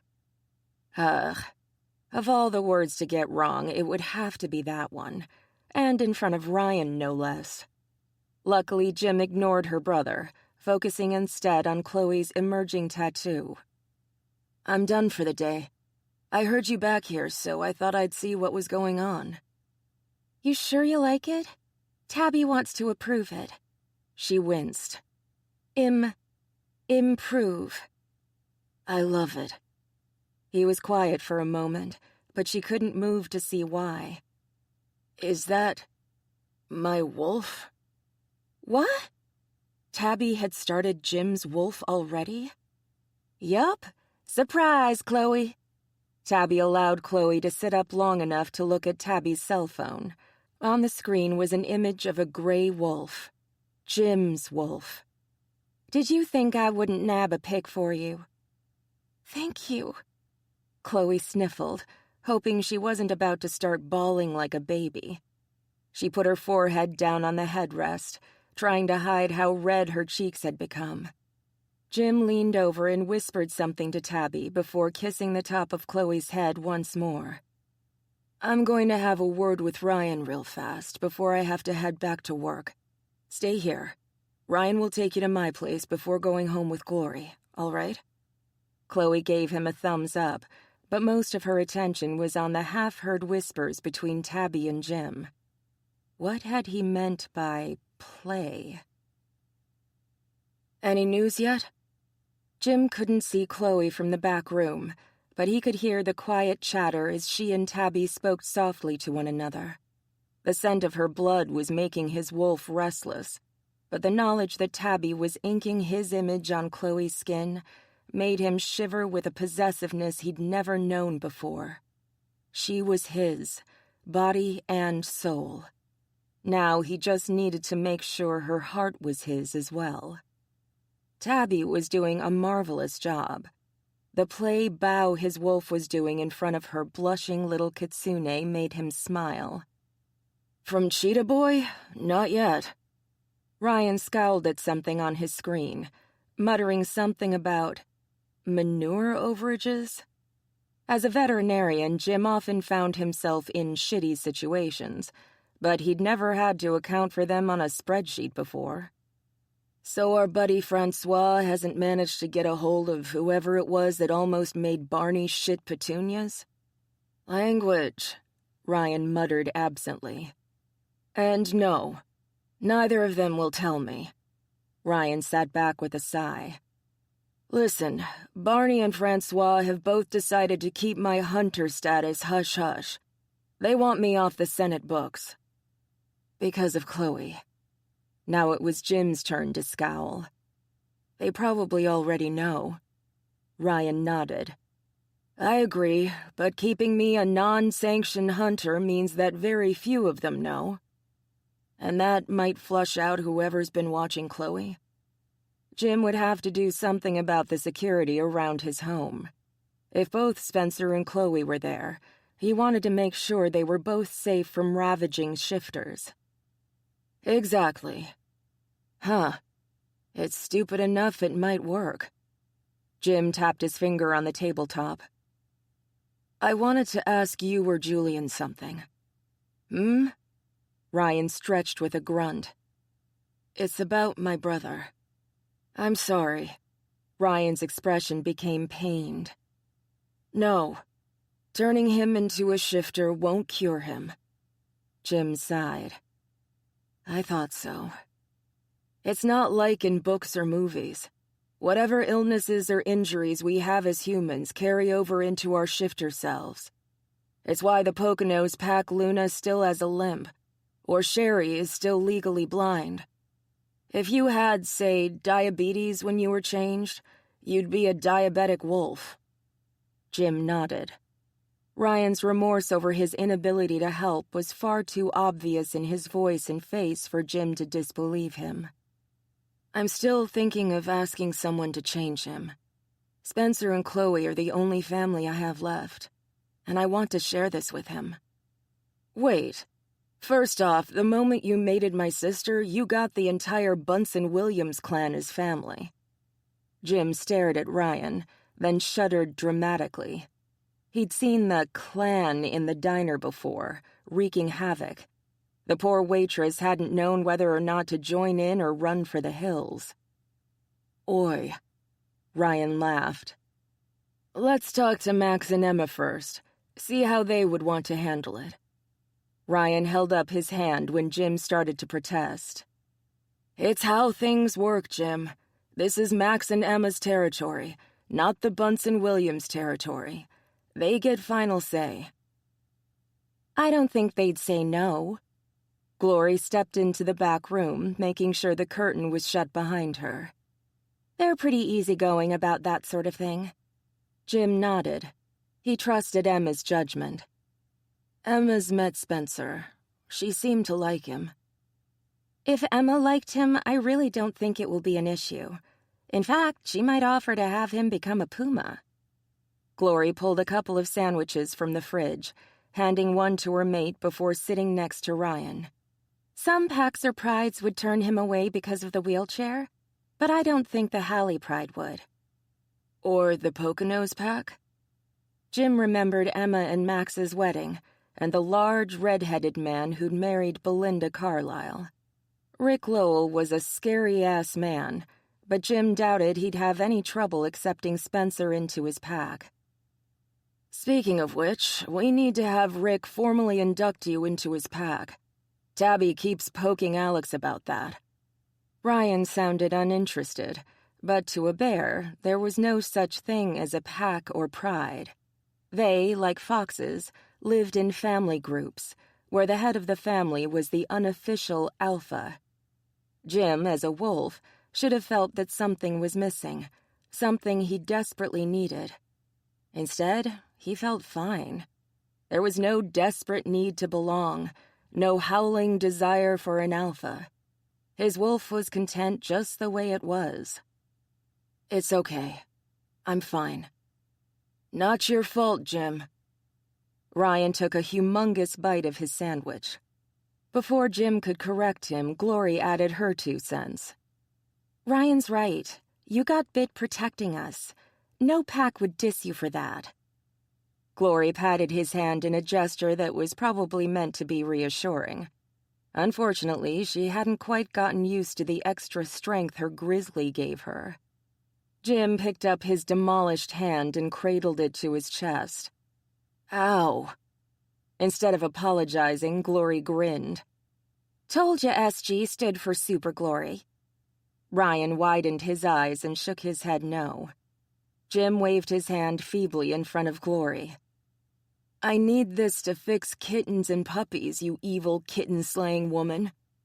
She started to stick her tongue out at him, but let out a burp instead. Startled, Glory reared back, her eyes crossing as she glared suspiciously at her tongue. Jim's brows rose. That's attractive. Ryan's head hit the table, his shoulders shaking as he laughed his ass off. Okay, so we need to talk to Max. Got it. Jim leaned in, keeping his voice down. Ryan was still busy laughing, so he'd have to rely on Glory to make sure Ryan understood what he was saying. I need to figure out a way to up my security without making Chloe worry too much. Barney might have some ideas. Ryan lifted his head off the table and wiped a tear from his eye. Ah, geez, I needed that laugh. You're welcome. Glory bit into her sandwich with a disgruntled look. You're going to have to explain to Spencer what's going on as well. Ryan finally got his laughter under control. He'll need to understand why we're all worried about Chloe. Glory nodded and swallowed. There's also the chance that they'll go after him in order to get to her. Or you. Ryan pointed his finger at Jim. So keep your ears perked for anything, and I mean anything out of the ordinary. Alex and Tabby are busy getting ready for the birth, so you're going to have to rely more on Ryan and me, and probably Eric. Glory patted his hand, and this time she was careful of her strength. Sin and Julian will also be available whenever you want. We can watch your place the way we did Glory's. Ryan's sapphire eyes had specks of deep brown in them, the memory of the pain his mate had gone through bringing out his bear. We'll talk to Uncle Will and get a schedule set up amongst us, and the girls will work out something between them. We can keep Chloe here when she's not with doctors or therapists. Glory bit her lip. In fact, why don't you bring Spencer here too? We can introduce him to the family and see what he thinks about shifters. He knows about shifters. It's just a matter of whether or not to change him. Ryan froze, and Glory grimaced. Jim glanced back and forth between them.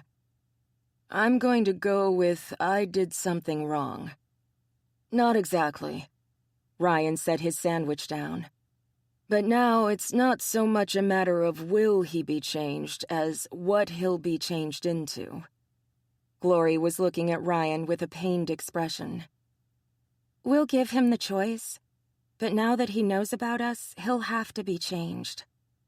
Ryan shot him a look full of sympathy.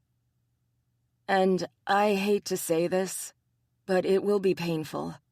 A non-claiming bite always is. Damn it. The last thing Jim wanted to do was inflict the kind of pain Jim had gone through on Spencer. His brother had been through more than enough already, but if it was the only way, then Spencer would at least get a choice about what shifter he'd become. I'll talk to him then. He might have a preference. Bring him here first and let him meet the bears and foxes. He might not want to be a part of a pack or pride, but since he's lost all his family except you. And you're a wolf, Ryan interjected. Exactly. He might crave that closer connection. Glory hitched her thumb toward the curtain. Tabby knows more about that than even you. So bring him here tomorrow. Chloe might also have a few things to say. Jim stared at the curtain as if he could see through it to his mate. I need to talk to her about working for me again as well. My partner suggested she become a vet tech and work labs for us. The excited, distinctly canine yip told him his mate could hear more than he'd thought of the conversation he was having with Ryan. A few moments later, Chloe barreled through the curtain and threw herself at him, nearly toppling them both over. You mean it? He laughed and nodded. Get certified and you've got a job.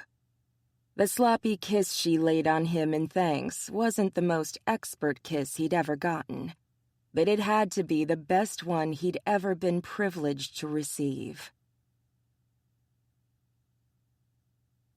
Chapter 12. 1 little, 2 little, 3 little koozies, 4 little, 5 little, 6 little koozies. Chloe giggled as Tabby tossed canned koozies one after the other into a cardboard box. She hadn't realized how many of the foam can coolers she'd stuffed into that drawer until Tabby started emptying it.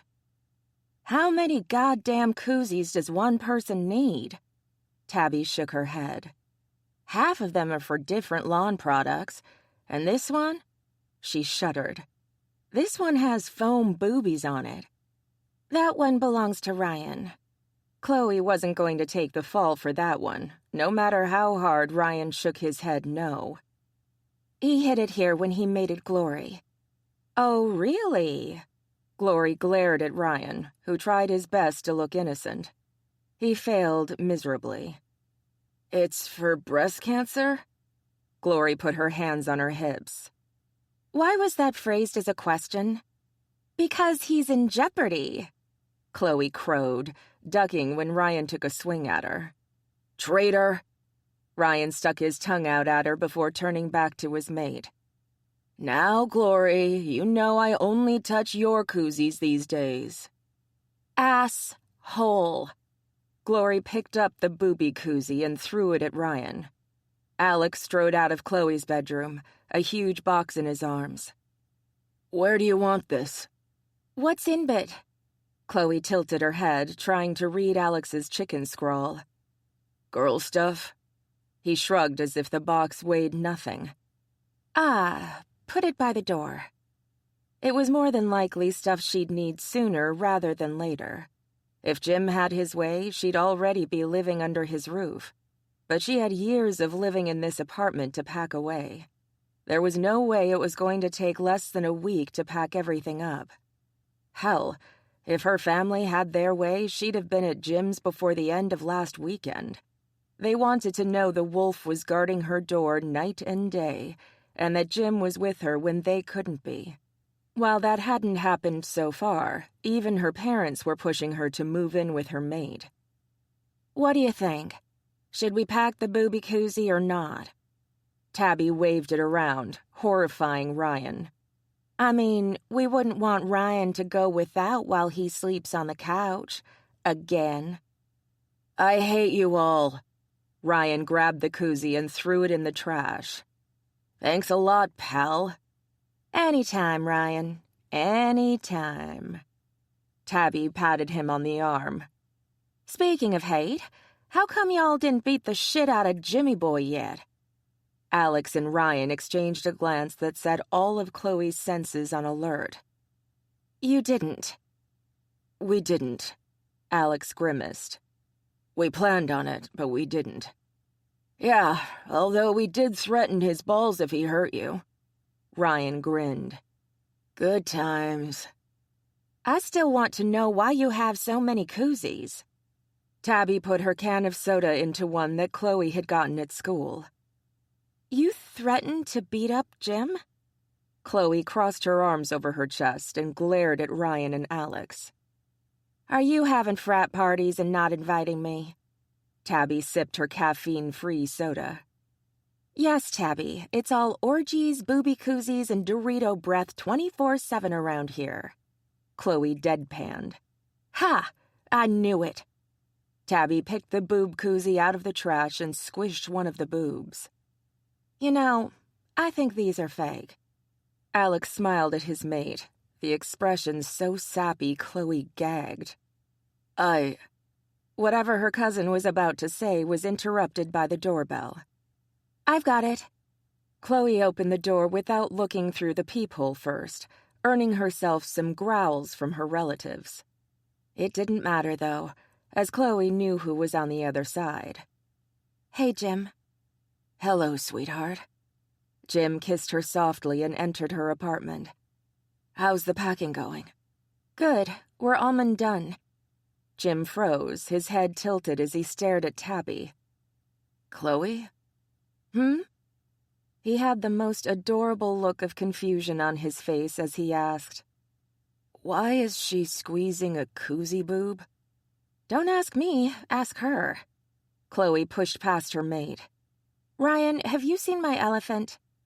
Jim's gaze slowly panned to her. Elephant?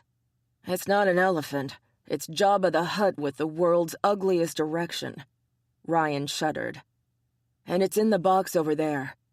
Chloe snarled. The one marked trash? Ryan nodded vigorously. Don't let her take it, man. Don't let her take it. Chloe lifted her elephant out of the trash bin and cooed. Hello, little fella. Little fella? Jim's eyes went wide. Holy fuck, it does look like an erect Jabba. Jim tilted his head, his lips quirking into a small smile. I never thought of Jabba getting a chubby before. It's not Jabba, it's an elephant. Chloe'd had this argument before. See the ears? It was like she hadn't spoken at all, because Jim decided to give them an education on penile placement in the animal world. Anatomically speaking, there are a number of species here on Earth that have a penis on their face, like the land snail. There's also a fish in Asia with a penis under its chin. Ryan and Alex shared a horrified look.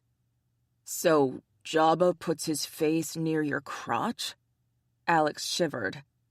No wonder he liked licking Leia so much. Was he licking her, or was he... Jim waggled his brows. Alex gagged.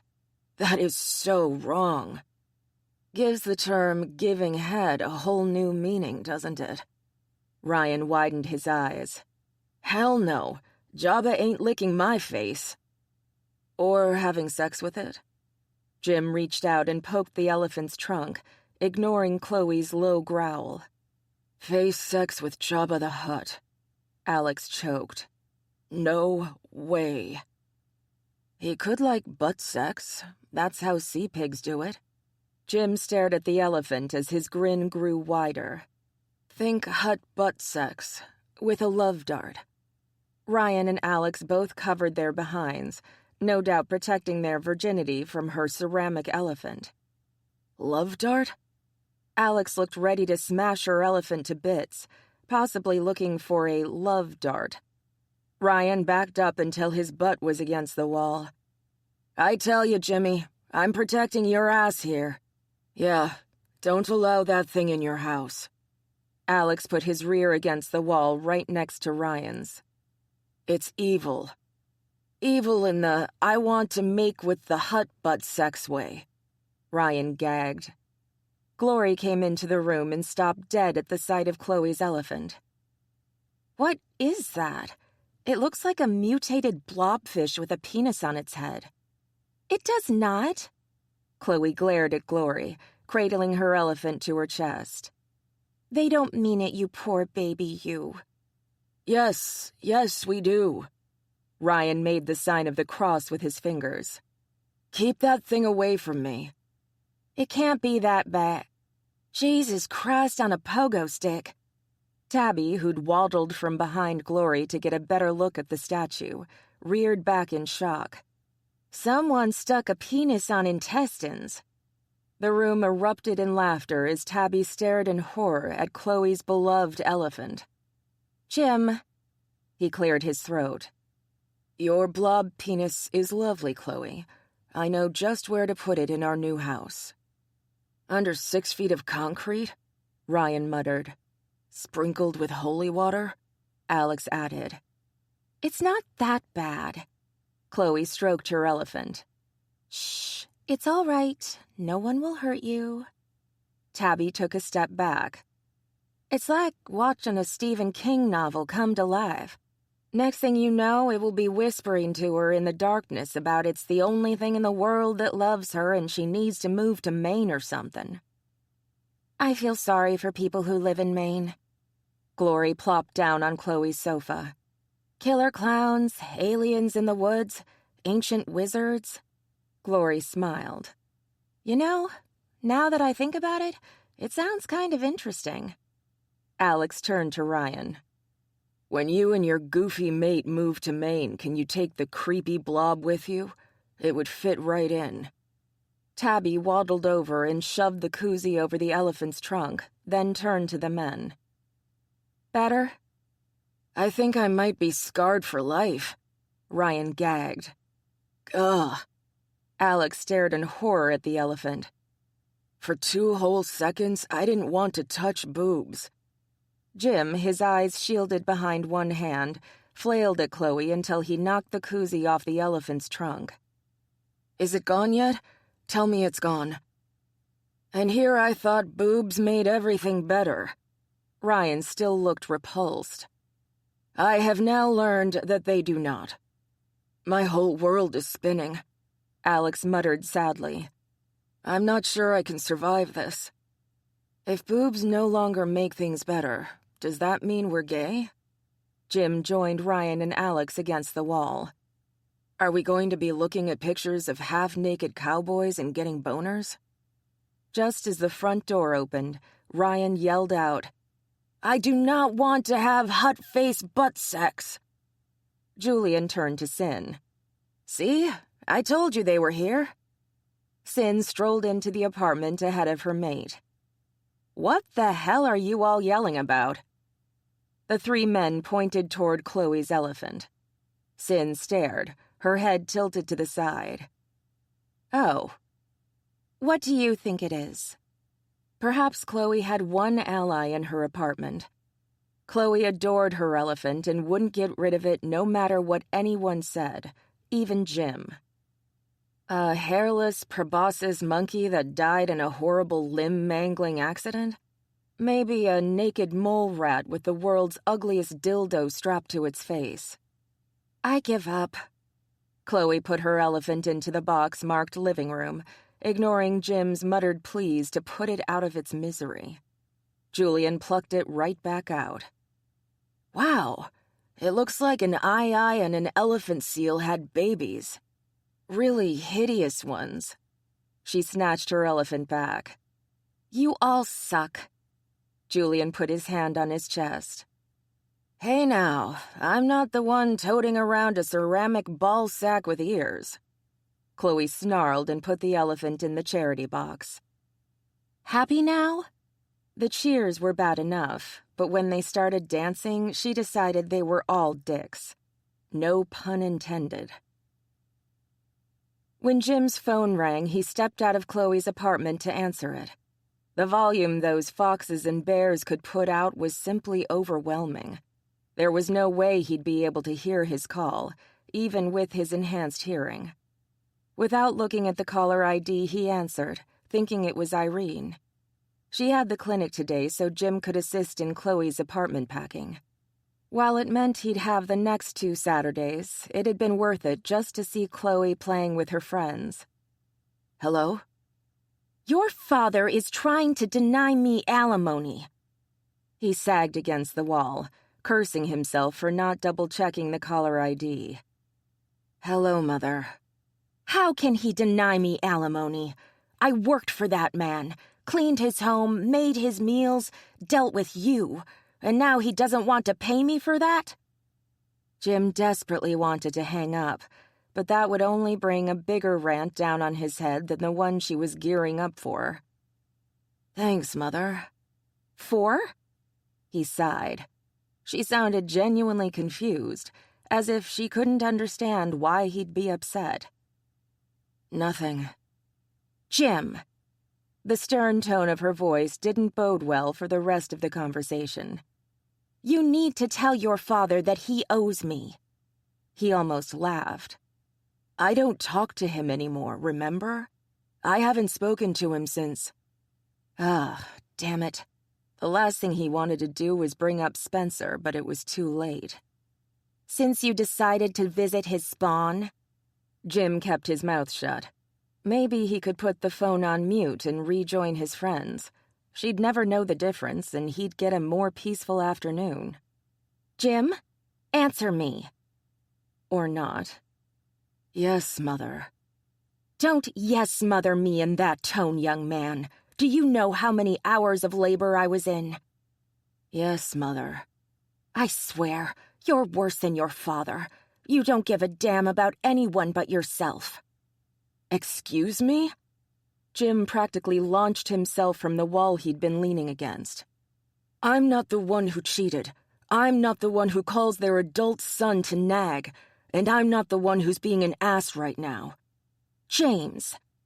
I'm also not the one who lied about the condition of her son's girlfriend. Jim was still pissed about that, but he hadn't had time to confront her over it. How dare you tell me she was fine just to hurt me? Oh, please. With as many women as you go through, I'm surprised you remember her name. He took the phone from his ear and stared at it for a moment before yelling into it. That's Dad! Jim was beyond done. If any more of his mother's vitriol spilled over onto Chloe, he'd be seriously pissed. Listen to me, Mother. I'm done. I have listened to you rant and rave about my father, and I agreed that he shouldn't have cheated. He shouldn't have hidden Spencer from you. He ignored her snarl of rage and continued. But I'm not Dad. I didn't cheat. I don't owe you alimony, and I'm sick and tired of being the one you hurt because he won't pick up his fucking phone. Jim? He turned mid-rant at the sound of his mate's voice. Just her scent calmed him. It's okay, sweetheart. Go back inside. Are you sure? He ignored his mother yelling into the phone and focused instead on Chloe. I'm sure. Okay. I'm here if you need me, Beau. James, is that another one of your girlfriends?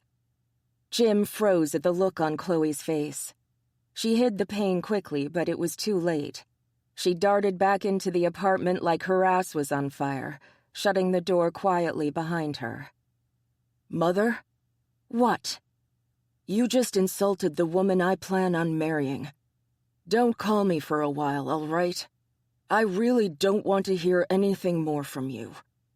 He didn't wait for the reply. For once, he hung up on her. Damn it. Things were going well with Chloe, and now his mother had to go and ruin it. He'd have to do something to get Chloe to realize she was the only one for him. But what? He entered the apartment to a frigid silence. Even Tabby was glaring at him, shaking her head and muttering under her breath. But the men were not glaring at him. They were talking quietly among themselves and watching their mates warily. Only Chloe gave him a smile, and it was a wan, weak thing compared to the earlier laughter over her ugly ceramic ball sack. Jim held up his phone. My mother doesn't know anything about my life anymore. She's too caught up in the divorce from my dad, who cheated on her. Now she sees me either as an extension of him or the go-between for them. It pained him, what he was about to say next, but it was the truth. She's not my mom anymore. Not the one I remember, anyway. Told you. Alex shook his head at Tabby. Chloe took hold of Jim's hand. He told me some of this earlier. She's being a pain about Spencer, too. Spencer? Tabby's eyes went wide. Oh, Spencer. Sorry, Jimmy. And that easily, the women returned to their normal sunny and slightly sweaty dispositions. Anything we can do to help? Sin stood with her arms crossed over her chest, an Amazon ready to do battle. Nah. Jim waved her help away. Other than making sure the BALLSAC never again sees the light of day. Chloe smacked him on the arm before walking to the charity box. She sighed and shook her head. Where is it? He'd never seen such bad acting in his life, as each one of them denied knowing what had happened to the horrible, misshapen sculpture. But it did the job, lightening the mood once more as they finished most of Chloe's packing. How many books do you own? Jim grunted as he picked up one particularly heavy box. Textbooks. She grimaced. Not sure I need them anymore. You do. I'll hold on to them until you know what courses you need to take for your vet tech certifications. He put the box down firmly by the front door. No way was she going to chicken out of going back to school. She sighed happily. One of the things he admired most about his mate was her ability to bounce back quickly to her happy disposition after something had hurt her. It was a skill he wished he could master. Good point. So, Alex clapped his hands together. We move Chloe's stuff out tomorrow after Jim is done working? Or move most of it today and get the rest of it tomorrow? I vote all of it tomorrow. Tabby leaned against the small kitchen peninsula and rubbed her belly absently. I vote we get as much done today as we can since we're all here. Afterward, Chloe can treat us to pizza and root beer. Ryan rubbed his hands together. I'll take double meat. I agree. Let's get the majority of the boxes over to Jim's place, eat there, then call it a day. The furniture can wait until tomorrow. Julian hefted another box of textbooks. We should have enough cars to make it in one go. And that was how it went, climbing up and down Chloe's stairs as they put her life into their back seats. At one point, Jim decided to pull her aside. As rapidly as things were moving, he wouldn't be at all surprised to find she was freaking out a little bit. You all right with all of this? She stared at him like he'd grown a dick on his face. I've been waiting for this, for you, for how long? She grabbed his head and pulled him down for a quick, fierce kiss. I'm so all right. Yes'm. He licked his lips, already pulling her closer for another kiss. Okay. She giggled, but the sound became muffled as Jim gave her a scorching kiss. Jim, can I talk to you for a sec? Sin gestured toward the bedroom, the last place to be packed. Sure. He was worried because Sin looked a little more serious than she had earlier. So he was surprised when she grabbed him by the ear and yanked his head down. I like you, you know? She whispered in his ear. I think you're good for Chloe. But if you hurt her again, I'll rip your cojones off, grill them with some garlic butter, and serve them up with a side of salsa and guac. Entendido? Jim gulped. Understood. Good. Sin patted him on the shoulder and sauntered out of the bedroom. Now, let's get you and your mate home. Jim followed meekly, shaking his head when Chloe shot him a questioning look. The best way to save his balls from the sauté pan was to keep her happy, and he intended to do just that. Chloe shook her head at Sin, but she couldn't quite keep the smile off her face. She must have heard Sin's fierce whisper. Leave my mate alone, Sin. Sin shrugged. Your family. So is Jim. Sin grinned. Which is why I won't kill him, just maim him a little. She held up her hand, her forefinger and thumb barely half an inch apart. Chloe tisked. Don't touch his man bits. I need them. Sin's grin turned evil. Super Bear could probably grow them back. Jim shuddered. He had no desire to find out if that was true. From the way Ryan and Alex were clenching their legs together, they didn't want to either. Chapter 13. Welcome home. Chloe glanced around, barely able to speak. She was in Jim's house, being welcomed as a mate. She shuddered, holding back tears. She'd never thought they'd get to this point. She'd thought he'd never acknowledge her, that all her dreams were for nothing. Then he'd barreled back into her life and changed it forever. No matter how much she wanted to cry with joy, she couldn't. The last thing she wanted to do was look like a weak little girl in front of the man who'd once claimed she was too young for him. She stiffened her spine instead and turned to him with a smile. Thanks. His brows furrowed as he stared at her. Are you all right? Jim reached for her, but she backed away, turning instead toward the stairs. Just tired. She'd head to the bathroom and get herself back under control, then deal with the fact that she was moving into her mate's home. Where's the bathroom? He pointed toward a door right off the front, beside the coat closet. She darted inside, waited a moment or two, and then flushed. She started running water in the sink, splashing it on her face. She took a deep breath and toweled her face dry before giving herself a stern look in the mirror. Okay, Chloe, you've bought this. You can do it. She opened the door and squeaked. Jim stood on the other side, his arms crossed over his chest, his gaze filled with amusement. Everything all right? She nodded. Yep. Mm-hmm. He shook his head and took her hand. Come on, Chloe. Let's get you settled for the night. She let him tug her up the stairs, unable to look away from him. His scent filled her, so strong here in his home she felt wrapped in it. This is a spare bedroom I'm using for storage right now. It wouldn't be hard to change it to a guest room. She blinked, trying to focus as Jim gave her a tour of the upstairs, but everything was a blur other than the feel of his hand in hers. This is the guest bath, and this is the second bedroom. I've got it set up for guests. It would make a great... She gulped and shot him a quick look. A nursery?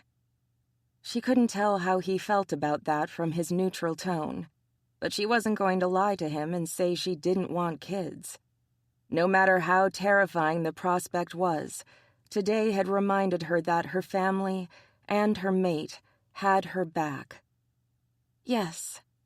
He grinned back at her. Good. The relief made her lightheaded. And this is the master bedroom. He opened a door wide, showing a very masculine, very bachelor bedroom. Dark cocoa walls, a king-sized bed with attached end tables, and the biggest television this side of a movie theater were the only things in the room. He seemed pleased by it. He waited for her reaction with a big grin on his face. It was a good thing she was a shifter, because it was darker than the inside of a troll's asshole in here. Where's the lights? He flipped a switch, and the ceiling fan she hadn't noticed before lit up. Oh, she bit her lip. What about when you want to read in bed? His grin dimmed. Kindle. He glanced around, as if suddenly realizing she was less than enthused. You don't like it? It wasn't the eclectic, kind of crazy room she adored, but she could work with what was in here. Can I bring my Afghan? He seemed relieved. Yup. Can I bring my pillows? Because, God help her, this room needed color like a caffeine addict needed Starbucks. Sure. Can I... He put his hand over her mouth. Whatever you want, put it in here. She licked his palm until he removed his hand with a grimace. Can we ditch the TV? Fuck no. But no. He pointed to the wall-mounted entertainment center. That's where I do some of my relaxing. There was every game console she could think of on that wall, along with a ton of games. Why not move it to the family room? And let your brothers and cousins get at it? He shuddered. They'd delete all my saves. She wanted to think up a compromise. He was taking her into his home, but it was going to be their home. How about we make an us cave? He stared at the television. An us cave? She nodded. Pick a room. And put the TV and game consoles in there. If you make it off-limits to guests, your games won't get messed up. The more she thought about it, the more she liked it. He put his arm around her, his gaze still glued to the television. But what would you do? She stared at the controllers. Learn to pray. Huh? He saw what she was looking at and laughed. Oh. She shrugged, unfazed by his amusement. She knew enough gamers to know cursing and praying went with the territory. Might be good therapy. For your hands? She rolled her eyes at him. Nope, I'm training for the perfect swamp ass. He coughed, peering at her behind. 2 out of 3 ain't bad. She blushed. Shut up, you. He swung her around and picked her up around her waist. Want to play with my joystick? That depends. On? He carefully put her down on the bed, then knelt and took off her sandals. Chloe winked. On whether or not you're going to mash my buttons? She wiggled as he pulled her pants down. I stroke keys, caress them. I know which ones to press to get the achievement. He looked at her through his lashes, his t-shirt joining her jeans. But if you try going offline, I might have to unleash an AoE to wake you back up. Okay, now he'd lost her. What's an AoE? He laughed. It means area of effect, like a fireball spell. Oh. She tugged her own t-shirt off. I really don't want my tail singed. But I like it when you get all hot and bothered. He reached around and unhooked her bra. With a little wiggly help from her, he lifted it away and dropped it on the floor. There's a difference between tanned and burnt. Chloe unbuttoned his jeans, concentrating on that so hard she didn't realize he'd frozen. What? Little Miss Chloe. He nipped her neck. Are we into kink? She snarled as her eyes changed color. You are not turning my behind 50 shades of red. Don't worry. He snickered, his 5 o'clock shadow brushing against her sensitive skin. I only spank bad pups. He flinched, rearing up as her hand smacked his ass. Ow! What was that for? She wagged her finger at him. Bad puppy. He grumbled under his breath, but instead of making love to her, like she'd thought he was going to, he yawned so wide she could see the bumps at the back of his throat. Tired? I'm fine. His lips clamped shut, but it wasn't like she couldn't see his chest expanding or his eyes squinting. He let the held-back yawn out in one long, slow breath. See? Bullpit. She tugged him until he lay down next to her, then reached for the covers. Moving and mad moms make you tired. He grimaced, his hand resting on her breast. But I want it.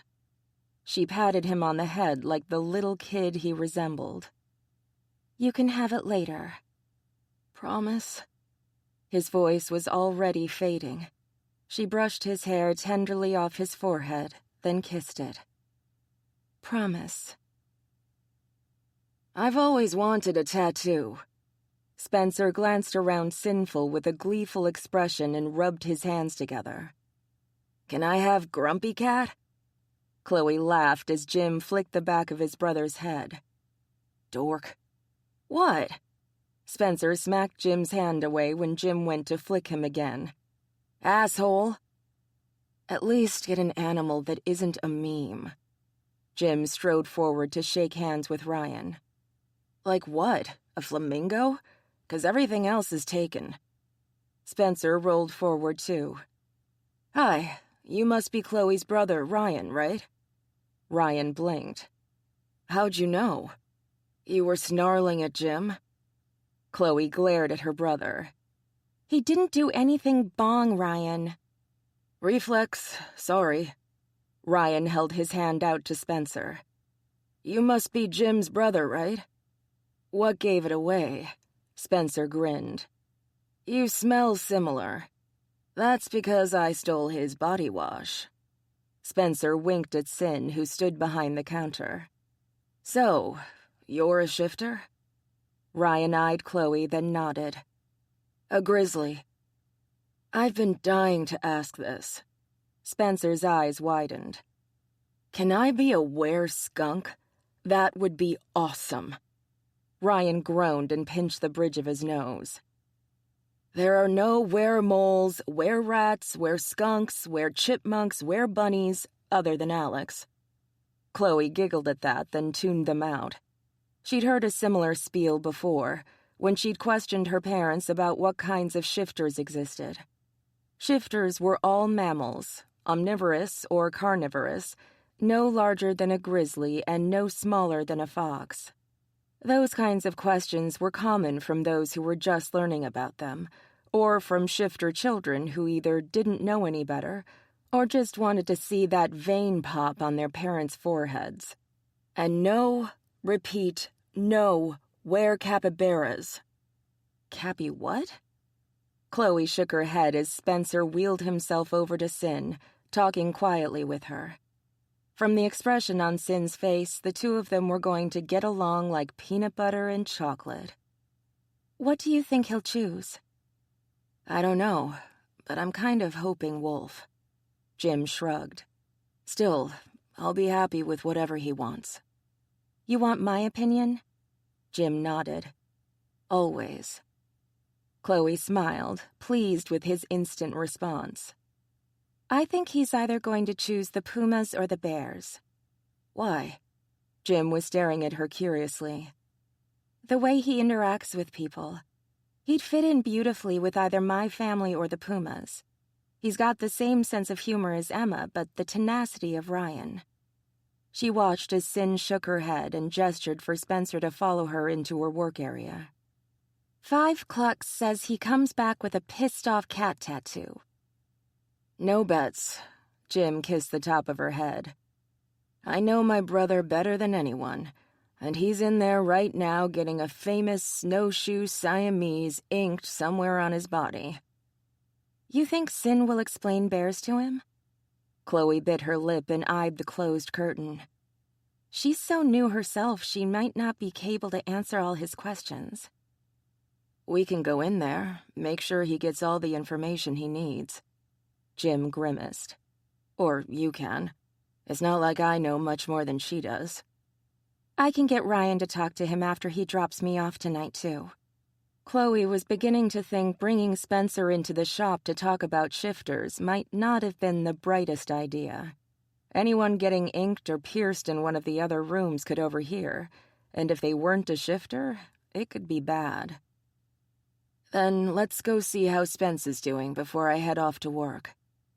He'd had last Saturday off, so today was his day to go in. Sure thing. She followed him into Sin's workspace, grinning when she saw the beginnings of... Is that a wheelchair? Yup. Sin shook her head, smiling slightly. Got him to change his mind. We're putting something better on his leg. Like? Spencer winked as Sin inked a thick, rounded line. Professor X, the most badass wheelchair-bound superhero known to man. Good call. Jim patted Spencer's shoulder, careful not to shake him and ruin the lines of Sin's work. I want the cat on his shoulder, though. Spencer winked as Sin rolled her eyes. Sin bit her lip and tilted her head, studying her design. How about Nightcrawler perched on the back? And have the professor looking annoyed while Nightcrawler looks smug? I like the way you think. Sin began freehanding the professor, something Chloe hadn't seen done before. Usually the design was done on transfer paper, placed on the skin, then the lines traced before color was added. Freehanding meant that Sin was working without a template on the skin. It was something, watching Sin work the ink into Spencer's skin, the design taking shape before them. How's your tattoo coming, little vixen? Jim whispered in her ear, the brush of his lips sending shivers down her spine. I haven't seen it yet. That was because they hadn't been naked together again since he'd claimed her in her apartment. She'd gotten up before him that morning, so he hadn't had a chance to see it.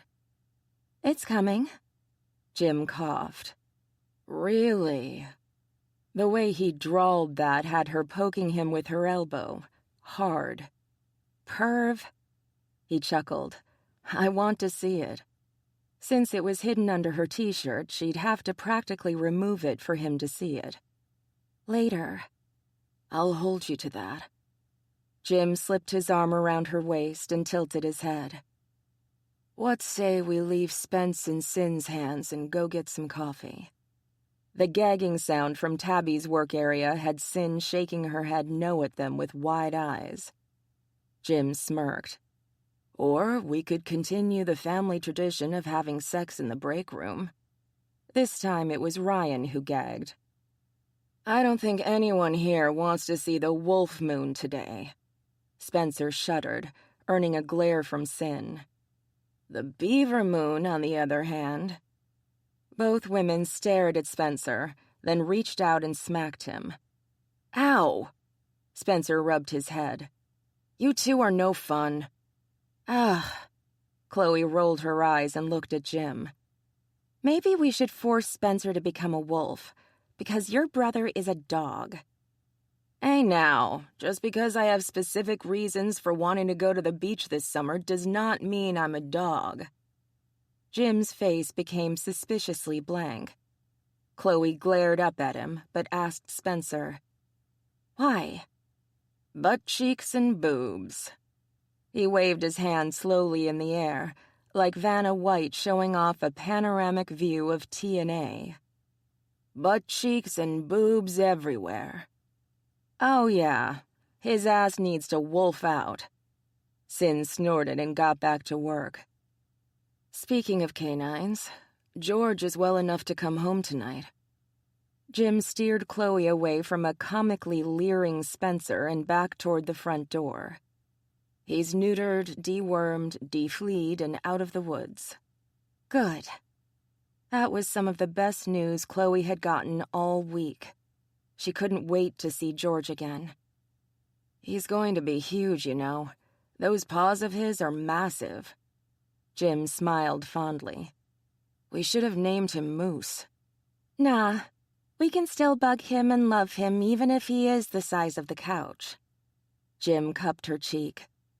I have to go. I know. She missed working with him, but it wouldn't be long before she was back at the clinic, surrounded by the animals she adored and the mate she loved. See you tonight? With the puppy. Darn tootin' with my puppy. She lifted her lips to his, giving him a swift kiss. Is that all I get? That little peck? He pouted adorably.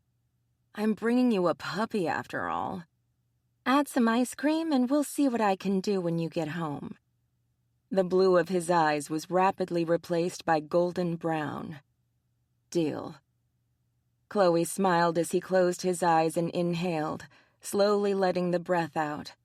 When he opened his eyes again, the brown had faded to a faint hint around the outer ring of blue. See you at home, Jim. He shuddered, his eyes once more brown. Can't wait. With that, he cupped the back of her head and took her lips in the kiss she'd denied him. Slow and sweet, it was full of the promise she'd given him. When he pulled away, her own eyes had shifted to the reddish-brown of her fox. Don't leave the shop without Ryan. Mm-hmm. Chloe nodded dreamily, reaching for him once more. Jim gave her what she silently asked for. This kiss was far more sensual, sending heat racing through her body. She gave some serious thought to dragging the man into the back room and fulfilling some fantasies. But damn it, just when she was about to give in, he pulled away again. I have to go. She shook her head and whimpered. Dear gods, she really needed him to take her in the back for some nakey time. Be good, little vixen. I'll see you tonight. He brushed her hair back from her face with a wistful sigh. And don't let my brother talk you into doing anything stupid. I heard that. Spencer's laughing voice came from behind Sin's curtain. I'll send someone to take him home when Sin is done with him. He stepped away from her completely, backing toward the front door. His gaze never left her. See you soon." She nodded, still fantasizing about getting him undressed and spread eagle. The chaise was soft and inviting-looking. Sin wouldn't mind too much, right? Jim bumped into the door, jumping slightly, as if he'd forgotten where he was going. With a sheepish look, he turned and opened it, heading out into the summer heat with a small sigh. Damn. There went her afternoon delight. But at least the rear view was nice. Chapter 14. Ryan had dropped her off an hour ago, and she'd finally gotten over her nerves and decided to explore her new home. What she'd seen impressed her a great deal. It was nothing like his bedroom. He'd created a warm, inviting space in keeping with the style of the house. Her mate never ceased to amaze her. Jim lived just outside the main part of town, in one of the older brick homes. Built sometime in the 1920s or 30s, the home had a huge covered porch painted crisp white that wrapped most of the way around the house. He'd put a set of 2 rocking chairs out front with a table between, and for just a second she felt jealous over anyone who might have sat in that second chair, chatting with her Jim. But she could picture nights when the crickets were out, and the fireflies were dancing in the bushes, just him and her, and she shivered with pleasure. She couldn't wait to just relax there with him and know that it was finally real. Inside the main part of the house was a dream come true. Its original crown moldings were in place, as was the fireplace, but he'd remodeled it at some point. The original brick around the fireplace had been changed for a sleeker, more modern look of dark stacked slate. He'd also painted the built-ins that surrounded it, filling them with books and knickknacks. He'd painted all the trim white, brightening the space, and the walls were done in gold, like fresh honey. He'd filled the space with furniture done in simple lines and soft, buttery leather. The kitchen was small, but he'd brightened the space with crisp white shaker cabinetry, oil-rubbed bronze fixtures, and swirling gold granite countertops. All the place really needed was some artwork and maybe some patterned fabric. Perhaps he'd let her change the plain drapes for something a little more fun. And she'd seen the prettiest chair on the internet the other day, one that would go beautifully with his leather sofa. "Jim wants to move. I want him to put in a stair lift for my chair. We're discussing it." Chloe turned to find Spencer watching her from the dining room doorway, his expression tense. At the moment, the formal dining room had been set up as a bedroom for Spencer, so she'd chosen not to go into that room without an invitation. "What do you think?" She glanced around, her gaze lingering on the beautiful moldings and original hardwood floors. "What would be easier for 2? Spencer shrugged. "Since I don't plan on living with my big brother for the rest of my life," he gagged, and she laughed. "I'm thinking he should stay." "I agree." In her mind, she'd already started ticking off the minor changes she would like to make if Jim kept the house, like adding a backsplash in the kitchen or adding some pictures to the walls. He had spots where you could see pictures had once been, but for some reason he'd taken them down. His parents. Huh? The pictures were family photos, pictures of him with his parents. He took them down when they both turned on him. Spencer shrugged. "Can't really blame him, but I feel bad about it." "Don't. Not your fault." "I still want to kick their asses for how they've treated Jim. They hurt him badly, and he's been mourning them like they're dead. It's why I'm glad you're finally here. Now he has someone besides me to stand by his side." Spencer shook his head. "Come on, Jim should be home soon. Let's go sit in the living room and get comfy." Chloe followed Spencer into the living room and settled on the sofa. There was a clear spot where Spencer could easily pull up his chair, making him part of anything going on. It was obvious that Jim adored his brother, and was willing to do whatever it took to make him comfortable. In a way, it was reassuring to her. If he could adjust his life so easily to accommodate Spencer, then maybe his easy acceptance of her disabilities was real as well. If only she could trust that he wasn't going to run away or abandon her again.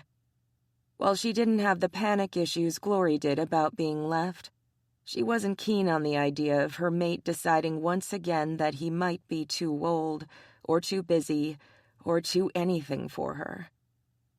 He really cares, you know, more than you think. Spencer's knowing gaze was full of sympathy.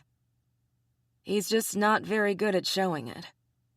She looked around the house and shrugged. I'd say he's very good at showing it when it matters. His parents have really fucked him up, you know. Spencer snickered. Wait until the first time you answer the phone and it's Wanda. She'd give Gandhi indigestion. I heard. When he tilted his head in confusion, she explained. She called while we were packing my apartment. Spencer grimaced. Poor guy. She treats Jim as if he were the one who cheated rather than the sperm donor. You'd think, since Jim is her only child, she'd do better by him. That must be why. Chloe sat back and tucked her legs under her. If she feels abandoned. But she wasn't. All Jim asked was that she accept that he wanted a relationship with me, and she couldn't do it. She put down this ultimatum, and every time he talks to her, she screams her head off and tells him he's a backstabbing son of a bitch. At least she got part of it right, Chloe muttered. Spencer leaned forward and patted her hand. Anyway, I wanted you to know that you were all he talked about when I asked him about home. She blinked, blushing furiously. Really? Jim had talked to Spencer about her? Really. He was worried about having our issues dumped on top of yours, that it might set your recovery back. He was worried that he was spending so much time with me and you wouldn't be willing to give him a chance because of it. I wish he'd balked to me, Chloe sighed. I would have understood. I tried to get him to, but... Spencer shrugged. He's stubborn. Chloe's eyes went comically wide. No, really? Like a dog with a bone. Spencer's smile turned sweet. I'm glad you're here. He needs you more than he lets on. How? Chloe could understand her need for Jim, but Jim was so strong, so self-contained. She couldn't see him needing anything or anyone. He lives inside his own head too much. He needs someone who can force him out, who can get him to see the bigger picture. He's one of the most caring people I've ever met, but he tends to forget about himself. It's part of what makes him such a good veterinarian, but he's running himself into the ground trying to help everyone at once. Hell, he's still trying to get his mother to acknowledge me as his brother, and if anything's a lost cause, that is. The front door opened and Chloe swiveled in her seat, draping her arm along the back of the sofa. Hey. Jim smiled so wide she could almost see his back teeth. Hi.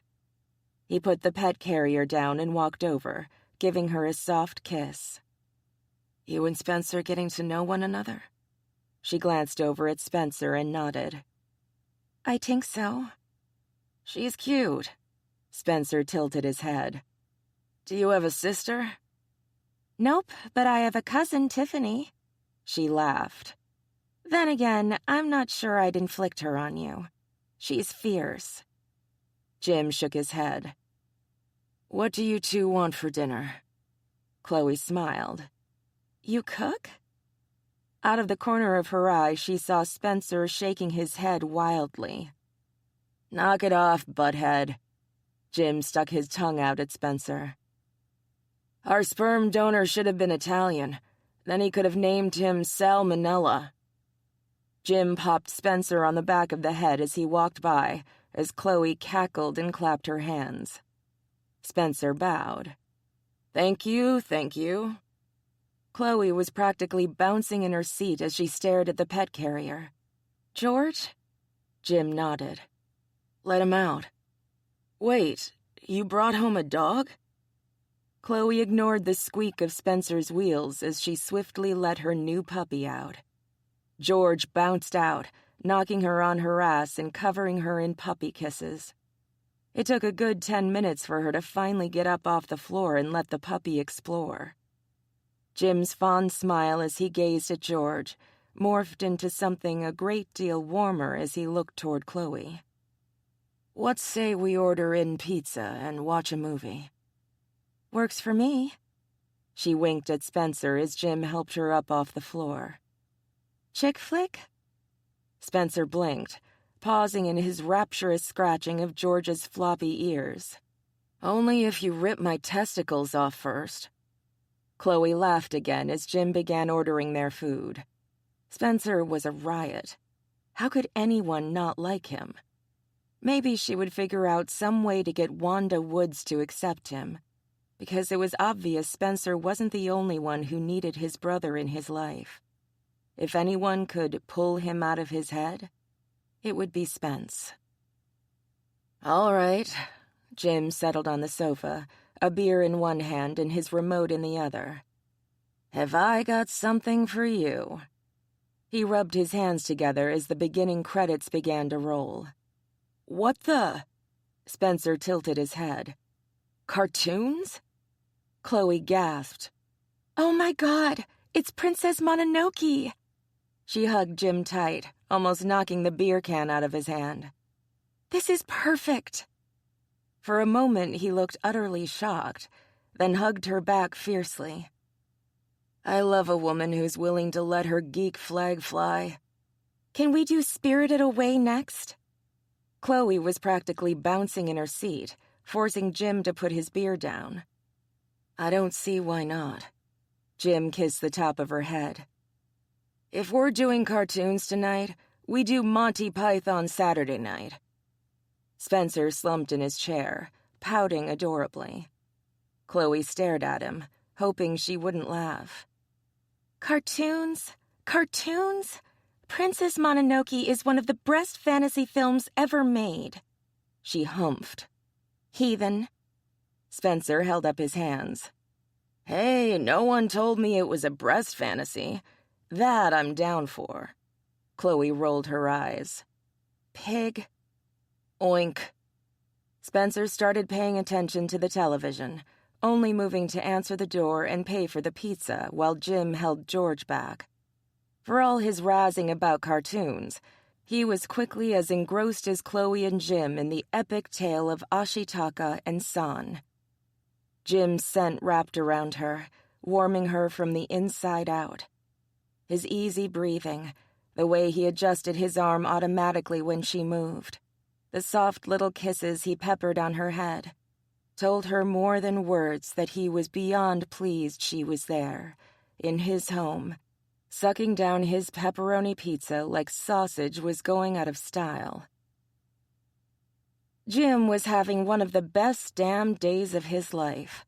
He'd woken up that morning to an armful of snuggly redhead, his mate's scent on his sheets making his wolf practically purr in satisfaction. His brother had made blueberry pancakes for breakfast, proving once again that Jim had gotten his cooking skills from his mother. When he'd left for work, Chloe had been looking up ways to get certified as a vet tech so she could begin working at his clinic as soon as possible, while fending off an overenthusiastic armful of puppy love. Best of all, Chloe's things were in his bathroom, her clothing taking up space in his closets and drawers. The thrill he'd felt when he'd seen her feminine hygiene products snuggled next to his shaving kit should have given him the heebie-jeebies, but instead he'd pumped his fist. You knew a woman meant to stay when her tampons were nestled up against your aftershave balm. To top it all off, one of his clients had brought in a pregnant stray who'd just birthed some of the most adorable kittens he'd seen in a long time. She'd told him that she couldn't bring any of them home, so Jim was going to find places for the stray and her babies once he was sure they were all healthy. He already knew where 2 of the kittens would go. Chloe would adore the little white one with the single black spot on its nose, while the only little tiger-striped baby would go straight to Emma. The other 3 he'd have to put up for adoption. "We're keeping one." Irene smiled as she watched the little furballs sleep. "The clinic needs another pet, and a cat is always a good one." Jim shrugged. "We can do that, but you're cleaning the litter box." She snorted out a laugh. "We'll see." She patted him on the back. "When will Chloe be starting work? We could really use the help." "She's looking into her certs." Jim shrugged off his lab coat, eager to get home to his mate. "As soon as she has them, she starts." "Good. I wish we could have her come in earlier, do the work she used to do. Not with her hand the way it is." Chloe had done quite a lot around the clinic, helping with the animals, soothing the clients, and running the more delicate labs. She'd been a sparkling presence, and he missed her more and more each day he worked without her. Damn it. He should have listened to Emma when she told him he was being unreasonable about Chloe's age, but he'd been blind to how much he truly cared about her until after she'd been hurt. He was going to spend the rest of his life making it up to her, loving her the way he should have right from the beginning. "Earth to Jim! Come in, Jim!" Irene waved her hand in front of his face. "Where did you go to?" Jim shrugged. "Chloe, who else?" She laughed. New love." He didn't correct her. His love for Chloe had started when she still worked for him, way before she found herself in the hospital. But not only was she too young, it was unethical to date his employee, a rule he was happily tossing out the window now that he'd claimed her. "You gonna put a ring on it before someone else snatches it up?" Jim snarled, startling Irene. "I'll take that as a yes." "Sorry." Jim huffed out a breath and ran his fingers through his hair. "It feels like I've waited forever for her to grow up. And now that she has, I'm all mine, mine, mine." "Well, I'm happy for you. I'm also glad I don't have to listen to you pining for her anymore." She shuddered dramatically. "I swear, you have more estrogen than I do." He flipped her off, ignoring her laughter in favor of waving goodbye to the other vet tech, Claire. It was Saturday afternoon. His new partner had the evening shift, and Jim was off tomorrow. Man, it was a great day. He stepped outside into the sweltering heat of the parking lot, almost gasping at the sensation of stepping into a broiling oven. He was glad Chloe and Spence had chosen to remain home today, rather than try and do the grocery shopping. While both were doing better health-wise, he'd worry far too much about them in the heat without being there himself. A shadow moved up behind him, and he sniffed, automatically scenting the air. The hair on the back of his neck stood up as he smelled the unfamiliar shifter. When the shadow lifted what looked to be some sort of stick or bat into the air, Jim moved into action. He spun, his elbow tucked into his side to protect his ribs, his other hand raised to try and catch the arm of the shifter. The shock on the shifter's face didn't stop him from taking a swing at Jim. Jim stepped in close, managing to grab hold of the shifter's arm at the biceps and elbow, blocking the baton from hitting him. He grunted a bit as he took a hit to his abdomen, but now that he had the man's arm locked, he pivoted, using his attacker's momentum to put the shifter on the ground. He kept hold of his attacker's wrist and twisted, managing to grab hold of the baton as his attacker moved under him. The shifter was surprisingly fast, jumping to his feet with a canine growl. Without missing a beat, he threw a punch at Jim. Jim expected something like that as soon as the shifter got up. He parried the punch, then moved his free hand up to grab his assailant's wrist. He then used his elbow to drive his opponent back, staggering him. As he stood back up, Jim got his first good look at the guy. He was easily 3 to 4 inches taller than Jim, with massive shoulders, huge biceps, and a thick jaw. The man was a tank with legs, and he was staring at Jim with sheer determination. "Let me guess." Jim kept his voice low, his stance easy. He watched his opponent's eyes and body language, aware the guy was going to attack again. "Someone from the Senate sent you. You're rogue and need to be brought in." Jim shook his head. "Use your senses. What do they tell you, Hunter?" The man grinned viciously. "I'm not a hunter." "What?" Before Jim could process that, the man barreled toward him, looking to take Jim to the ground. If that happened, Jim would be damn near helpless against the larger man's body mass. Instead of dodging, Jim took a step forward and did an overhand punch to the man's jaw, knocking the shifter sideways and disrupting his momentum. Jim pivoted and jabbed the shifter's stomach, then quickly followed it up with a roundhouse kick to the guy's groin.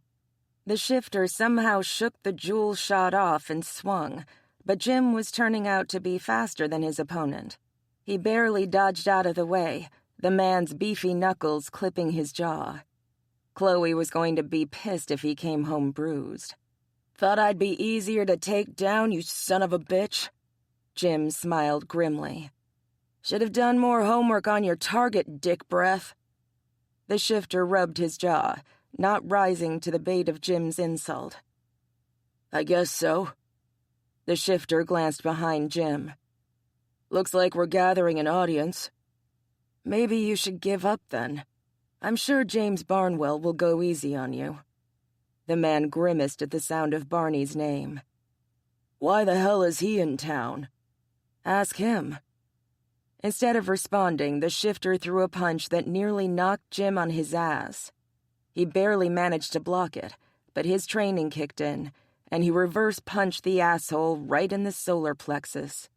He then jabbed his palm toward his opponent's eye, forcing the shifter's head back. It was time to take this asshole down. He allowed his wolf senses to come to the fore, his vision changing, losing the red-green spectrum.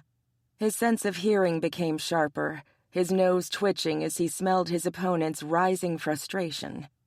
That was good.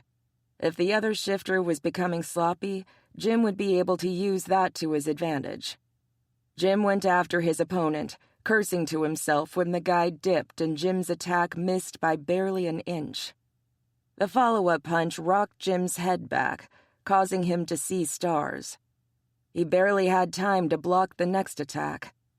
It was a reminder not to get cocky or the other shifter would win. The sound of sirens had his attacker backing off, his attention split between Jim and the street. "This isn't over." "Not by a long shot," Jim answered.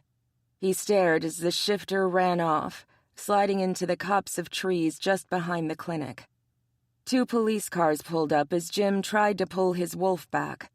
He needed his eyes to return to normal before he gave his report to the cops. Neither of the cops who got out of their cars were shifters, but Jim had seen them both around town. "Hey, Doc, everything okay?" He nodded. "Yeah, I think the guy wanted to rob me, and I put up more of a fight than he expected." He couldn't exactly tell the two that he was a target of a shifter. One of the cops loped into the woods after Jim's attacker. While he wanted to call the officer back, he couldn't, not without raising some suspicions he couldn't answer. So he prayed the shifter had gotten far enough away that the cop wouldn't find him. "Any idea who it might have been?" Jim was able to answer that one honestly, at least. "Never seen him before in my life." "Anyone have a grudge against you?" Jim shrugged. "Not that I'm aware of. It's not like snipping Rover's balls off is going to make me an enemy for life, right?" The cop laughed. "I'd ask Rover about that if I were you." Jim grinned, the adrenaline rush beginning to wear off. His hands were beginning to shake, and he was getting nauseous. If he hadn't seen the shifter's shadow, He was pretty sure he'd be, if not dead, then at least kidnapped. I'm pretty sure Rover is pissed as hell. Want to question him? I think I'll pass, Doc. The other cop jogged up, panting. He's gone. Jim sighed in relief. Come down to the station and let's get a report, Doc. The cop patted him on the shoulder. You've got one hell of a bruise coming up on your chin. Great. Neither Spencer nor Chloe was going to allow him out of the house by himself ever again. Chapter 15. When Jim walked in the door 3 hours late, Chloe was ready to jump out of her skin. What the hell had happened to keep him from... Jim? She limped to his side, sore from unpacking. His face was bruised and he was clutching his stomach. What happened? We need to call Barney, Ryan, and Gabe. He put his bag down with a pained grunt, greeting George with a few pats. Seems we have a new player in the game. She bit her lip as Jim walked past her. He was hurt, and there was little she could do about it. Unlike her brother or her cousin, she couldn't heal his wounds or ease his pain. But she could dial the damn phone. She plucked her cell from her pocket and dialed Ryan first. Roadkill Cafe, you kill 'em, we grill 'em. Chef Billy Bo Bubba speaking. She didn't even blink at her brother's weirdness. Ryan, someone attacked Jim. Where is he? All of the humor had left Ryan's voice. He was all Hunter now. There was a pause as Ryan spoke softly to someone else, probably his mate. I'm on my way. Bunny's coming too. She sighed in relief. Can you get hold of Gabe and Barney? Jim wants them here as well. Will do. He hung up and Chloe turned to follow her mate. She found him in the living room, talking to a worried Spencer. Poor Spencer looked bad, his face pale and his hands shaking. So, he just swung at you? Yeah. Jim sat on the sofa with a wince. I saw his shadows, so I was able to block the blow. But he got a few good ones in before the cops arrived. Chloe ran to the kitchen and bagged some ice, wrapping it in a dish towel. She took it back to the living room and handed it to Jim to put on his jaw.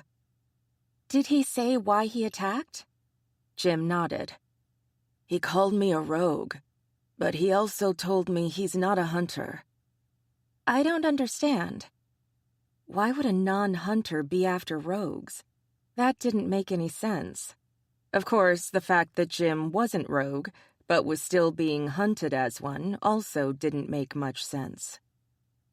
Maybe Barney can shed a little light on it, but it sounded to me like the Senate sent this guy out to bring me back to them. Jim grabbed hold of her arm as she swayed, forcing her to sit in his lap. Careful, Chloe. I won't let them take me anywhere, I swear. Spencer, his expression grim, wheeled away without a word. Shit.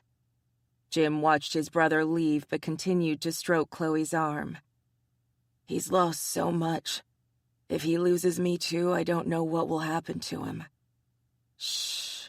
She kissed Jim softly. Neither of us will lose you. He glanced at her, startled, his expression softening. She must look as scared as she felt, because suddenly he was hugging her so tight she could barely breathe. Of course not.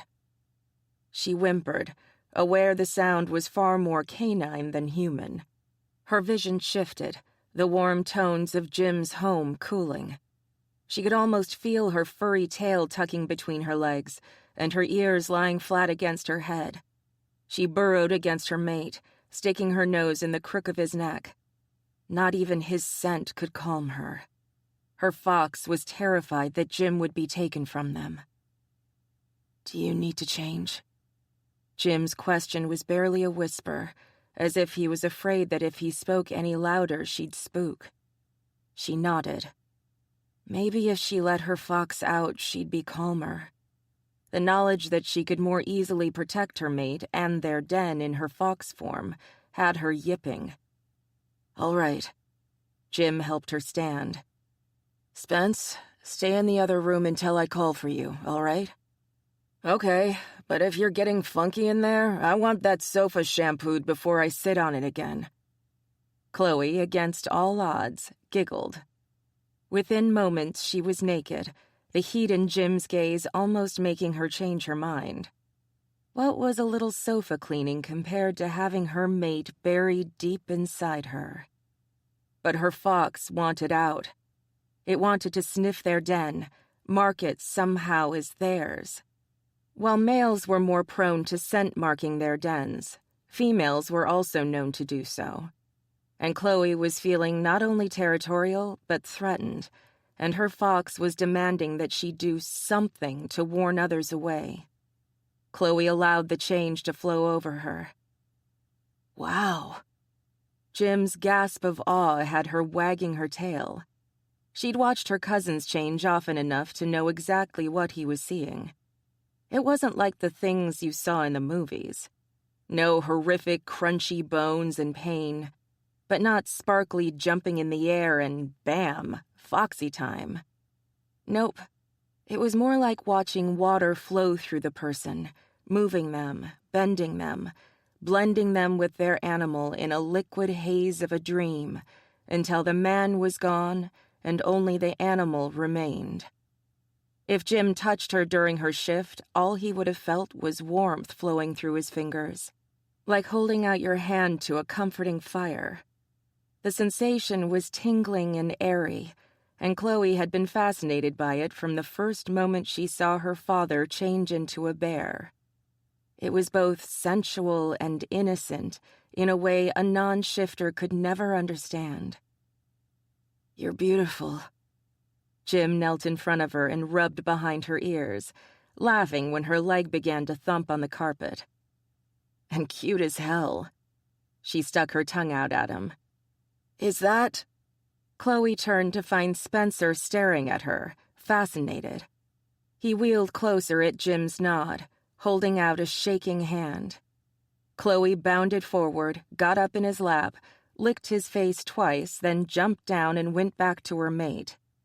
Jim was growling, but Spencer was smiling like a little kid, wide-eyed and just as happy as could be.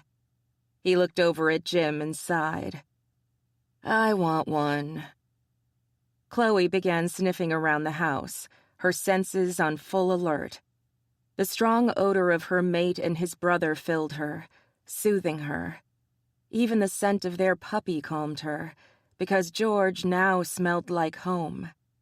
So far, no strangers had been in her den for the last week or two. While she caught the stray scent of Irene, Jim's partner, she also caught the scent of Val, mingled so strongly with Irene's that it was obvious the two were longtime lovers. She checked upstairs, where Jim's scent dominated. Her fox couldn't detect any scents other than hers, Jim's, and Spencer's, and Jim's was the strongest. He'd been telling her the truth about not dating men. Either that or he hadn't brought a woman into his home in a long time, long enough for the scents to fade completely. With a happy yip, she headed back downstairs and pawed at the back door. She needed to do a sweep of the outside of the house. Oddly enough, it was Spencer, breathless with excitement, who answered. "Hold on a sec, I'll get it." A sweep of fur against her flank, the scent of her wolf, told her why Spencer was the one who was opening the door and muttering about dog gates. Jim had shifted, joining her in checking their den. Spencer held George back, and for that she was grateful. The puppy was far too young to fend off an attacker, especially a shifter. She allowed Jim to lead the way. While the human in Chloe knew she now lived in Jim's home, her fox was giving him the courtesy of having his wolf show her around their den. Together they sniffed the sniffs and smelled the smells, marking the edges of his tiny property side by side. Her slight limp from her damaged left paw was barely noticeable as she skipped happily at her wolf's side. Nothing seemed out of the ordinary. Chloe lifted her face to the wind, barking in excitement when she caught a whiff of her brother and cousin. She trotted back toward the house, Jim right by her side. That was awesome! Spencer was sitting by the open door, a towel in his hands for wiping muddy paws. When do I get to do that? Jim's ears perked up as the doorbell rang. I got it. Spencer took off, followed swiftly by both Jim and Chloe. She wasn't about to let Jim's baby brother get hurt, even if she was pretty sure the people at the front door were Alex, Ryan, and... Was that Sin? What was Sin doing here? And where was Julian? She picked up her clothing, hoping her teeth didn't do any damage, and trotted up the stairs toward Jim's bedroom. Once there, she shifted back into her human skin, already missing her tail and ears. At least her fox was content that there weren't any threats immediately around their den. She'd be able to sleep a little easier tonight. Is your fox as content as my wolf is? Jim's arm slipped around her. The shift didn't heal the bruises, but Jim's tone was quietly happy, the weariness he'd displayed when he first got home completely absent. It likes knowing you were out there with us. She closed her eyes and leaned back against her mate. We were securing our den. He froze for a split second before he laughed and began rocking her. I guess that makes sense. Even though I shift, I still think of myself as me, not my wolf. Your wolf is a huge part of you now. You have instincts you didn't have before, senses that are sharper and more focused. Your needs and his will overlap, become one. Chloe was relieved she managed to get all of that out without tripping over her words. Jim was good for her, in more ways than one. Like my need to have my mate in my den? He caressed her stomach, the gesture proprietary. She lifted his hand and kissed the back of it. Now we have to go see our family. He shivered. My wolf and I like that too. He kissed the side of her neck. Our family. It's like a pack, but more... The word she wanted eluded her, but she didn't care. She was far too happy to allow her disability to rile her up. In your business?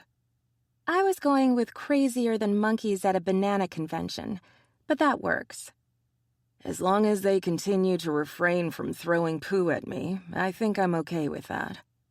Jim slowly let her go, rubbing his nose against her shoulder before taking a step back. Let's get dressed and tell them what happened. She nodded, some of her calm evaporating at the reminder that her mate had been attacked. I hope Barney knows bumping about who went after you. He might. Jim bent over, pulling his jeans on without underwear, distracting Chloe with the thought that he'd be walking around commando for the rest of the night. The guy who came after me seemed to know who Barney was. Uh-oh. That could be good or bad, depending. You said he wasn't a hunter? Chloe dressed quickly, eager now to talk to Barney and Ryan. That's what he said, but I'd have no way to tell. Jim pulled on a t-shirt and waited for her to finish dressing. Come on, sweetheart. Let's go greet the monkeys.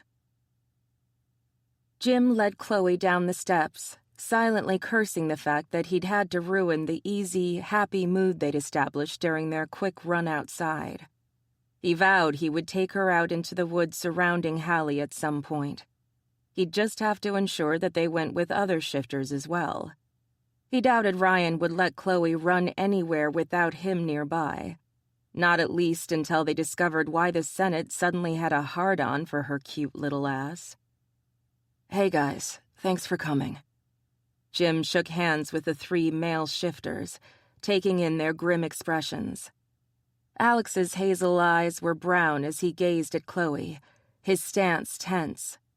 Ryan seemed more relaxed, taking in his sister's calm demeanor with a small smile. And Barney seemed almost too relaxed. Jim wasn't fooled for a moment, though. He doubted Barney missed much, relaxed or not.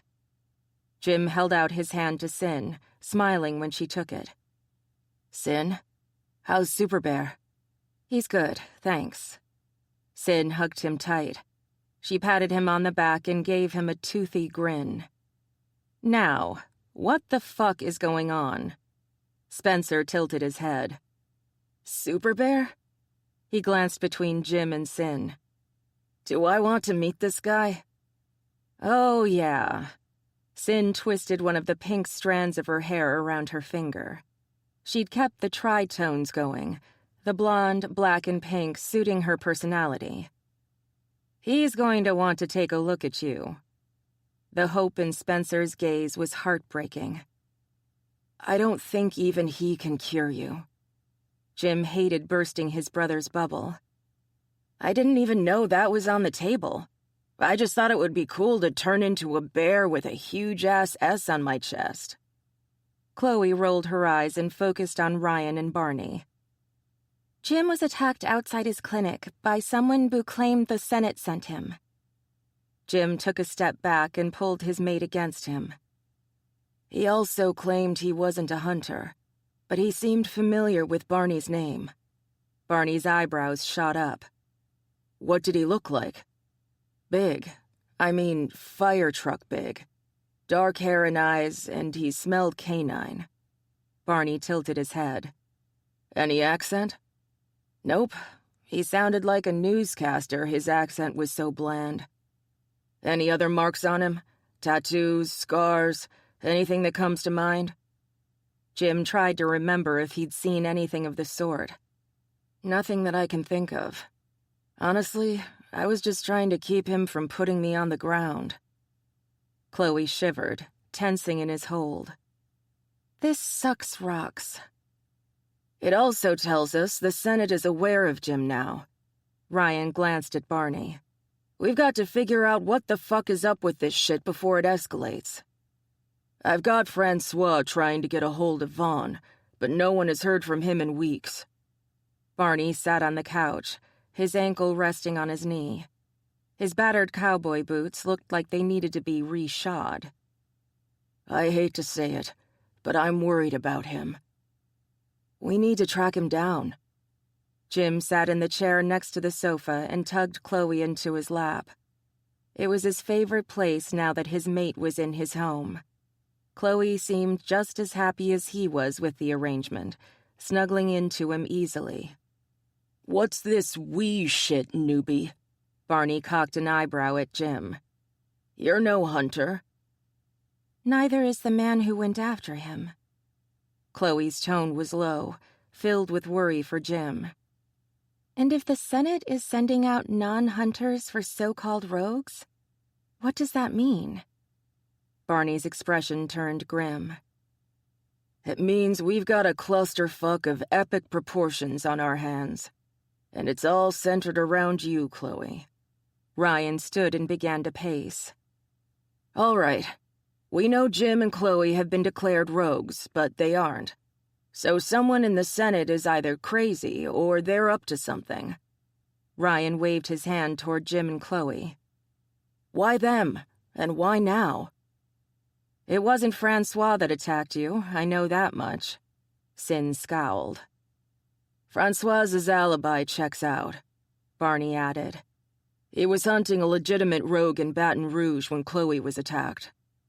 So, we've got more than one would-be rogue hunter in the area. Jim cuddled Chloe closer in his arms, the danger to his mate once more riling his wolf. How are they slipping in undetected? Sin put her hands on her hips and glared at Ryan and Barney. I mean, shouldn't they be checking in with Max and Emma? The two looked at each other with similar duh expressions. Ryan shrugged. If they haven't, then they're in the territory without permission. At least the ones that aren't hunters.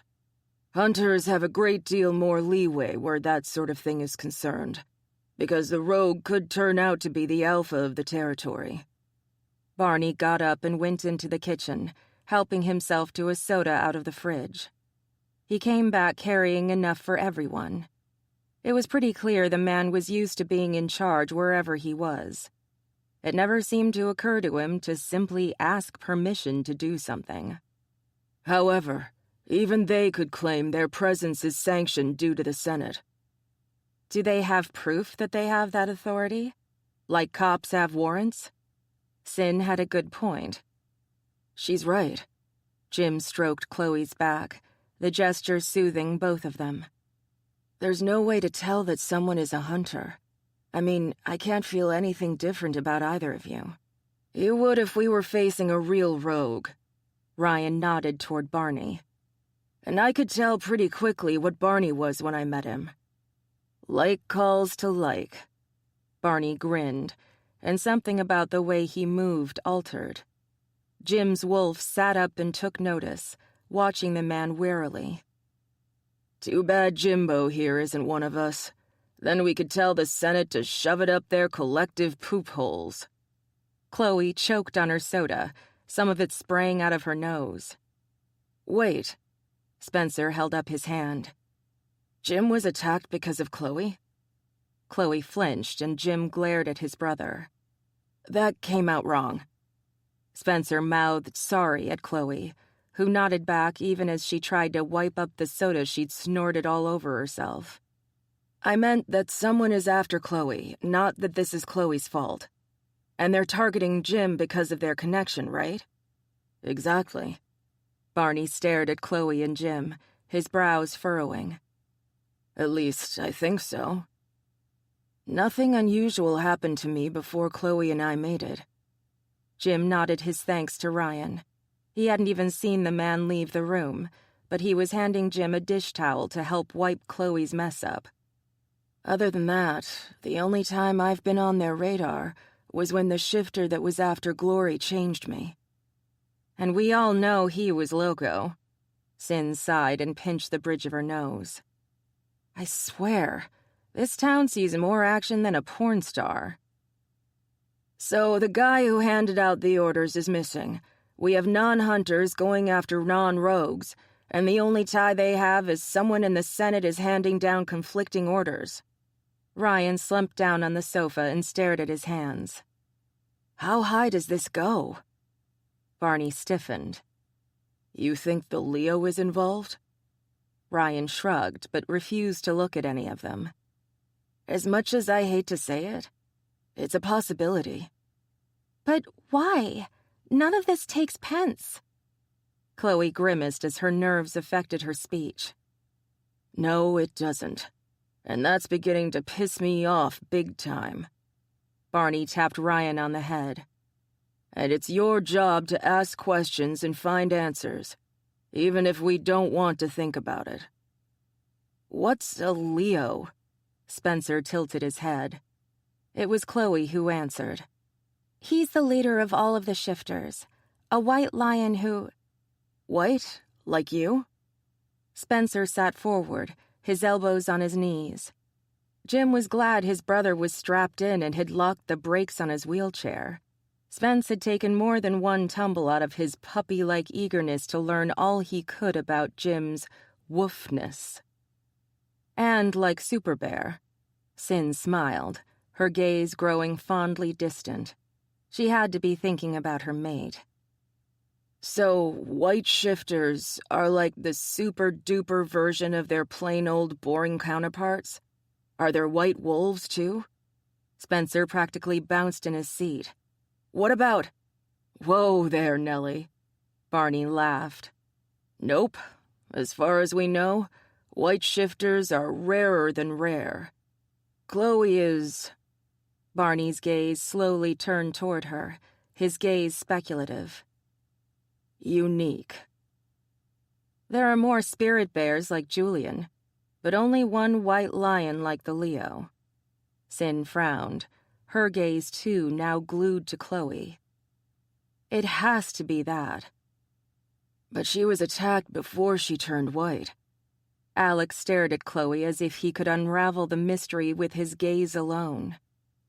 She only turned white after Julian healed her brain. Are you sure about that? Jim frowned, thinking. If she was in a coma, The trauma of the attack could have triggered something in her. Something that you would have noticed only after she woke and shifted for the first time. What's the interlocking factor here? What are we missing? Barney grunted. I need another beer. Gabe said shifters of mixed parentage were being targeted. Alex scowled. What if white shifters only come from mixed parentage? Then Chloe would have been born white, right? Jim could barely follow any of this, but he did know that. I hate to say it, but traumatic brain injuries don't change someone's hair color. There are rare cases of trauma causing it, but there's no evidence that trauma grants psychic abilities. But if the mutation is there, and Julian's power unlocked it? Sin shrugged. Work with me here, Doc. Jim nodded. I suppose that's possible. He had no scientific explanation for Julian's powers, let alone Chloe's. It's extremely difficult to alter the DNA structure. It can be done with chemotherapy, but that destroys cells rather than alters them. And this isn't a simple melatonin change either, Chloe piped up. I mean, we know the buildup of hydrogen peroxide in the system causes graying hair, but this goes deeper than that. She touched her red locks. Only my fox form is affected. Your eyes go gray, and so does your hair when you access your powers in human form, just like Julian. Sin sighed. There may be more to Ryan's theory than I first thought. I'll need to talk it over with Super Bear, see if he knows of this happening with anyone else whose life was saved by a Kermode. I'll run by the clinic and see if I can catch a whiff of our non-hunter. Barney stood, gesturing for Ryan to follow him. Come on, Boo-Boo. Let's see what we can sniff out. It won't be picnic baskets, I can tell you that. Ryan stood and gave his sister a quick hug. I'll call you tomorrow, sis. Chloe hugged her brother tightly before letting him go. Jim held out his hand. Thanks, Ryan. Hey, like Sin said, your family. Ryan smiled. You poor sap. Alex nodded. I'm going to call the clan. It's time to circle the wagons. Shit. Chloe slumped against Jim and patted his chest. All aboard the cuckoo train. Chapter 16. Fox tilted his head. 2 becomes 1, 1 becomes 3. Bear knows the way, but Fox holds the key. Ugh. I know that, but what does it have to do with the Senate tracing my poor fuzzy ass down? She crossed her arms over her chest. And why am I always fucking naked in these dreams? Calm down, little vixen. Chloe would swear Fox was smirking at her. You don't have anything I haven't seen before. She glared at the spirit. She'd long since gotten used to him. He seemed to visit once a month, sort of like her Aunt Flo, and could be just as annoying. You're driving me crazy with this, you know. Fox sighed. It's no more fun for me. He shrugged, an odd look for an animal that wasn't in a cartoon. My paws are tied here. I'm not allowed to tell you certain things. You have to either figure them out for yourself, or at least figure out who to warn. Warn? That was a new one. So it's not me who's the fox. Fox blinked, looking pleased. Very good. Keep going. It's a relative? It's all relative when you think about it. Chloe plopped down on the ground. I hate you so much right now. Aw, don't be mad, cutie pie. The fox lay down beside her, its gigantic mass dwarfing her. It was easily the size of a grizzly, but not nearly as snarly. Those are the rules. What happens if you break them? She leaned against Fox's side, breathing in his scent. So she was very close to him when he shuddered. Let's just say it's not pretty and leave it at that." She began scratching behind Fox's ears, chuckling when he leaned into her. They had a different relationship than Julian had with Bear, more like friends than student and mentor. Still, she knew Fox could kick her ass without even moving. "So it has nothing to do with the Senate?" Fox hummed, refusing to answer. "Man, I suck at puzzles." Fox licked her chin. "You'll do fine, little vixen. I wouldn't have chosen you otherwise." He rumbled out a laugh. "And that scary-ass family of yours will help." She asked him a question she'd been dying to have answered. It was one that had been bugging her for some time, ever since this all started. "Why aren't there more white shifters?" Fox stiffened. "That's a good question." She pulled gently on his ear. "And the answer is?" "Who are you, Alex Trebek?" Chloe began humming the Jeopardy theme song. Fox turned his face away. "That's one of the things you're going to have to figure out. Change is coming. Whether it's for good or ill depends on whether or not you and your friends figure out the riddle in time or not." "Can you at least tell me if I was always meant to be a white fox?" Chloe was dying to know the answer to that one. Perhaps it would help her with all the confusion that surrounded her. "Yes. You always had the potential. So when the time came, I chose you because I knew you were strong enough to handle it." Fox rubbed his chin on the top of her head. "Leave it at that for now." He put his head back down on his paws. "There is one more white shifter in Halle, other than you and Julian, by the way." "Yeah, come to think of it, Sherry is a white puma." She sat up, excited beyond belief. "Maybe she knows something about all of this." Fox made a sound remarkably like a timeout buzzer. "Nope. Wrong answer." "What do you mean? She's white. She's a shifter." Now she was confused. "She was also made, not born." Fox tilted his head. "Although I will admit she was born white. She's albino. She's white no matter which form she's in. You aren't, and neither is Julian. Or... never mind." Chloe blinked. "What?" If it wasn't Sherry, then who the fuck was it? Fox snickered. "And that's all I can tell you without some of the others getting their tails in a knot." A loud, angry hiss sounded, followed by a snarl so deep it rattled her bones. Fox jumped to his feet, bowing his head as a gigantic white lion padded toward them, larger even than Bear. Chloe did the only thing she could do.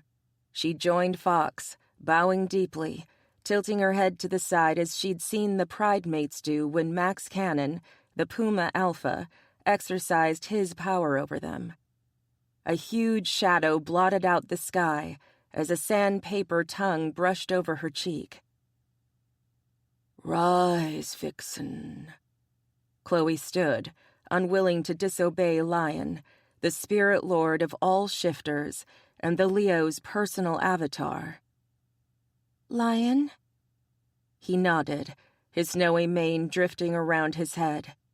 Then he turned to Fox with a sigh. "Rise, Fox." Fox, his legs trembling, did as told.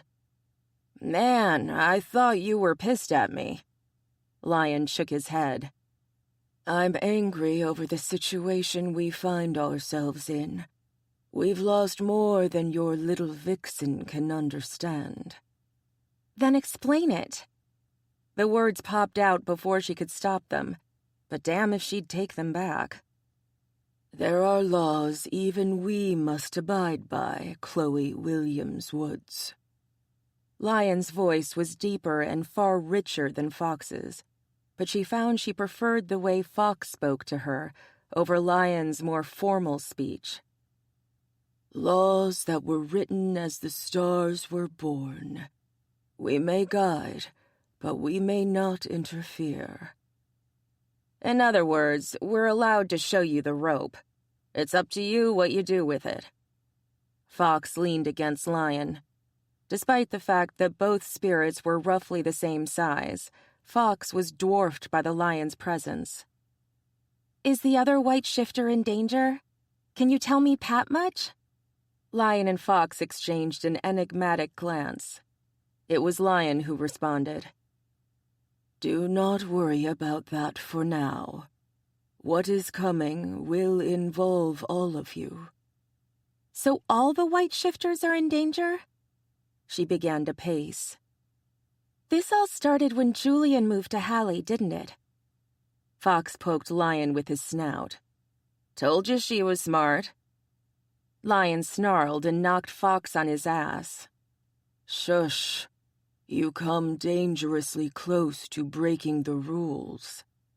So it does have to do with Julian. Chloe bit her lip. He's the one who healed me. In healing me, he unlocked something inside me. She began to pace, thoughts racing one after another in her mind. Something the Senate is very interested in. The two watched her pace, neither one giving anything away. But the dead or alive order makes no sense.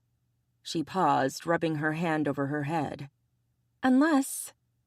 Unless... Fox drawled, his eyes sparkling with approval.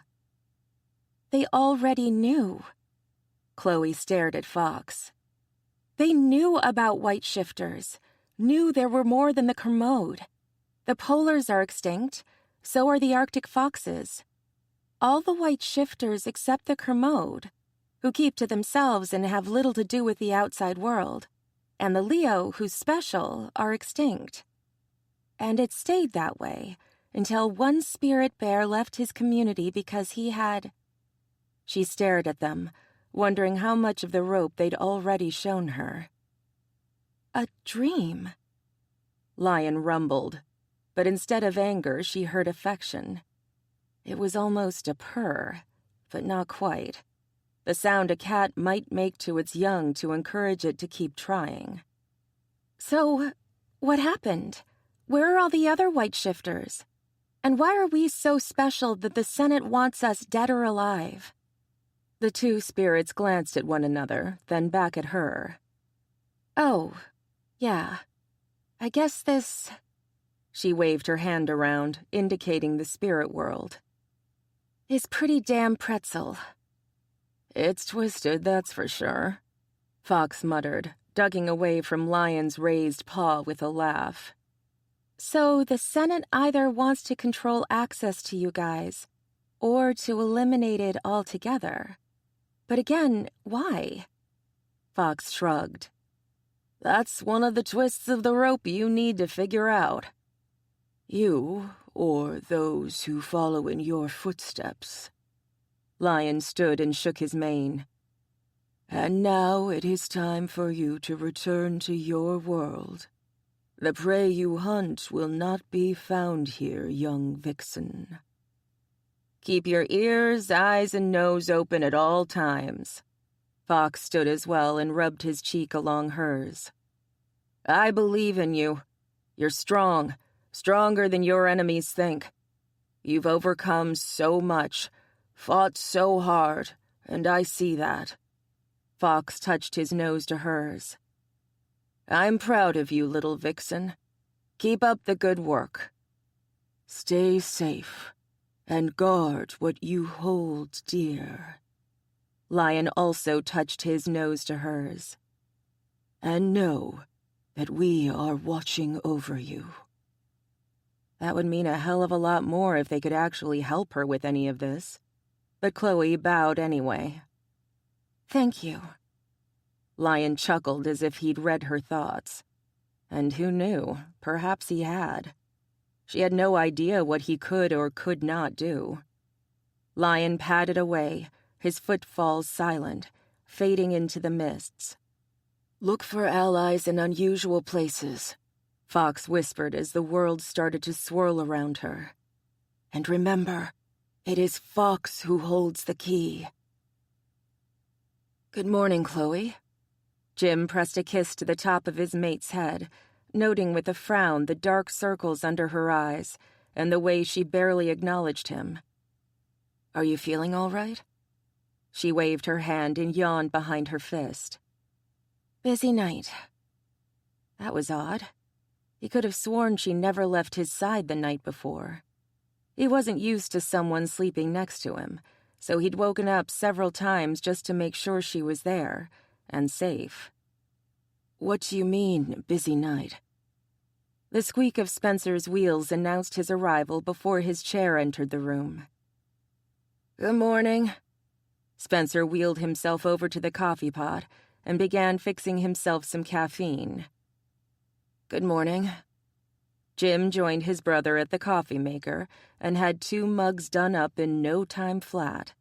He handed one to Chloe, who took it eagerly. What happened last night? I don't remember you getting out of bed. Had something happened in the middle of the night that had spooked his mate? Chloe smiled. That's because I didn't. She glanced at Spencer, then returned her gaze to Jim. There's something special about being a white shifter that I haven't really explained to you, Jed. Do I need to be caffeinated for this? Jim settled down, smiling as Spencer handed him a bagel and cream cheese. Jim had never been a huge breakfast eater, usually downing something on the fly as he raced out the door to the clinic. In recent months, it had gotten worse.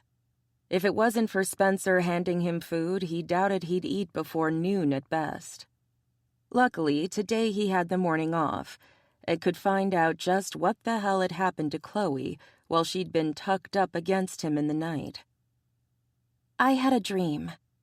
Chloe sipped from her mug. Well, not really a dream.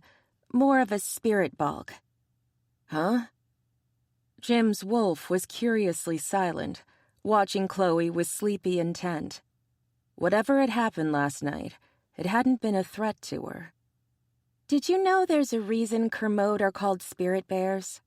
Chloe put her head on her arms, sagging against the table. Bear is the guardian of the dream realm. Lion is the ruler of all, etc., etc. You lost me. Jim was still learning about being a shifter. The things he knew about his inner wolf would fill a thimble. Okay. This is the story most of us tell our kids, and the one we tell new shifters. She lifted her head and stared at him, confused. No one told you the tale of how shifters came to be? Geez, Ryan loves telling that story. He shook his head. I've been really busy up until recently, remember? She was adorable when she blushed. Right, sorry. She blew out a breath and straightened up, taking a long sip of coffee. So here's the 411. Long ago, the spirits, for whatever reason, possibly because they wanted to know what the big deal about dicks was. Spencer choked on his coffee. It took a couple of minutes for him to get himself back under control. Chloe, her cheeks delightfully pink, continued. For whatever reason, they decided they wanted a toehold in the material world. Instead of inhabiting animals, though, they joined with humans, granting them the ability to turn into their animal counterpart. What they got in return was an understanding of the world through human eyes. The humans, by agreeing to become the hosts of these spirits, created the first shifters, starting with the lions. That's how Leo became the ruler of us all, because the first Leo was the very first shifter. Okay. So far, he was following along fine. It made a certain amount of sense that the first shifter would be the ruler, the strongest of them all. A true leader always took the first steps in a new world, showing his people that there was nothing to fear. Jim could respect that. The lion is the most powerful of our spirit animals. He's the one all the others bow to, so his chosen one was considered special. The first Leo formed the first pride, his lion instincts driving him to make a safe place for the other lions who came after him. That makes sense. Spencer had finished making his own breakfast of cereal and fruit, and now joined them at the table. I'd want my family safe, too. Exactly. Chloe smiled sweetly at Spencer. The wolves and coyotes also formed packs, just like their animal counterparts, while the bears and foxes had their family groups. Most of the cat shifters are solitary creatures who prefer to live alone, or in groups of 2 or 3, like the tigers and the cheetahs, except for the lions and pumas who are just plain weird. Each shifter has a special ability, I know that. Jim stroked Chloe's hair away from her face, loving the way she leaned into his hand. Chloe seemed to be one of those people who thrived on touch, something he could definitely come to enjoy. Like how Julian and the other bears can heal people. Those were boons from the spirits. Each one was allowed to ask for a special gift to be granted to their species, one that would help them survive in a harsh, human-dominated world. The Wolf Alpha asked for the ability to talk to anyone in his pack, making the pack operate as a whole when they are in danger. The Leo can command anyone, and I mean anyone, because he is the Shifter King. All Lion Alphas have that ability to some extent, but none stronger than the Leo. Foxes can hide better than anyone, bears can heal, coyotes got the gift of sensing lies, and ocelots, who are pretty rare, can sense and manipulate the emotions of others, much like an Omega can. Unlike Omegas, though, they aren't bound to packs or prides, and can use their gift on anyone within certain limits. What are those limits? I think they need to touch the person they're trying to influence, but I'm not sure. Chloe shrugged. I haven't met many ocelots. What did pumas get? The ability to form prides like the lions did. They can't command others the way lion alphas can, but their connection grants them safety in numbers. It's why pumas are still a pretty independent lot, despite their structure being pack-like. A pride gathering is more like a family barbecue, complete with screaming kids and your annoying Aunt Betty who keeps asking you when you're going to have kids. No wonder the Bunsen-Williams clan fit in so well in Halle. A pride structure sounded very similar to what they themselves lived by. And it worked, too. Way back when, territory was at a premium thanks to the incursion of full humans into shifter territory. The need for secrecy kept the shifters on the move, and all sorts of tall tales were told about us when we could no longer stay hidden. When the more solitary shifters were hunted for rights to their land by other shifters, only the pumas and the lions were able to hold on to their territory. The tigers were hunted to near extinction. Only the intervention of the Leo prevented them from dying out completely. Just like what's happening now, Spencer whispered. Yeah, only the ones hunting the real tigers are humans. Chloe shivered. Anyway, the spirits themselves rule over different aspects of the spirit realm, or the dream world, depending on who you ask. Bear is the healer, the guardian of dreams. It's said that he walks with the Kermode, guiding them and guarding them, and that they are his chosen children. So Julian is special. And he was connected to Jim's mate. Great. Yeah. Chloe's tone was filled with affection. Kermode don't ever leave British Columbia. Julian's the first spirit bear to leave Canada in, forever. And you were attacked soon after? Within a blue months, yeah. She sighed wearily. And from what Fox told me, part of the reason the Senate is after me is because I became white and can now communicate with the spirit world. Spencer grabbed the phone. We need to talk to Julian, then. Wait. Chloe held up her hand. I don't want Julian to think any of this is his fault, because it's not. No, it's the fault of whoever thought it was a good idea to go after you. Jim got up and began to pace. Promise me you won't go anywhere alone. You were attacked too. Do I get that promise as well? She stared at him, determination igniting her gaze. He clenched his jaw and nodded. "All right. I don't like it any more than you do, but I'm not stupid either." She smiled, her shoulders slumping as relief overtook that fierce desire to protect him. Thanks. "I'll ask Max if he'll assign one of his pumas to the clinic, all right? You get one of your family to stay with you." He'd thought of asking one of her family to watch him, but between Tabby's pregnancy and Glory's panic attacks, he didn't feel right asking them to do more than guard his mate. "I trust Max to do right by us." Me too. She grinned. I'll chat with Emma too. Make sure she helps select your guard. Ah, jeez. Emma was going to stick him with someone who would report his every fart, let alone move. But if it eased Chloe's mind, he'd put up with it. Chapter 17. Chloe knocked on the front door of the Cannon's house, her hands sweating and shaking.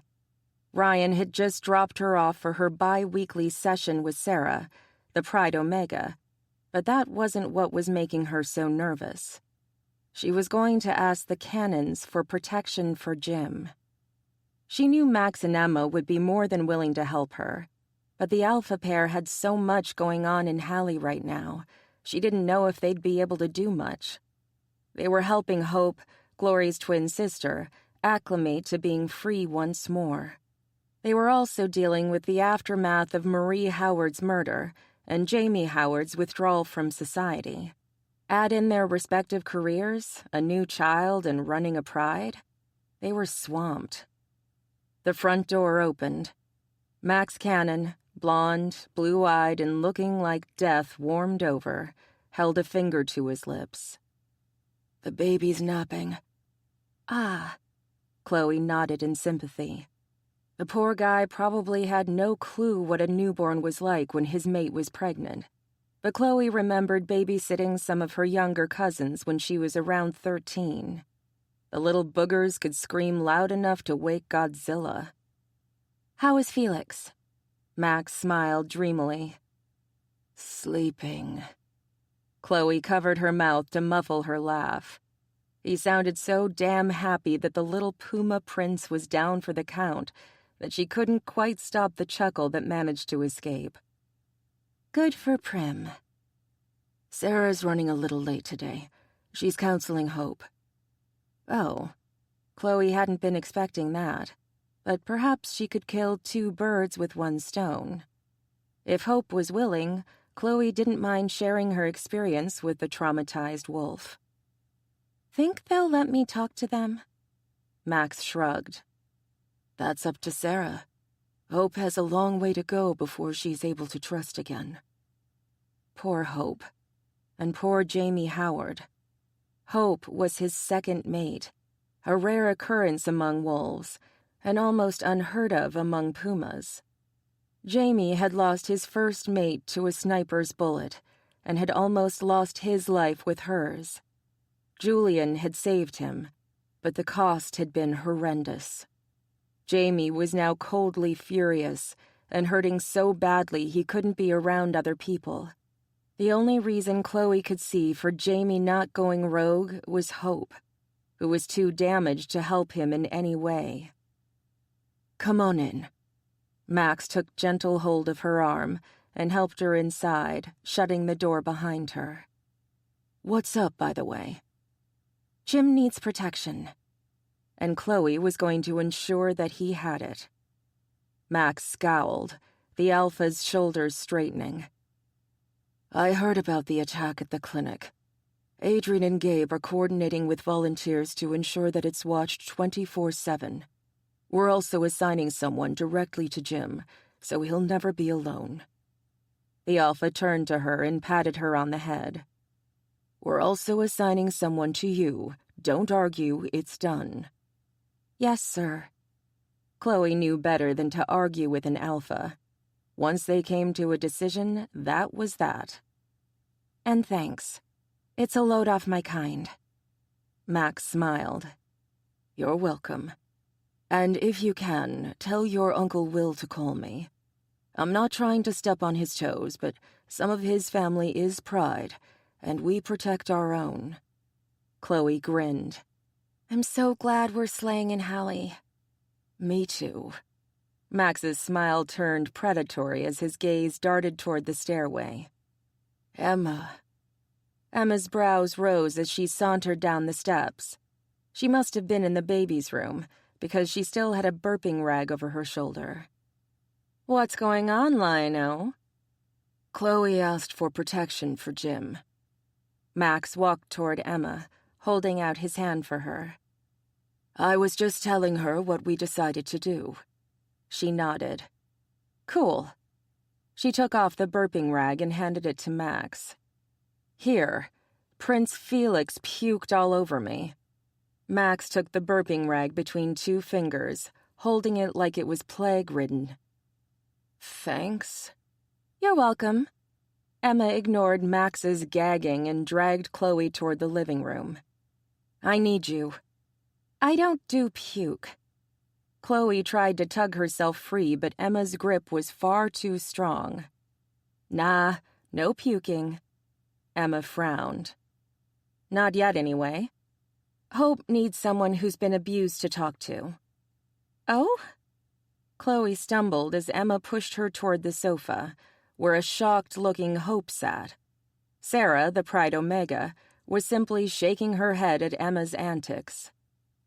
"How can I kelp?" Hope tilted her head, confusion written all over her. "Kelp?" Chloe had gotten so used to the people around her automatically interpreting her occasional verbal mistakes that Hope's surprise was startling and slightly embarrassing. It was Sarah who answered, her voice calm and her expression serene. "Chloe has a traumatic brain injury from a beating she took. It affects her speech." Hope stared at Chloe, her gaze still filled with surprise. "What happened to you?" Chloe sat on the sofa. "I was walking Rome when some guys jumped me. They beat me so badly I almost died." Some days she wasn't certain she hadn't. "I'm not sure why they did it, but Alex, my cousin, thinks it has something to do with the fact that my dad is a bear and my mom a fox." Hope's eyes went wide, her hands fisting together tightly. "Salazar spoke of something to do with shifters from mixed bloodlines. He said some people in the Senate were interested in them, but he thought it was a load of crap. Something about unlocking recessive genes, ghosts, and mystical stuff that made no sense to me whatsoever." Chloe and Sarah exchanged a quick glance. "That's interesting." "Mm-hmm." Sarah sat back, her gaze returning to Hope. "But we can talk about that later. Hope, there was something you wanted to ask Chloe, wasn't there?" Hope jumped, then chuckled nervously. "I will never get used to that." "Used to what?" Chloe had no idea what Hope was talking about. Hope pointed toward Sarah. "Her ability to read my feelings." "Oh, all Omegas can do that. And if she's reading yours, it means you're considered a part of her pride." Chloe smiled widely. "Congratulations." "Thanks, I think." Hope shrugged. "I felt something when Max and Emma accepted me, but I still don't understand it." "Maybe you should talk to my mate, Jim. He was turned against his will, Boo, and he's still learning things about being a shifter." "If he's all right with that." But the look on Hope's face wasn't reassuring. She looked frightened of speaking to Jim, and Chloe couldn't blame her. "I'll be there while you talk to him." Chloe patted Hope's hand. "He's mated to me, so the last thing he'll ever do is touch you in any way." Hope relaxed slightly. "Can I?"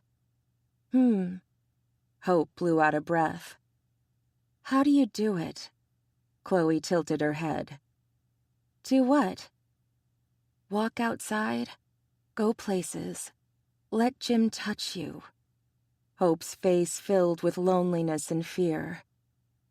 I can barely stand to be in the same house as Max, and I've seen how he is with Emma. I can't even imagine going to a pride gathering or... Hope stared out the window, searching for something. Chloe sat back and thought about how she should answer. It was hard at first, and I still get scared when I'm on my own. But my family helps a lot. I know they've got my back whenever I need it. She nodded toward Sarah. She helped too. That's what Omegas do. They heal hurts of the heart. Sarah smiled but kept silent. It makes the trauma of what happened to me less immediate. I still have nightmares, and I probably always will. But if I let them dictate how I live my life, then that means that the bad guys have won. I won't allow that. I can't. Chloe sighed. She had to calm down because her speech was becoming worse. She did her best to slow down, but she always had trouble talking about that night. It doesn't mean that it isn't hella hard to get over, because I never will. I'll always have problems with my hands, and I can't go to school and be a veterinarian. But I can live my life in such a way that the things that have been taken from me don't overwhelm the things that weren't.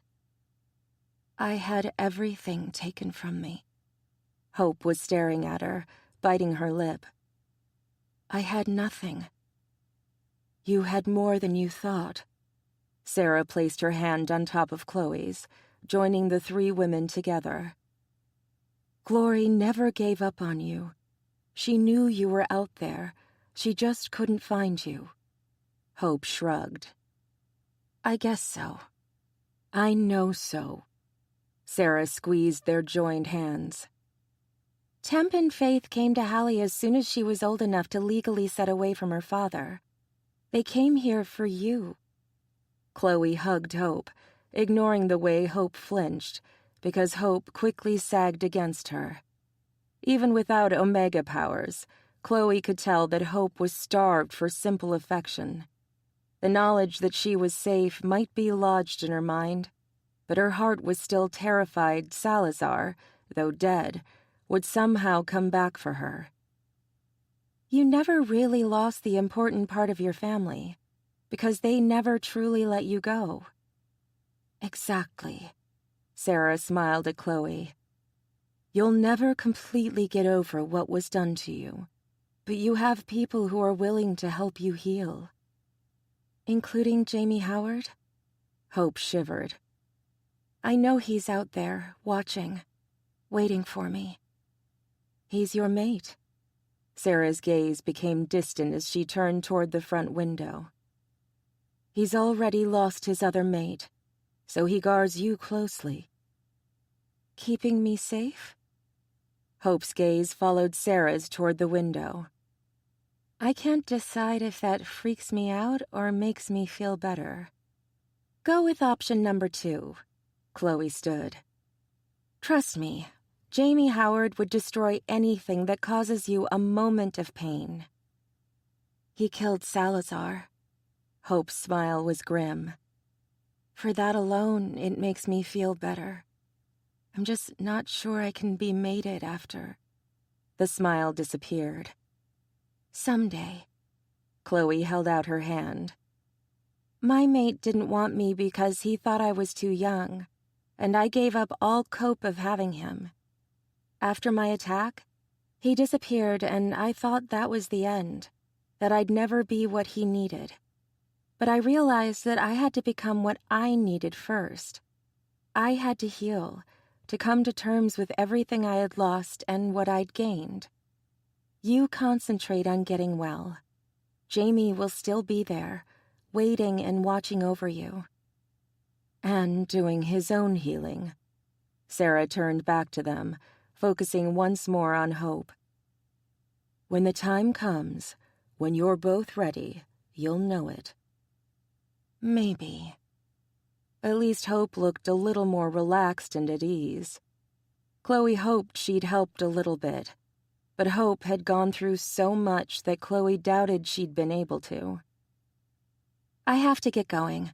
Jim's going to worry about me. Ryan was probably getting bored playing video games on his tablet. Despite her brother's presence, Jim had fussed over her before she'd left. Hope? Hope gazed at Chloe, her expression filled with anxiety. Don't give up, okay? Whatever Hope saw in Chloe's face must have had an effect, because she nodded. I won't. You're right. I can't let Tito win. Call me if you want to talk. And Chloe meant that. She'd do whatever it took to help heal Hope. Thanks. Hope glanced toward the window again, to where her mate watched over her from afar. I just might. Jim? Jim froze, his hand on the exam room door. James, answer me! He glanced over at his mother, ignoring her sullen scowl. She looked like she always had. Her short silver hair was both stylish and efficient.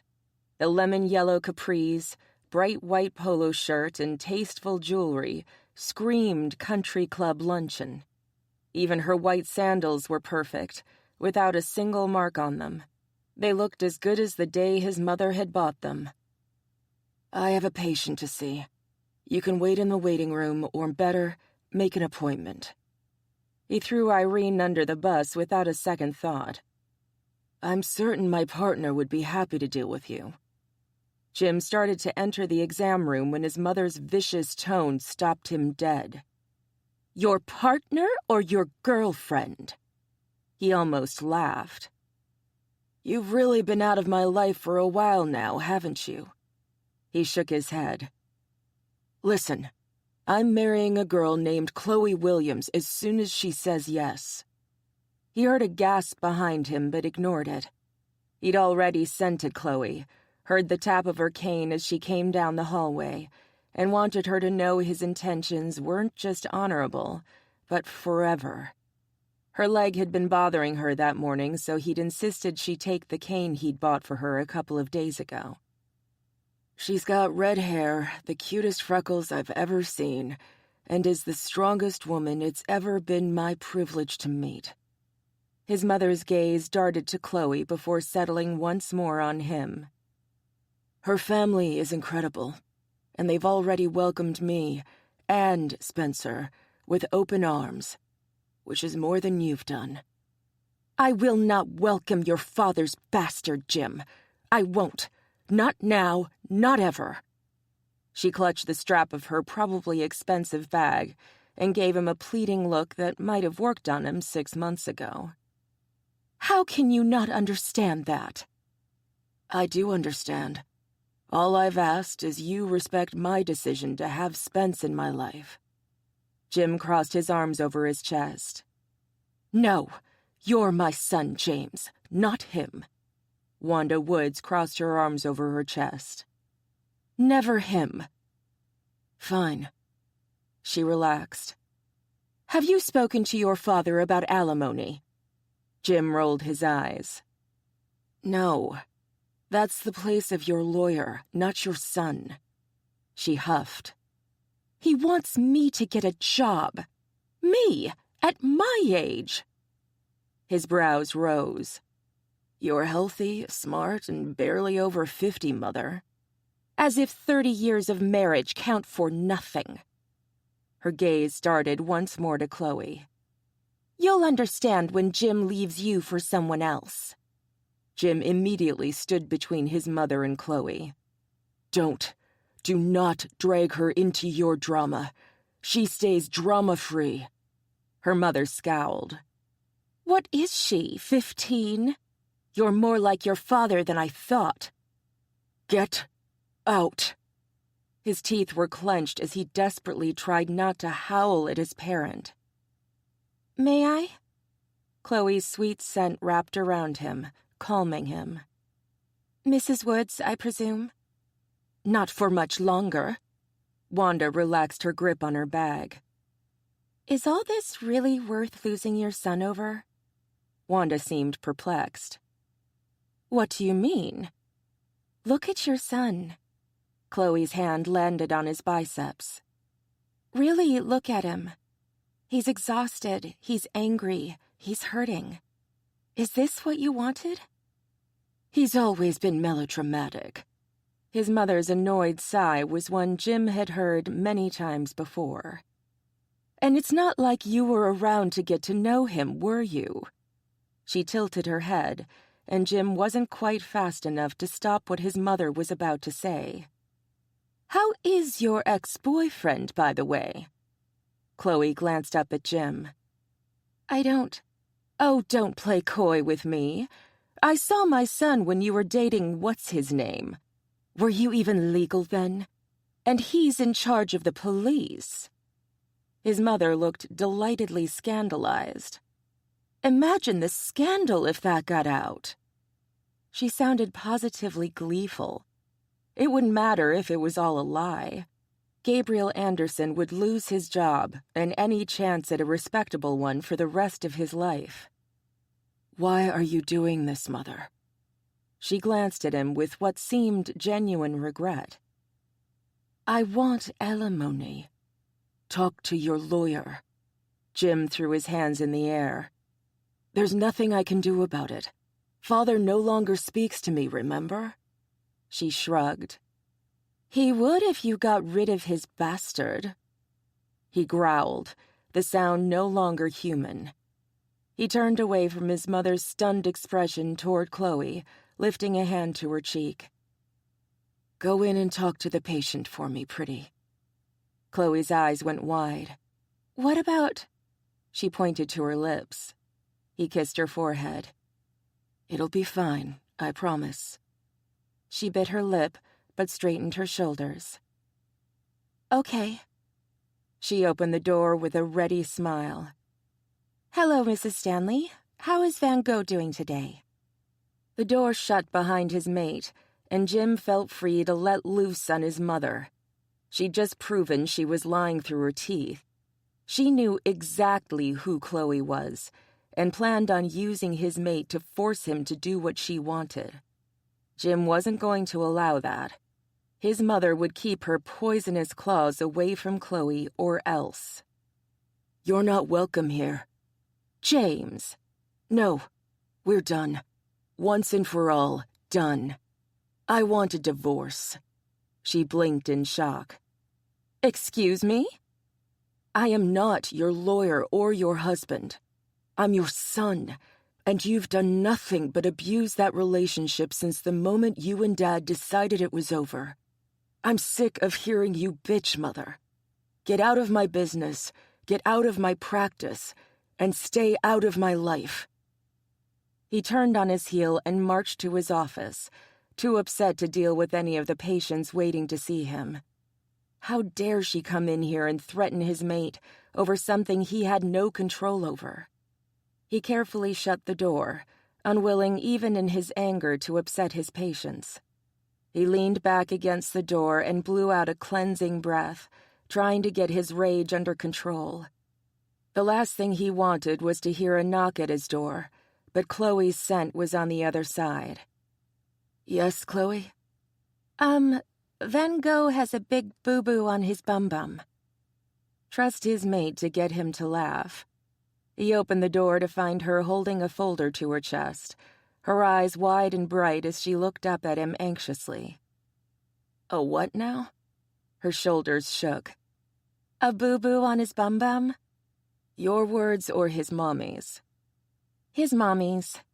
Chloe followed him to the exam room, glancing around anxiously. Your mother? Gone, I hope. He wasn't certain if forgiving her would even be worth it at this point. She'd been a good mother once, but his father's philandering had soured her. I'm sorry. We'll need to warn Gabe about her threats. Mm-hmm. She opened the door into the exam room with a cheery smile. I brought Dr. Woods, Mrs. Manley. Chloe winced. Mrs. Stanley. Mrs. Stanley shot Jim an uncertain look. Hello, Dr. Woods. He smiled reassuringly at Mrs. Stanley. Okay, Chloe, show me what you saw. Chloe snapped on fresh gloves and showed him the wound, her hands shaking. Her left hand lay across the dog's back, holding Van Gogh steady. The big retriever merely panted, its eyes curious as Chloe probed the wound with her shaking right hand. It seems shallow enough. A few stitches and it should be fine. It was a clean cut, not a bite wound. How did he get this cut, Mrs. Stanley? Long story short, my boys were playing ninjas with my kitchen knives, and the dog got excited. Jim looked up at her. Are they all right? She smiled sweetly. Eventually they'll be able to sit down again, but otherwise they're fine. She sighed wearily.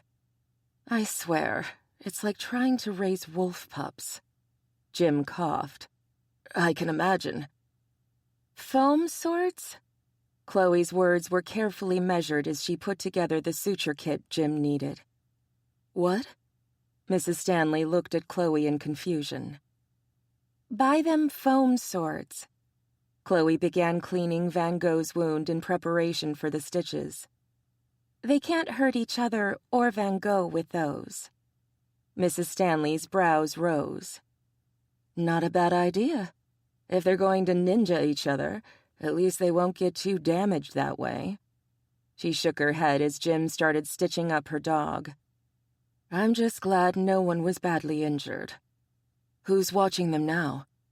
Jim began carefully closing the cut, enjoying the way Chloe quietly crooned to Van Gogh the whole time. Their father, and man, is he good with guilt.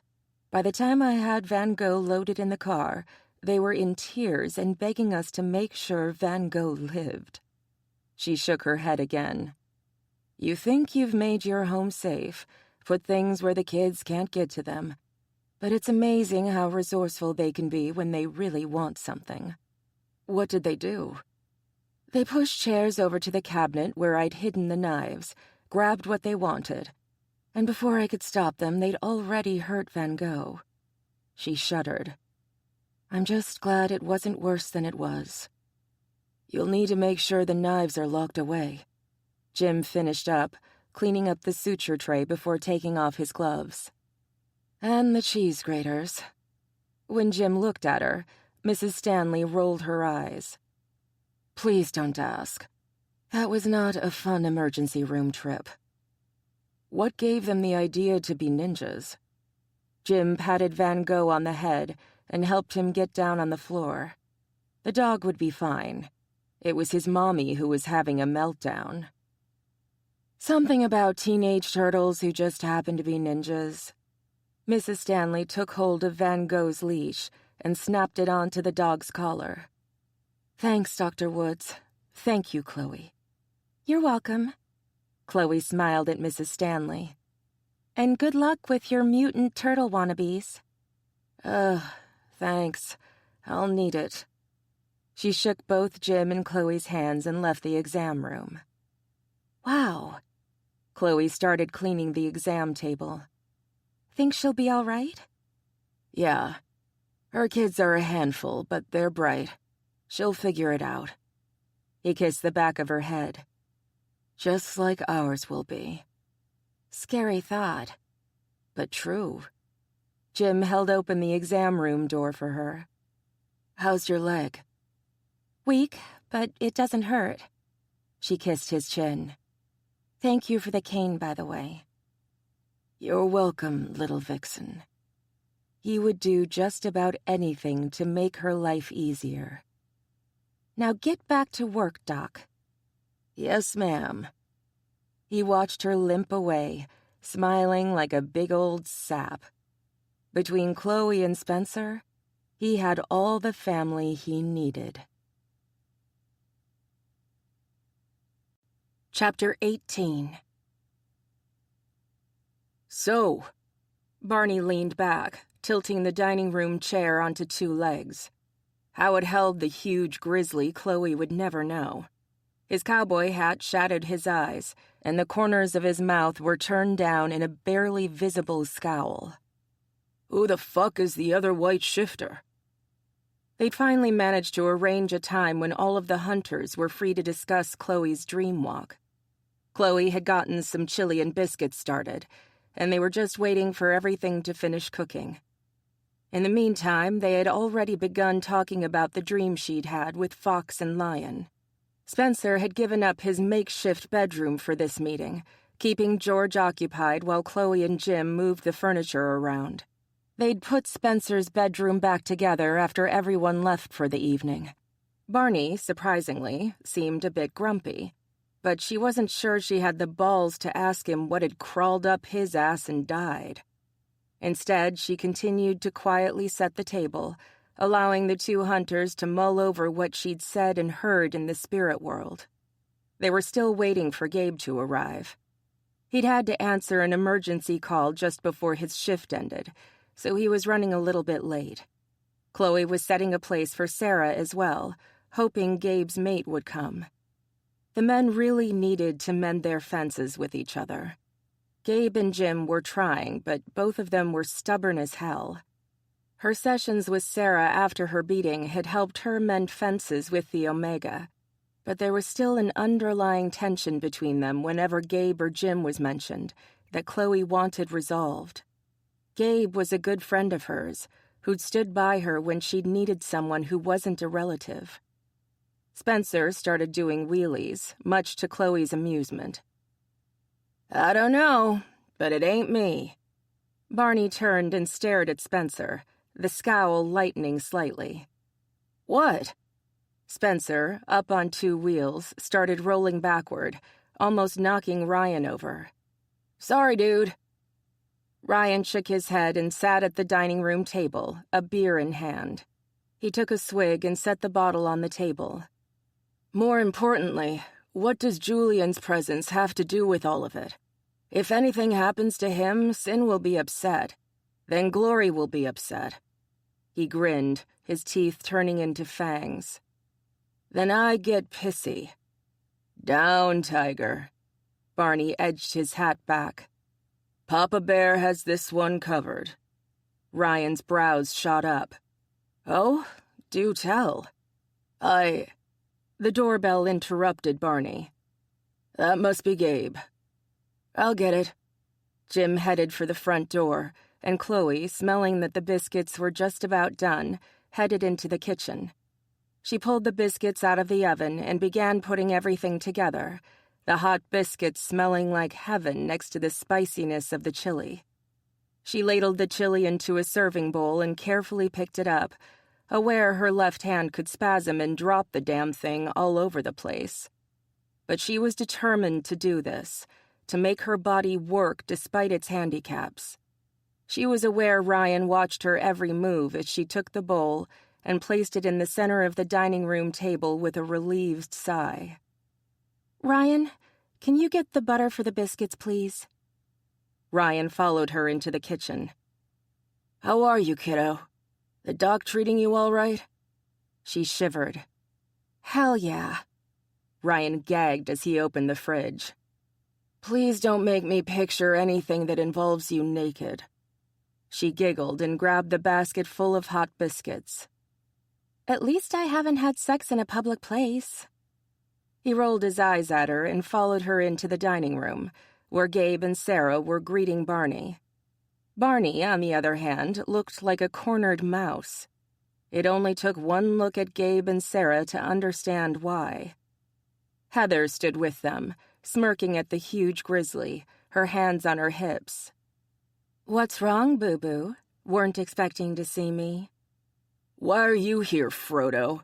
Don't you have a ring to destroy?" "You're avoiding me." Heather took a step forward. Chloe hoped Barney didn't see the nerves riding her cousin. Heather was generally afraid of larger men, and the fact that her mate had turned out to be a grizzly easily Alex's height, if not taller, had to make her apprehensive. "Duh." Barney took another step back. "I don't have time to sit around eating elevensies, no matter how cute a little hobbit you are." Heather glanced pointedly toward the steaming chili and biscuits. "Sure does look like dinner to me, Boo-Boo." Are you one of those people who buys a haunted house and plans their curtains around the ghost's tastes? Barney shook his head. What part of don't want a mate go away don't you get? Heather tilted her head. The whole don't want a mate go away part. Barney snarled. Chloe set a place for Heather right next to Barney's chair. If the big, bad-tempered grizzly was what her cousin wanted, Chloe would help her get him. Dinner's ready. Chloe settled down, smiling when Jim sat right next to her. Hope you bike it. I love chili and biscuits. Jim grabbed the huge bowl, growling at Ryan. Mine. Ryan stared at Chloe. Can't you put a muzzle on him or something? Jim turned to Chloe, still clutching the chili. Next time he shifts, let's trank his ass and sell him to a circus. Chloe rolled her eyes and stole the ladle out of the chili, pouring some into her bowl. I'm hungry.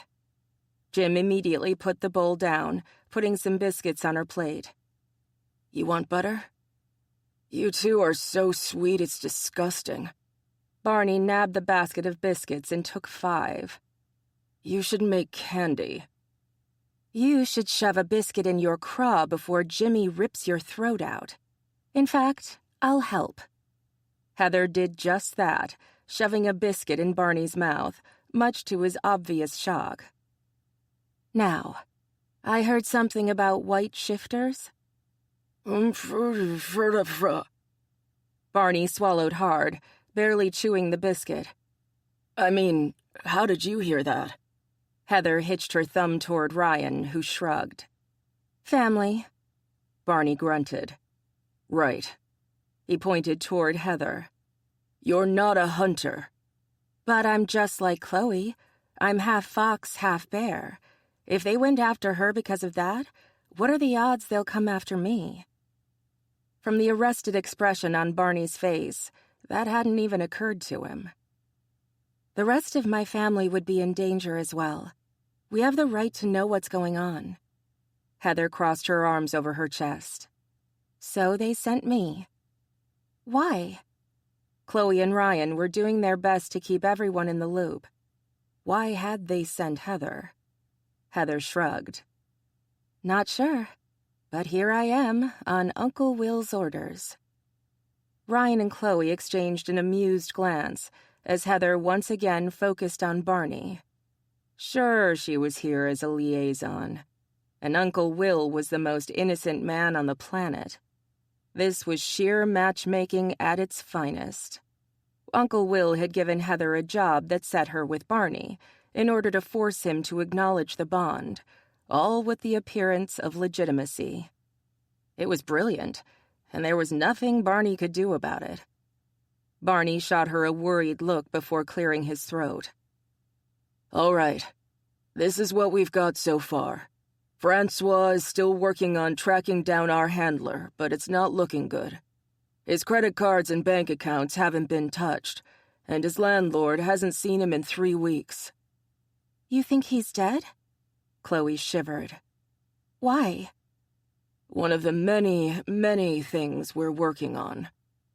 Barney managed to get the chili away from Ryan and gave some to Heather, much to her surprise. He then put some in his own bowl before passing it along to Gabe. I'm beginning to wonder if we're dealing with more than one faction of senators. A case of the left hand trying to jerk off while the right hand makes a peanut butter sandwich? Everyone stared at Sarah. Sarah sank in her chair, her face red. I'll shut up now. Spencer grinned at her. Do you have a sister? Sarah shook her head, smiling shyly. Gabe glared at Spencer and wrapped a possessive arm around Sarah. Damn, too bad. Spencer grimaced. All joking aside, as an outsider to all of this, I disagree with Sarah. I mean, what are the odds that you'd have some secret operation to eliminate a group of people simply because they're half-breeds, and not have the whole shifter world aware of it? You'd think someone would get suspicious, right? Barney's brows rose.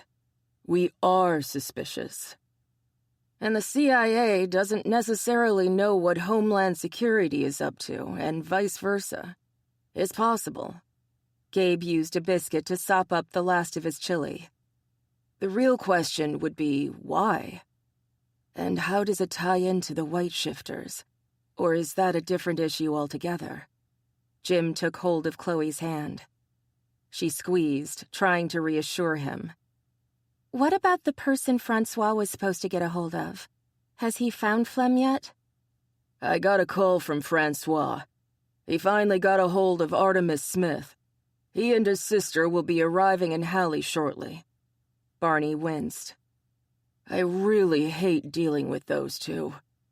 Why? Chloe couldn't understand the distaste on Barney's face. Because they're they kind of like to... He huffed out a breath like a 2-year-old. They're fucking annoying, okay? She stared, wide-eyed, and wondered just how bad the Smiths had to be to get this sort of reaction from Barney. Okay. But they're damn good at their jobs, he added begrudgingly. I just wish they'd grow the hell up. Gabe choked out a laugh. This from the man who broke into my house to play with my Wii? Heather was staring at Barney with unholy glee. I can't wait to meet them. Over my dead body. Barney stood. I'm out of here. Keep Frodo away from anything dangerous or I'll pull a Nazgul on your asses, got me? Heather snarled, but Barney pointedly ignored her, turning instead to Gabe. I'll let you know when the Smiths arrive. Barney left without another word to anyone. Heather slumped in her chair. That was fun. She shoved a biscuit in her mouth and stared longingly at the door. Chloe smiled, hoping to lighten the mood. Pie? With ice cream? Spencer's puppy eyes were almost as cute as George's. George, who was currently being loved on by Ryan, had been a good boy while they ate, sitting quietly at Jim's feet until Chloe stood to get dessert. Sounds good to me. Need help getting it? Jim also stood, tugging her into the kitchen without waiting for an answer. What's up with Heather and Barney? They're mates, and Barney doesn't want to acknowledge it. Why? Jim pulled out the ice cream while Chloe began slicing the apple pie. She's young, he's a hunter, she's a Bunsen Williams. Who knows? She began plating the pie, smiling as he put ice cream on each slice. But he won't be able to deny the mating bond for too long. The dreams will see to that. I hope so. I don't want to see your cousin suffer the way you did. Jim sounded so remorseful she couldn't help but hug him. We're over that, remember? No more beating yourself up, okay? He stared at her for a moment before hugging her back. I really don't deserve you. She laughed smugly. I know, sweetie, I know. He followed her back into the dining room, their arms loaded down with pie. 3 days. Jim stared out at his backyard, the desire to shift riding him hard. It had been 3 days since the hunters left his house, reassuring him that they were working on Chloe's case. 3 fucking days.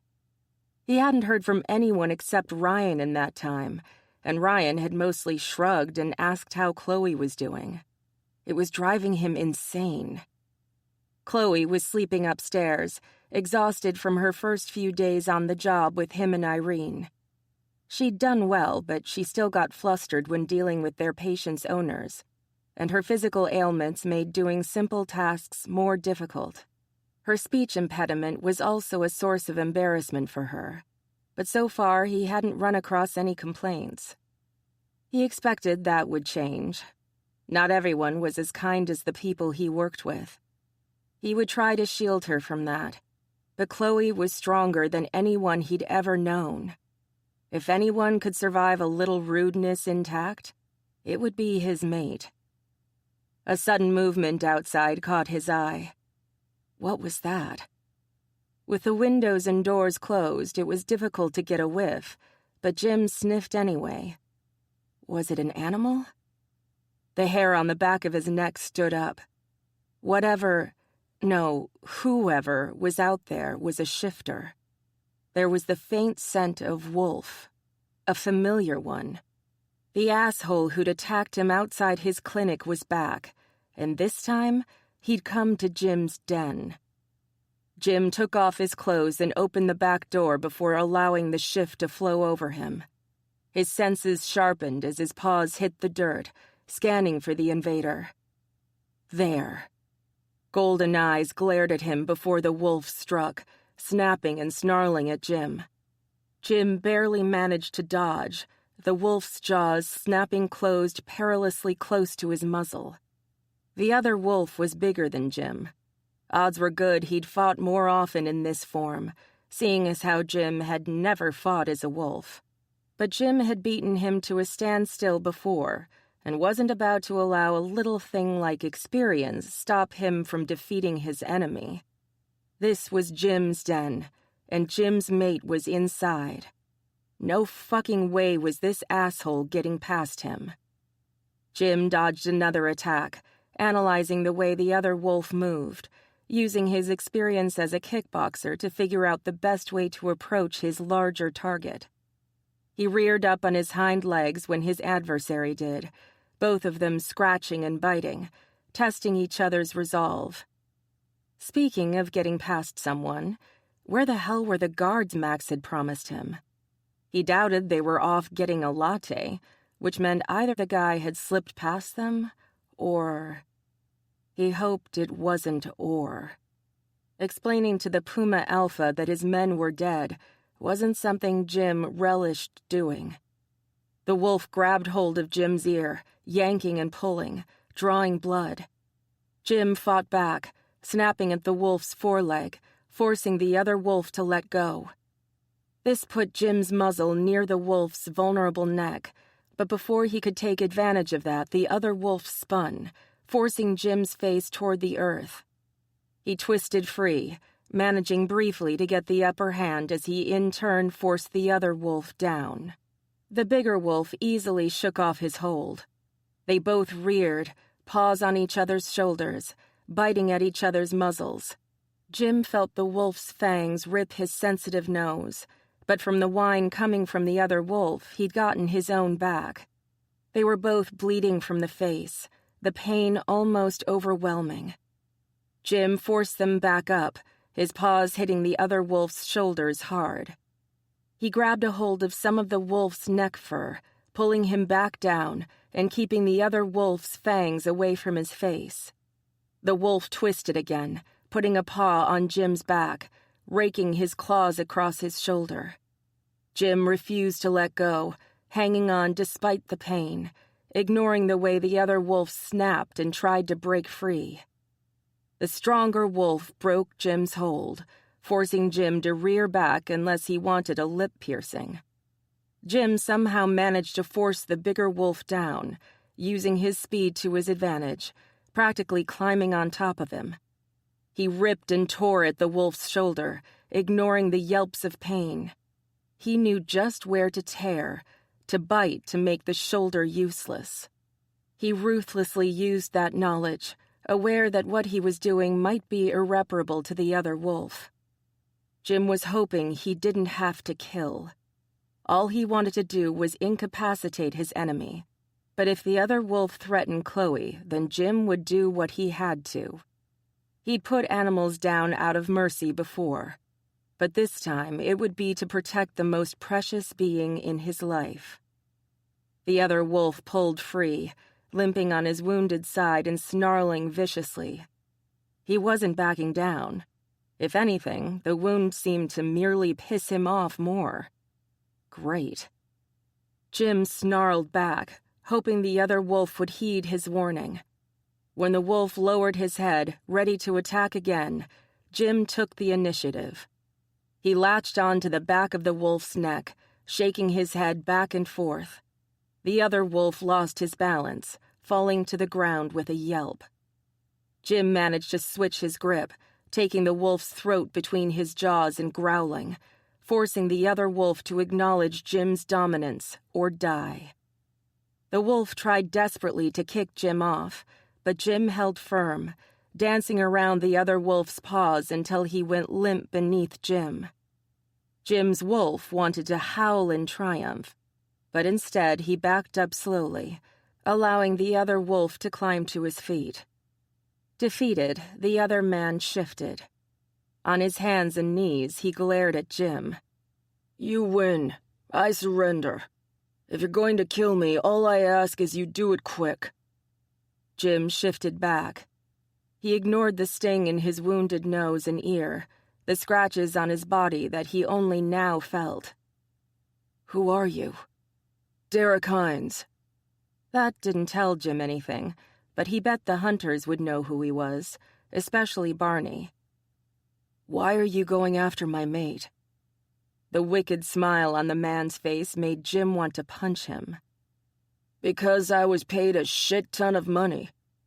"You're a mercenary?" "Yup." The wolf sat back on his haunches, crossed his ankles together, and then crossed his arms over his knees. His ease with his nudity startled Jim, who was still getting used to the whole thing. "And you surprised me, newbie." "How so?" Jim crossed his arms over his chest, determined not to show how uncomfortable he was with his bits dangling in the wind. "Most of those newly turned would quickly fall in front of me, or beg me not to hurt them. I rarely have to bring in a mark dead, especially the new ones." Reluctant respect lit the wolf's eyes. "But you fought back, twice." "You came to my business and my home, asshole. Of course I fought back." The man nodded. "If you were in a pack, you'd probably be a marshal or a second. I've seen others like you before. You've got that inner strength, that drive to protect." Jim still wasn't clear on pack hierarchy, but he knew a compliment when he heard one. "Thank you." "You're welcome." Derek was still watching him warily. Jim had a few more questions he'd like to ask, but his ass was getting cold and he wanted to get back to Chloe. "Where's the man the Puma Alpha sent to watch us?" The man smiled. "Don't worry, he's not my target.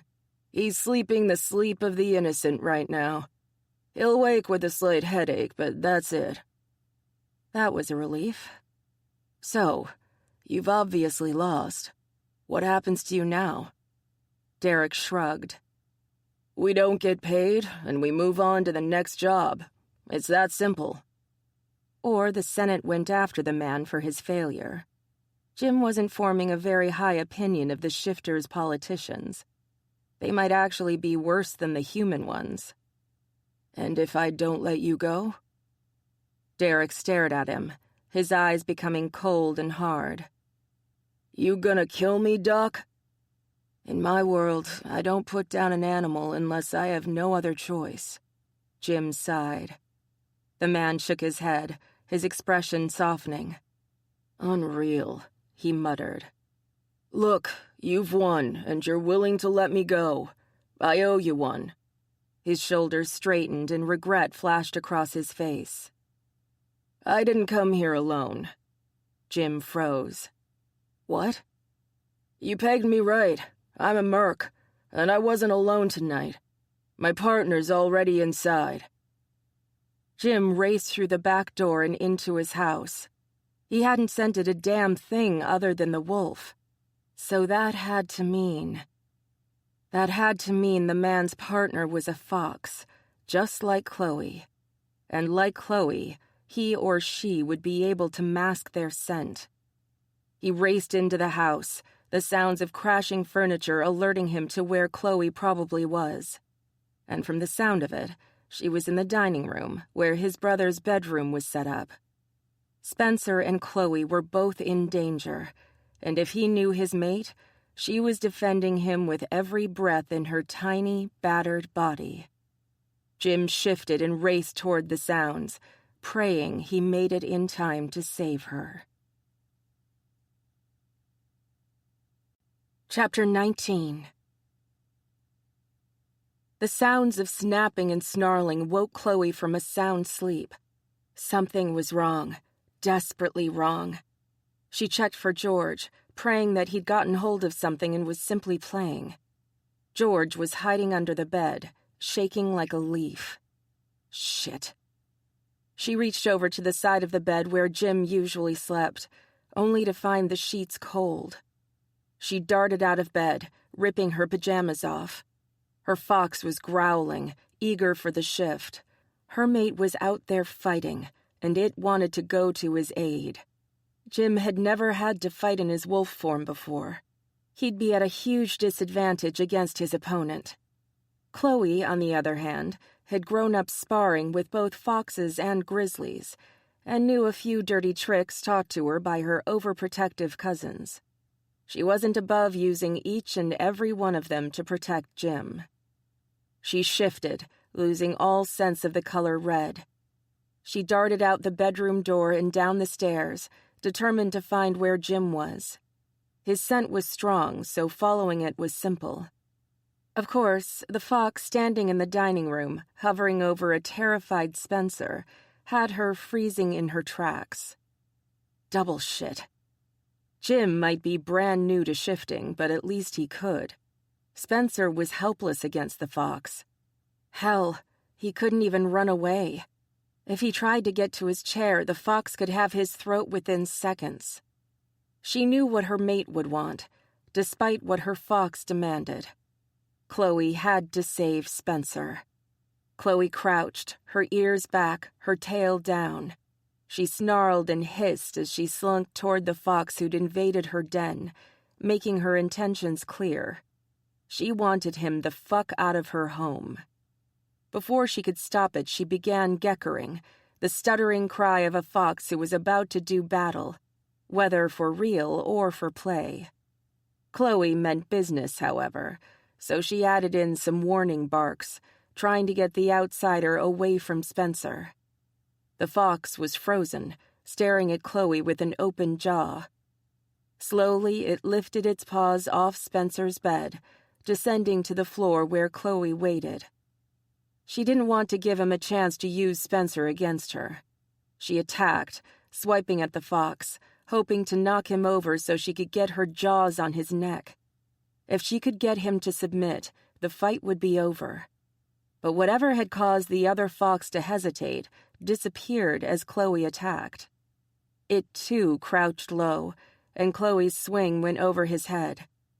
She leapt at him, kicking and scratching, forcing him to back farther away from Spencer's bed. Holy shit! Out of the corner of her eye, she saw Spencer edging toward his wheelchair. What he thought he was going to do, she had no idea, and no time to deliberate.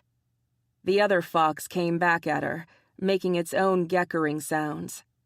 They danced around each other, watching, taking turns darting in and out of each other's range. The high-pitched yipping echoed through the room as Chloe tried to get a hold of the other fox. The fox lunged at Chloe, forcing her back into a chair. The chair toppled over, nearly trapping Chloe. She darted between the legs and came at the fox's hindquarters, drawing first blood. The fox yipped and jumped at Chloe, forcing her onto her back.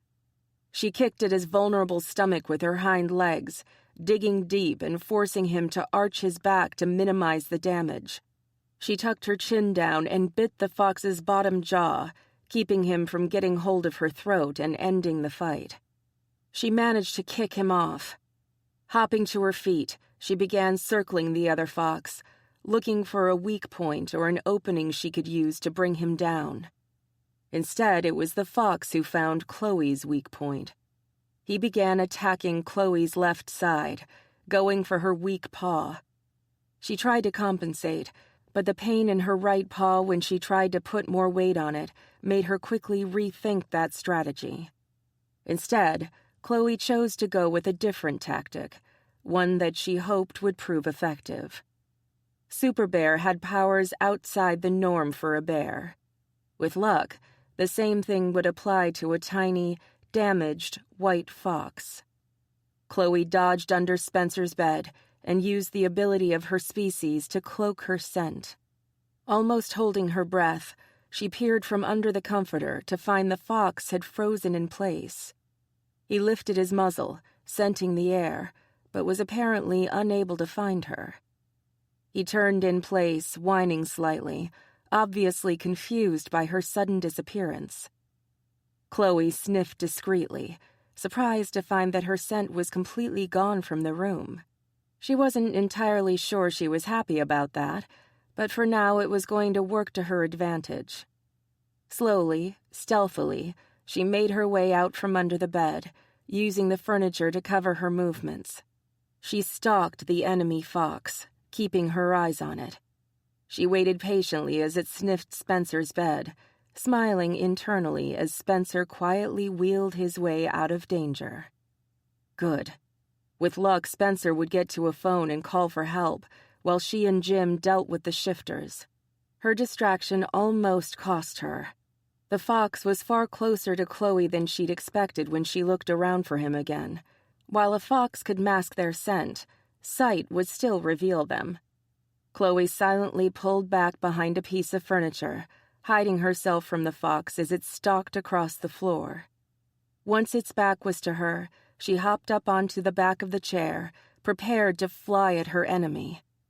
The fox stared right back at her and snarled. Chloe leapt, tackling the fox to the ground. She managed to get over him, clamping his throat between her teeth hard enough to draw blood, but not hard enough to kill. She growled, forcing the other fox to surrender. She would kill him if he gave her no other choice. The fox went limp beneath her just as Jim and a strange wolf ran into the room. "Chloe?" The wolf stared at her, then at the fallen fox. "Remind me you two shouldn't be messed with." She backed up slowly, snarling at the wolf in man form. He was far too close to her mate. "Down, Vixen." He surrendered. Jim watched as the other fox shifted, turning into a blond man with a scar across one cheek and eyes so dark they should hold stars. If Chloe had seen him in his human form, she would have been terrified. He looked like he ate babies for breakfast and nuns for lunch. And he'd submitted to her dominance. Yikes. Chloe shifted, ignoring Jim's scowl. So, who are you?" The man blinked and looked toward Jim before responding. "Casey Lee Coleman." The man's thick southern accent screamed Georgia to Chloe, who'd heard the same lilt in Tabby's voice. Oddly enough, the sound of it made Chloe relax. "Are you from Marietta?" "Atlanta." The man, Casey Lee, stood, keeping his eyes respectfully down. He kept sniffing as if trying to catch a specific scent. "May I ask how you did that?" "Did what?" "Disappear like that." He peered around, his brow furrowed. "Even now, But it's different." "Good," Jim grunted. He lifted one of Spencer's shirts from the pile next to his bed and tossed it to Chloe. "Here." Okay, apparently it was all right to wear his brother's clothes. Not all wolves could handle their mate wrapped in another man's scent, even that of kin. She slipped the shirt on, holding it closed over her breasts. "I think I'm the fox version of a Kermode." The wolf tilted his head in confusion, but Casey Lee seemed to know exactly what she was talking about.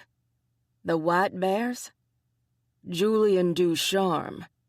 The wolf seemed to make the connection. "But instead of healing," he shared a glance with Casey Lee, "you're a master at hiding." She shrugged. "I guess so. It's the first time I've tried it since the beating." The two men exchanged another glance. The wolf, whose name she still didn't know, spoke up as the fox leaned closer, sniffing her shoulder. "Your fur used to be red, right?" She nodded. He held out his hand, smirking when Jim tried to force him to put it down. "Derek Hines."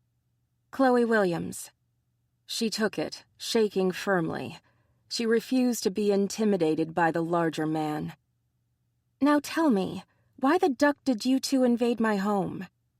Casey Lee shook his head and turned toward the wolf. I can't fight her no more. Huh? Casey Lee sniffed her shoulder again. She smells like family, like kin. I can't fight family. Chloe lifted her arm and took a deep whiff. She didn't smell any different, but for some reason Casey Lee felt comfortable enough to sit cross-legged on the floor. I don't understand. Casey Lee shrugged. Neither do I, but Derek and I need to return the Senate's deposit. No way, no how I fight family. Derek rolled his eyes. Well, shit. Are you kidding me? He submitted because you smell like family? Max Cannon shook his head. I think I've heard everything. Not yet, but I'm working on it, Emma immediately responded, earning a grin from her mate. Okay, Jimbo. We need to figure out what the hell is going on with those two. Those two were the men who'd come to Jim's home with the intent of taking his mate. Jim was far less inclined to forgive them than Chloe was, but he was bowing to his mate's desire to make nice with them. The fact that she was cuddled up to him on Max's sofa, safe and sound, went a long way toward making that easier. At the very least, they were getting information from the Mercs. They were currently sitting in Max's living room, talking to Adrian, Gabe, Barney, and Ryan. They'd agreed to convene there once Jim called Barney to let him know what had happened. It was Chloe's idea to also call the alpha pair, and they'd insisted on holding a council of war. Who told you to come after Chloe? Barney sounded outraged. Jim immediately turned his attention to the other men, ignoring Emma's comment. What's going on? They said it was the Bear Senator who sent them. Barney huffed. I know the Bear Senator. He's a cousin of mine. Carl wouldn't send mercs after someone who'd supposedly been declared a rogue. Wait. Derek pinched the bridge of his nose while Casey Lee looked sick. Are you telling me we were lied to? Aw, hell no. Casey Lee shot out of his seat. Let me get the paperwork. He darted out of Max's house like his ass was on fire. He returned quickly with a manila envelope. Here. Barney took the envelope and began rifling through the documents it contained. Jim stood at his side, reading over his shoulder. Blah, blah, blah, Chloe Williams and James Woods, blah, blah, preferably alive, blah, blah. Who is Darian Shields? My cousin's secretary. Barney scowled. I don't get it. Carl doesn't handle hunts. He shouldn't have called down mercs. He doesn't have the authority. As a senator, he does. Derek shrugged. It's not the first time a senator has called on us to do what you guys can't. Casey Lee coughed. Are we sure about that? Jim didn't like where this was going. I'm beginning to think Sarah was right when she said the right hand is spanking the monkey while the left makes lunch. Derek, who'd just taken a sip of soda, sprayed it everywhere as he laughed. Casey Lee chuckled. Damn, that's some good baloney. Speaking of baloney, what if your cousin doesn't know about this? Jim picked up the letter. It had been printed on what looked like Senate letterhead. Could someone else have written this, but used your cousin's secretary's name to cast suspicion on him? Just in case we found anything out? Barney stroked his chin. It's possible. I don't know enough of the inner workings to tell you if it would be possible, but I'm betting it would. Who would think to double-check official correspondence was actually coming from the person it said it was coming from? Damn. Chloe shivered. This sounds like a conspiracy theorist's wet dream. Max stood. Adrian, Gabe, until further notice, treat all correspondence from the Senate as suspect." He turned toward Barney. "I want you here. You, Gabe, and Ryan are the only hunters I trust right now." Barney nodded reluctantly. "I understand." Jim wrapped his arm around Chloe. "The guards you guys assigned us weren't enough to stop Derek and Casey Lee from getting into my home." Casey Lee had led them to where Derek had knocked out the two men who were supposed to be watching Jim's place. The guards were pissed, but all right. "What's to stop another group from attacking us?" Max sighed. "Adrian?" The Pride's marshal stared at his alpha, his expression grim. "I'm going to assign round-the-clock in-house protection for Chloe and Jim. I'm going to do the same for Julian, just in case. I'll have some of my Puma deputies do daily drive-bys of their houses." Gabe grimaced. "Unfortunately, these two," he hitched a thumb toward Derek and Casey Lee, "didn't ding my hunter radar at all." "Meaning the Senate could send more mercs and we won't know until we're attacked?" Jim growled and tightened his hold on Chloe. "You stay with me 24/7. Even when I pee?" "Yep." "That could get old fast." He kissed the top of her head. "Nothing you could do could get old." She burped. "Maybe some stuff you do." The grim tension was broken as his mate giggled. "We need to talk about Spencer as well." Max crossed his arms over his chest. "If he had a mate, I would stay back and allow nature to take its course. But since he hasn't found one and he knows about us, he needs to become one of us. If they attack him, I'd feel better knowing he'd be able to defend himself long enough for one of us to get to him. He can't walk or run, but he can still bite and scratch." Max turned his attention to Jim. "Do you know which way your brother is leaning?" Jim shrugged. "I'm not sure, but I think he's leaning in the kitty direction." "Puma? Or there's a lion living with the local wolf pack as well. We can offer that option." Emma tilted her head. "Or we could just ask him." "Yeah, you could just ask him." Spencer wheeled into the room from Max's kitchen. In his lap was a sandwich. "And I like the idea of being a puma, if you'll have me." "Done." Max grinned. "Welcome to the Pride." "Who gets the honor of biting him?" Emma looked around the room, her glance landing briefly on the baby monitor. Felix was sleeping upstairs, undisturbed by the ruckus in his parents' house. "I'll do it." Max gestured for Spencer to follow him. "It's a pleasure to welcome Jim's brother to the Pride." Spencer grinned and blushed. "Thanks, man. And if you do find a mate, she'll be welcome as well." The two disappeared into Max's office, and a few seconds later, Jim could hear his brother cry out in pain. He remembered that pain, but he hoped that Spencer's change was less traumatic than his own. Spencer knew what he was getting into and what to expect. Even better, he'd have the whole Pride behind him, helping him. Jim still wasn't a member of a pack. He hadn't had the chance to meet with the Wolf Alpha in the Poconos, had never felt that bond other pack and Pride members seemed to crave. And for some reason, he was perfectly fine with that. "You're a lone wolf." He turned to find Derek staring at him. "What?" "You're lone, like me.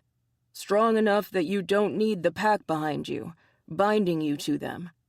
Not a lot of us out there." He grinned, and Jim saw something in the other man that seemed right somehow. "Either that, or we just haven't found the right pack." There was something about the way Derek looked at him, the need he saw in the other man, that spoke to Jim. "Do you think?" Derek shrugged. "If it's meant to be, it will happen. If not, we'll probably see what we need in the Poconos Alpha." "Huh." He blinked, thinking things through. Would it be odd to have Pack and Pride living in one town? Any odder than bears, foxes, and whatnot? Emma laughed.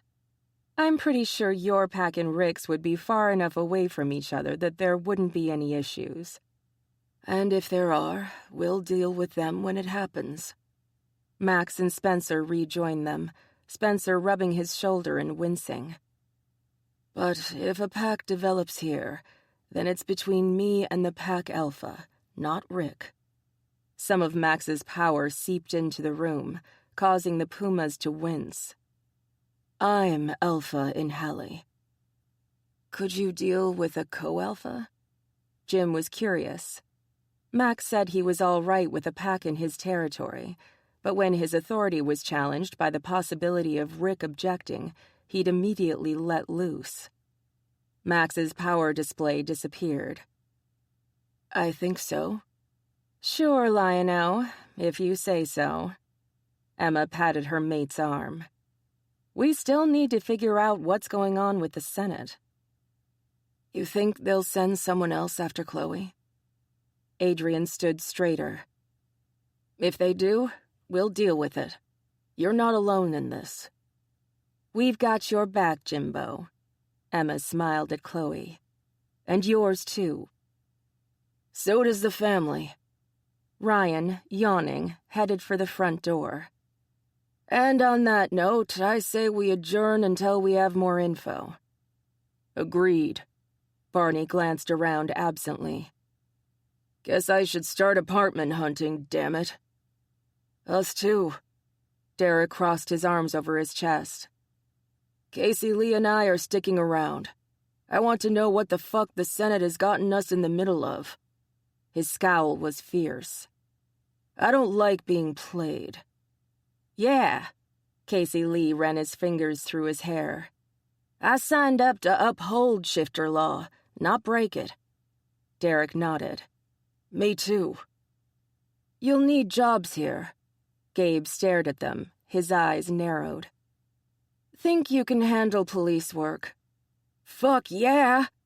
Casey Lee kept it to a dull roar. We both went to police academy. Derek grinned. It's where we met. But we both got recruited by the Senate. Casey Lee looked over at Chloe apologetically. We were told we were going to be the shifter version of the CIA.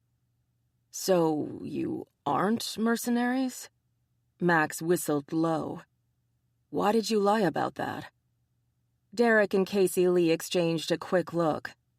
It was obvious the two had been partnered for a long time. Not surprisingly, it was Derek who spoke. We were told to stay on the down low. We've taken in rogue hunters before, Casey Lee added. We thought it was just another assignment like that. But how do you know when a shifter is rogue? You can't sense it the way a hunter can. No, and that part's bugged me for a while. Casey Lee rolled his eyes at Derek's shushing motion. Please, you know it's bothered you too. Fine, it has. Gabe eyed them both for a moment. I'll get you some applications, but consider yourselves hired. Gabe nodded respectfully to Adrian. I'm heading home. I'll let Sarah know what happened tonight. Sure thing. Adrian followed Gabe toward the door, Derek and Casey Lee on their heels. Listen, Sherry wanted to get together for dinner with you and Sarah soon. Jim tuned them out. Spence, you okay? Spencer smiled weakly. Peachy. He shifted in his seat, his foot twitching. Jim stared, awed. Spence? Your foot moved. Spencer smiled shyly. Doc said with physical therapy and medicine I might regain some use of my legs. I didn't want to say anything in case it didn't happen. He grimaced. I'll never walk without assistance, Jimmy. But if I can get out of the chair once in a while, I'll count it as a win. So will I, bro. Jim's voice broke. So will I. Chapter 20. What a day, Chloe sighed as she slid past Jim into the house. It seemed like every time something good happened, something bad popped up just to keep them on their toes. At least Spencer's news was good. Jim was thrilled his brother had shown signs of regaining some of his mobility. Spencer had chosen to stay at Max and Emma's for the night, learning more about the pumas and their structure. One of the pumas would lead him through his change. Already he seemed close to Max, and Max reciprocated. In fact, it was Max who suggested Spencer stay with them for a couple of days, and Emma had agreed without complaint. It gave Jim and Chloe a little alone time, something they both desperately needed. Their guards were already in place outside, and someone would be living with them in the next day or two. But for tonight, they were alone. And Chloe intended to take advantage of that fact the best she could. Tired? Jim closed the front door and led the way into the kitchen, pulling 2 beers out of the fridge and handing her one. She took a sip, happy that he'd gotten her favorite brand. She didn't drink often, but tonight seemed like a good night to do so. I'm not entirely happy about having someone moving in with us. Jim leaned against the counter and stared at the bottle in his hand. I just got you here. I don't want to share you. She wasn't exactly thrilled either, but she'd take in-house protection over none any day. She'd do just about anything to make sure Jim was safe. It won't be forever. He lifted his head, and she saw his wolf eyes. No, it won't. The bottle of beer made a clicking sound as he placed it on the countertop. He sauntered toward her, his movements fluid, his intent clear as he began unbuttoning his shirt. We're alone, Chloe. All her intentions on seducing her mate flew out the window. Instead, she did what any fox would do when hunted by a stronger predator. She squeaked and ran like her bushy tail was on fire. The low growl she heard was quickly followed by pounding footsteps as Jim chased her up the stairs. She laughed, darting into the first room she came to. The storage room. She could hide in... Ah! She giggled furiously as Jim carried her backward out of the room. Help! I'm gonna get eaten! Damn straight, he purred in her ear. What? She shivered. Okay. He chuckled. I will huff and puff and blow your mind. She went limp in his arms and began to snore. Excuse me? He plopped her face down on the bed. What's that for? Lame joke put Chloe to sleep. She snored some more for emphasis. Guess I'll have to find some little piggies to nom on. Her shoes were pulled off. This little piggy went to market. Jim sucked her little toe into his mouth. Ew! She sat up straight and rubbed her foot on his shirt. Get it off! His brows rose in confusion. You have a problem with getting your toes sucked on? She gagged, scrubbing her foot with his comforter. Jim shrugged. At least you're awake now. He pounced, driving her backward until she lay under him. Now, where was I? About to brush your teeth, I cope, she muttered under her breath. Oh, baby, come on, give me a kiss. He puckered up and made kissy faces until she was giggling again. When he lifted her shirt and began licking her stomach, she fought back, trying to push him off of her, but she was laughing too hard to get a good grip on him. It didn't take long for the struggling and laughing to turn into sighs and moans. Jim began touching her in all the right places, easing her clothes off of her as they played. Before too long, she was naked beneath him as he repeatedly pressed kisses to her mating mark. She locked her ankles around his waist and brushed her mound against his jeans-covered cock, the fabric rough against her sensitive skin. Do that again, he muttered against her neck. Like he had to ask twice, because damn, that felt good. Jim sat up and wiggled out of his shirt, tossing it behind him, then unbuttoned his jeans. She'd never thought about the difference between button-fly and zippered pants. She was finding she liked her mate in button-fly, especially now. You went commando. You like that? She cupped him, stroking his cock. Yep. Nice to know. The tip leaked pre-cum as he shuddered in her hands. Chloe firmed her grip, using her stronger right hand. He bucked his hips, thrusting into her hand with a groan. God, baby, so nice. She licked her lips, the desire to taste him nearly overwhelming her. She sat up and took him into her mouth. He was salty, his skin warm, his scent so strong she was ready to hump the pillow for relief. Instead, she sucked him in, using her tongue to stroke the long vein on the underside of his cock. His moans urged her on, his touch gentle as he cupped the back of her head. His fingers tangled in her short hair, holding her steady as she sucked him down. When his fingers began to tighten and his cock to twitch, she eased back, looking up at him questioningly. She was willing to have him come in her mouth if that was what he wanted, but she'd want something in return. He nodded desperately. Please. How could Chloe turn that down? Jim was begging her, his chest heaving, his cock leaking on her tongue, but if she pulled off all the way, she knew he'd let go. So she gave him what he asked for, concentrating on the head of his cock. He hissed, his cock pulsing as he spilled into her. His flavor exploded inside her and she swallowed, taking his essence inside her.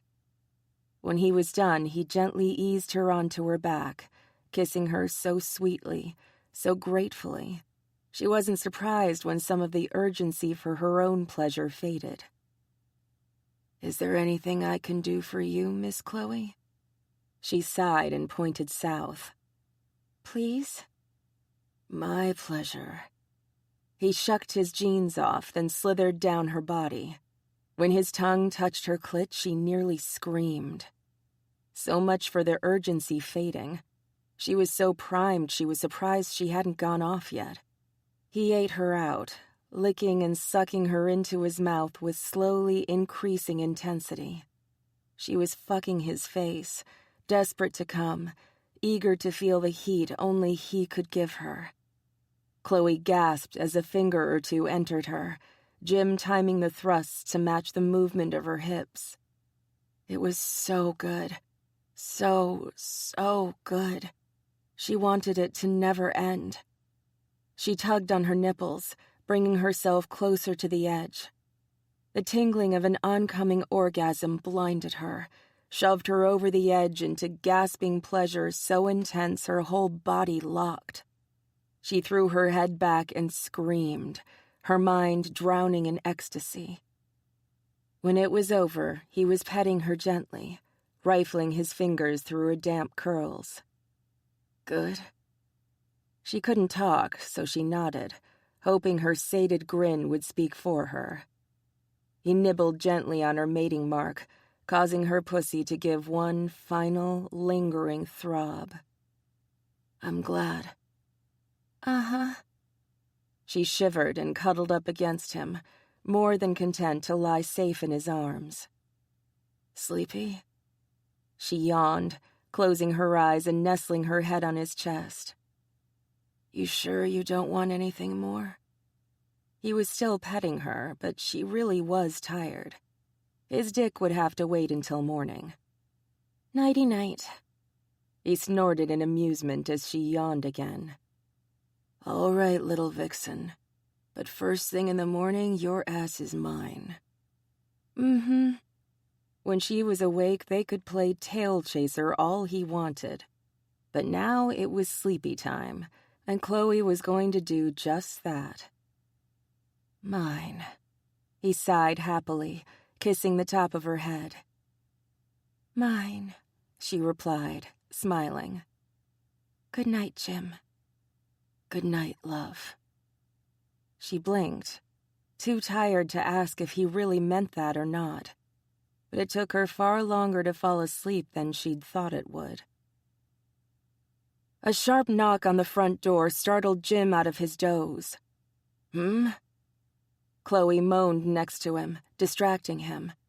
The sight of all that bare, creamy skin had him forgetting exactly what it was that had woken him up. He wanted to nuzzle and taste and tease all over again. But whoever had knocked did so again, making Jim curse lightly as he got up and grabbed a pair of sweats.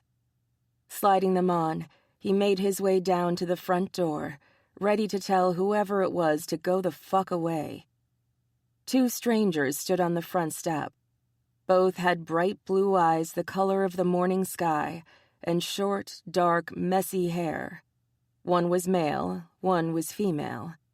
They wore almost identical outfits of jeans, white t-shirts, and sneakers. As one, they tilted their heads and spoke. "Is Barney here?" Jim blinked. No. He shut the door, ready to go back to bed. He was way too tired for anyone's shit. The double knock sounded again. Jim rolled his eyes and opened the door. What? Barney stood there, blinking. What? Jim looked outside, but there was no sign of the Doublemint twins. There were two people on my doorstep just a minute ago. Barney's eyes widened fearfully.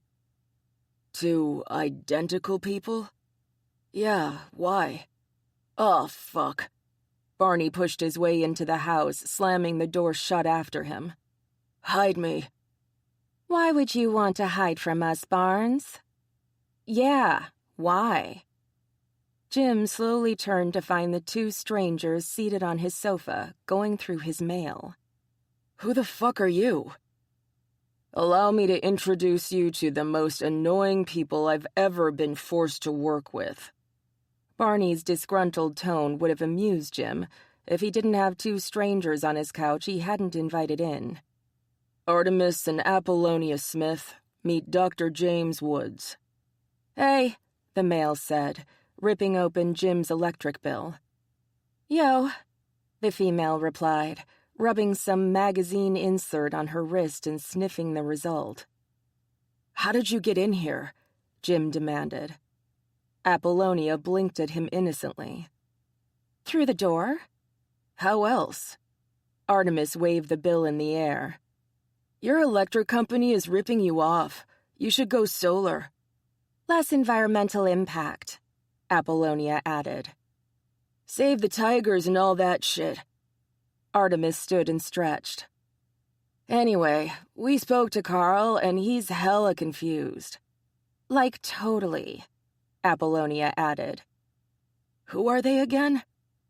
Jim stared at the two people making themselves at home in his living room. Hell, Artemis was scratching his balls while his sister stretched out on his sofa and yawned, apparently ready to take a nap. They're the Smiths. They're also the best at what they do, unfortunately. Sleeping? Hey, kitties sleep 70%. Artemis blinked and looked at his sister. That's right? 70%? I think so. Apollonia slurred. I like this sofa. Yeah? Let me try it. Artemis shoved his sister off the sofa with one strong push, then flopped into her spot face first. Oh, yeah, baby. Daddy likey. Apollonia glared at her brother before turning to glare at Jim. You need a fireplace and a rug. A furry one, Artemis added. Fake furry one. Apollonia scowled harder at her brother, who seemingly ignored it. Can you two focus for 2 seconds?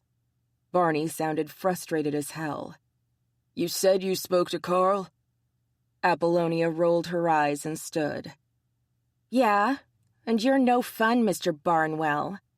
No fun, Artemis intoned, his voice muffled by the fact that his face was still in the sofa cushions. "And you're 27 going on 5. Barney gestured for the two to get up.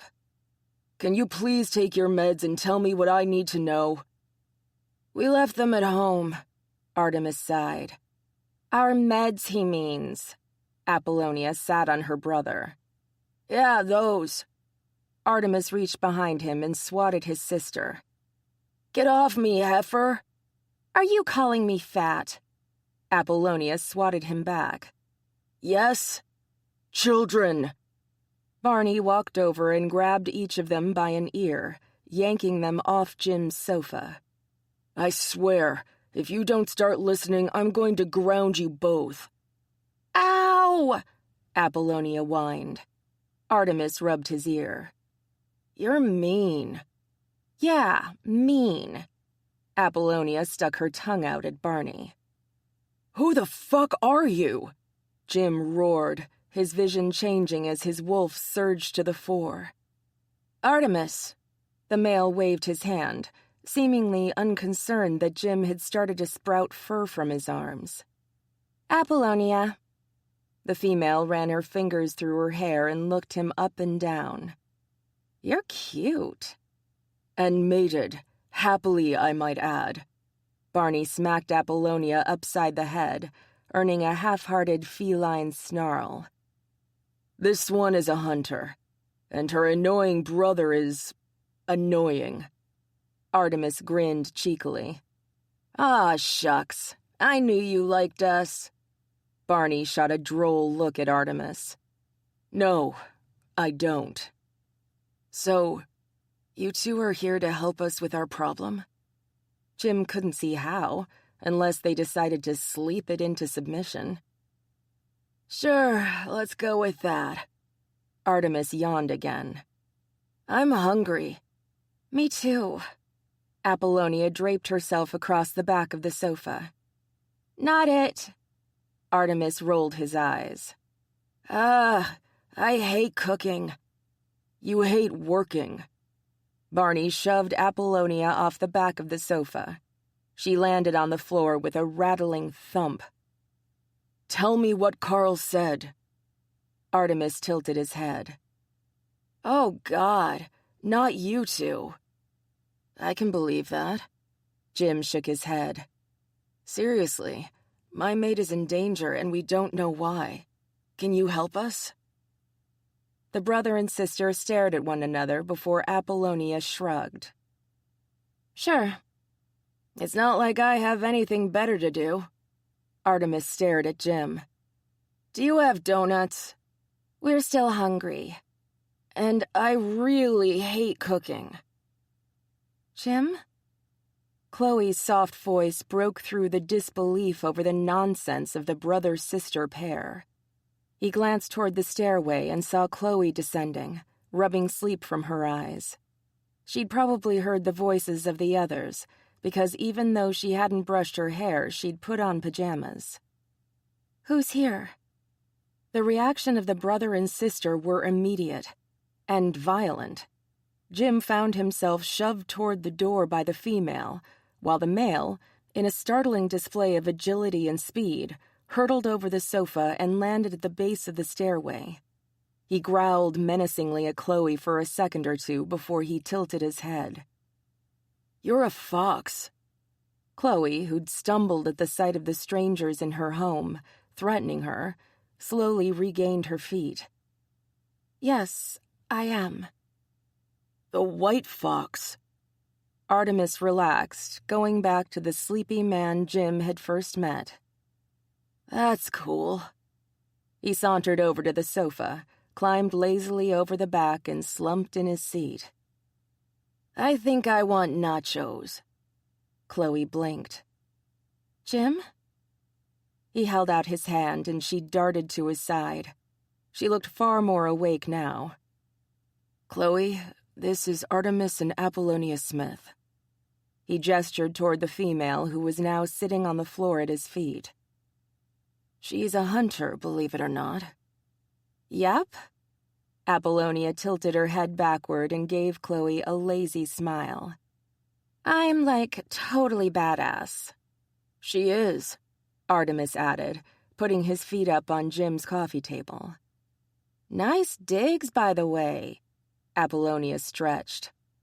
Where's my room? Oh, good question. Artemis crooned admiringly. I thought so. Apollonia sounded smug. Oh, hell no. Jim crossed his arms over his chest. No fucking way are you two staying here. Aw, don't be a meanie head, Jimmy. Apollonia pouted at him. Someone has to stay here and protect you two? Artemis looked smug. That would be us. Like I said, hell no. Jim glared at the annoying duo before shooting Barney a dirty look. You did this. Fix it. We've got someone moving in with them who can protect them. Your annoying asses are off to a motel. When they both began whining, Barney barked, the sound very much grisly rather than human. But we didn't get to the best part, Apollonia whined. Yeah, Artemis sighed. Jim shook his head. I'm almost afraid to ask. Chapter 21. Chloe stared at the two very strange people currently occupying her couch.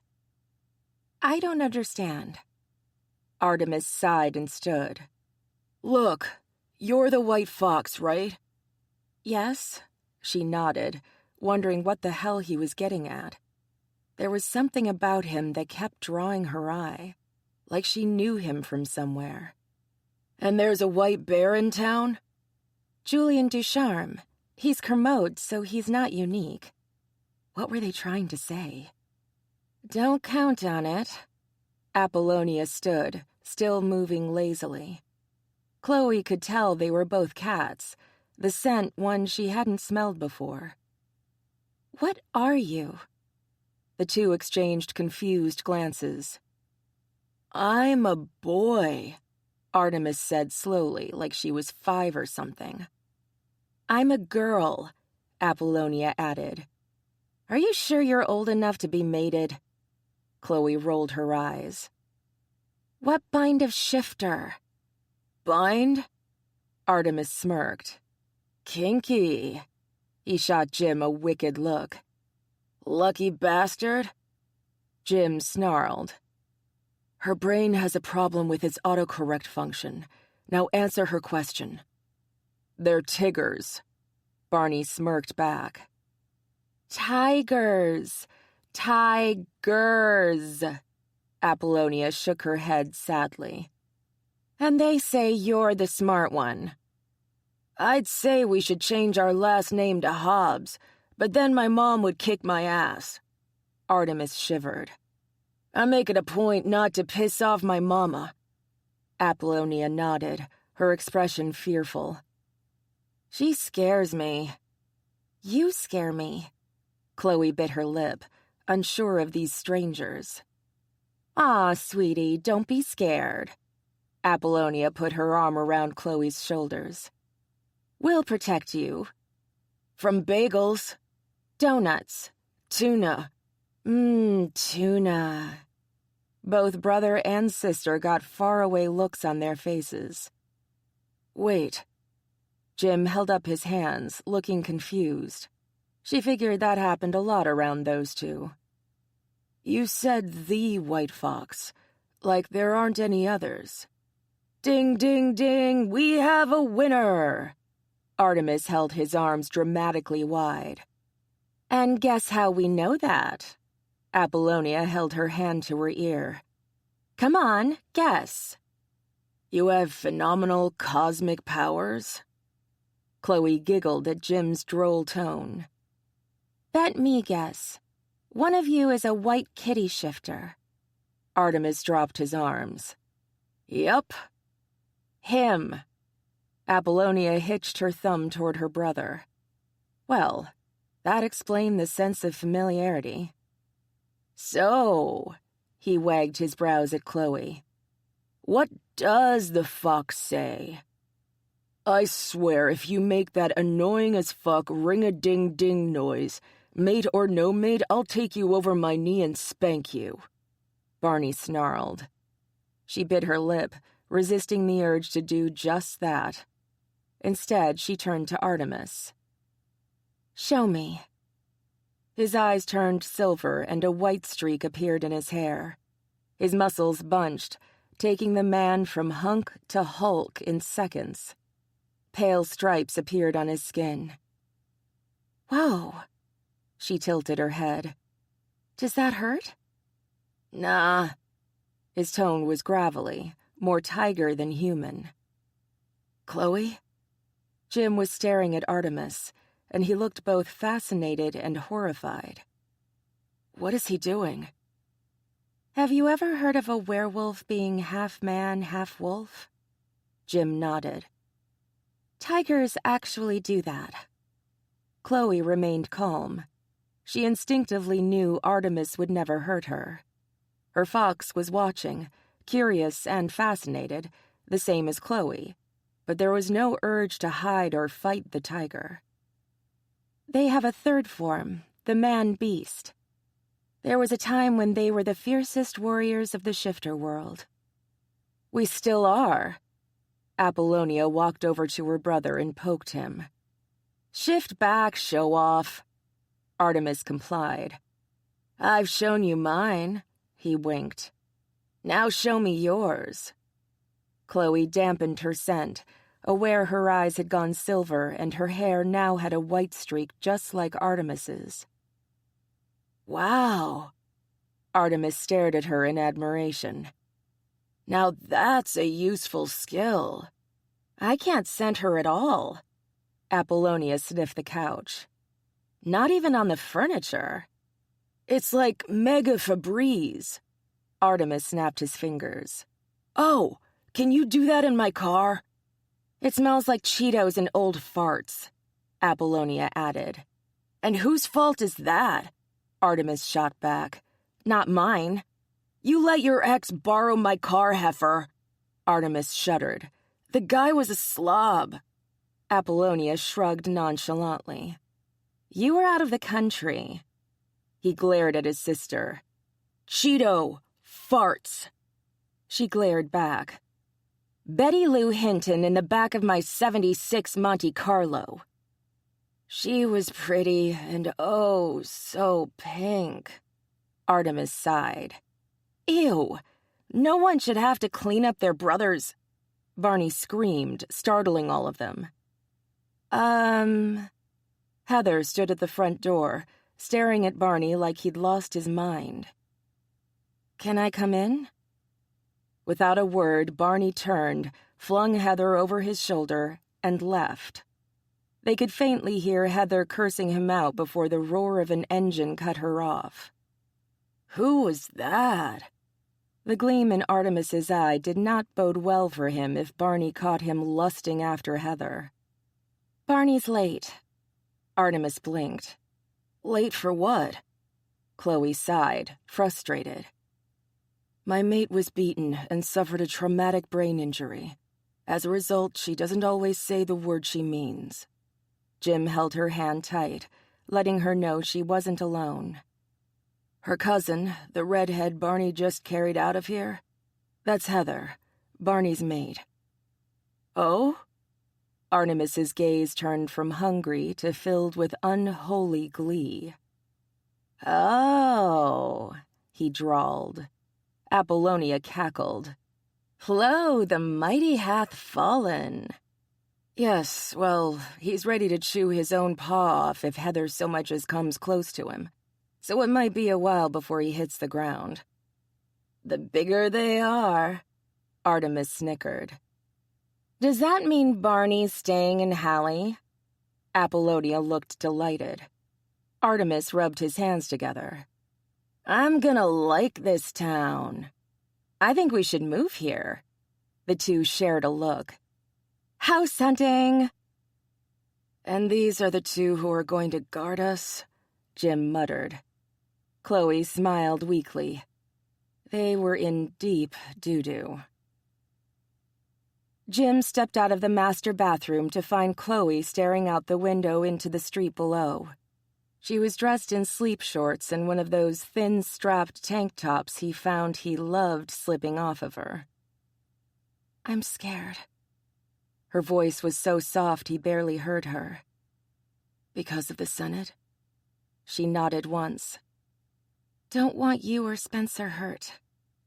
He wanted to dismiss her fears, but he couldn't. I won't lie to you. I can't promise we won't be. He moved cautiously toward her, afraid he would make things worse rather than better. I can promise we'll do our best to stay safe. Not a hunter.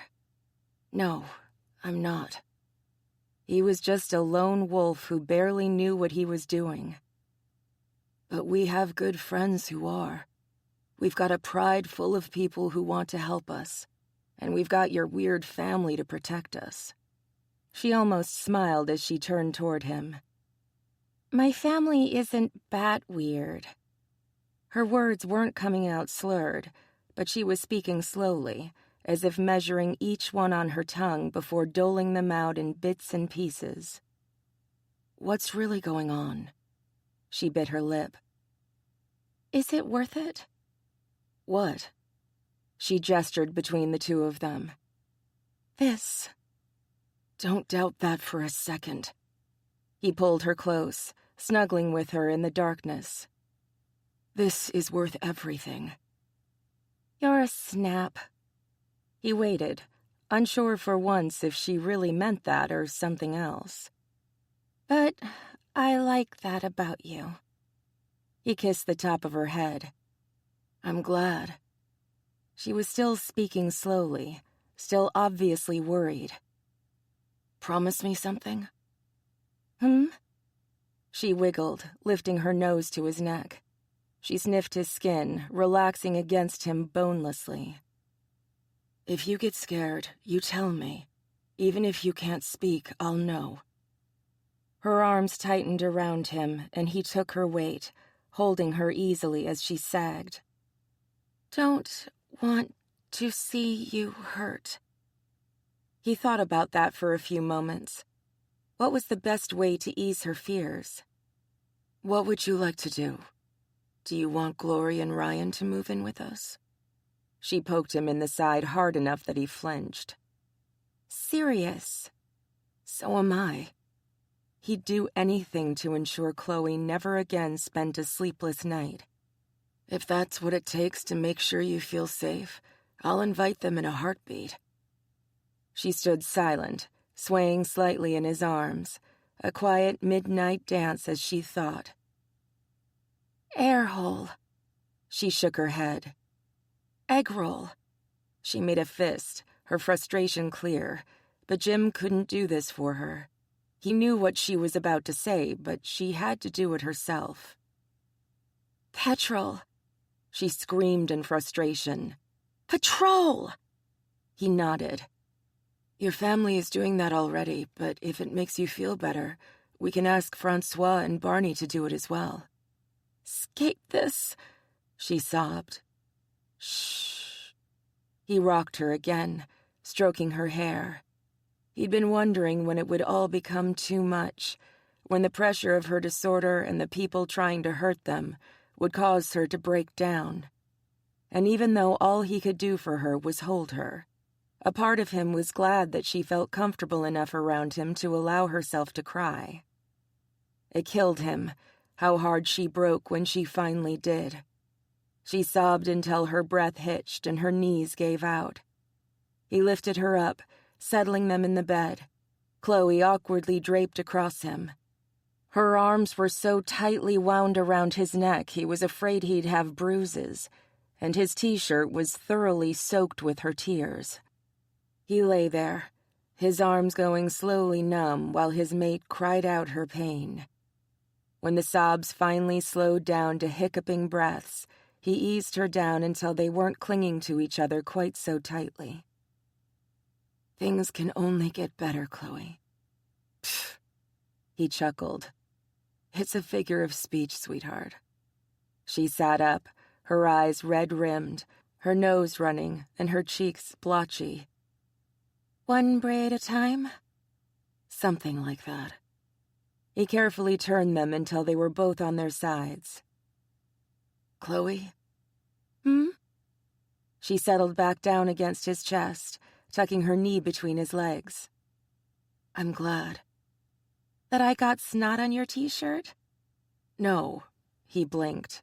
"Wait, what?" She shuddered through another sob. It seemed she was one of those people who didn't really stop crying when they were done.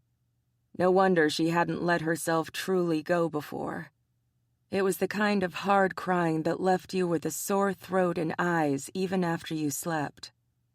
If she'd cried like this in front of her family, they would have never let her live alone, no matter what she or her doctors said. So Jim did the only thing he could think of. He sighed deeply. "It's my favorite t-shirt, too." She wiped ineffectively at his chest. Jim took hold of her wandering hand. "Stop." He kissed her knuckles. "You can smush around the goo on my chest later. Let me get this out, okay?" She giggled and shuddered at the same time. Her breath caught on a whine, and she almost began crying again. "Hey, do you need to let go some more?" She shook her head and put her fist to her mouth. "I don't mind, and I'm not going anywhere, no matter how much snot you sniffle on me." She laughed again. "That's horrible." "No, what you're doing to my shirt is horrible." He stroked her hair, hoping she understood what it was he was trying to do. It might be the wrong thing to do, but he believed with all his heart that she'd had the emotional storm. Now she needed the sunshine to heal. "It's vintage." "Just because you ran it through the wash with bleach does not make it vintage."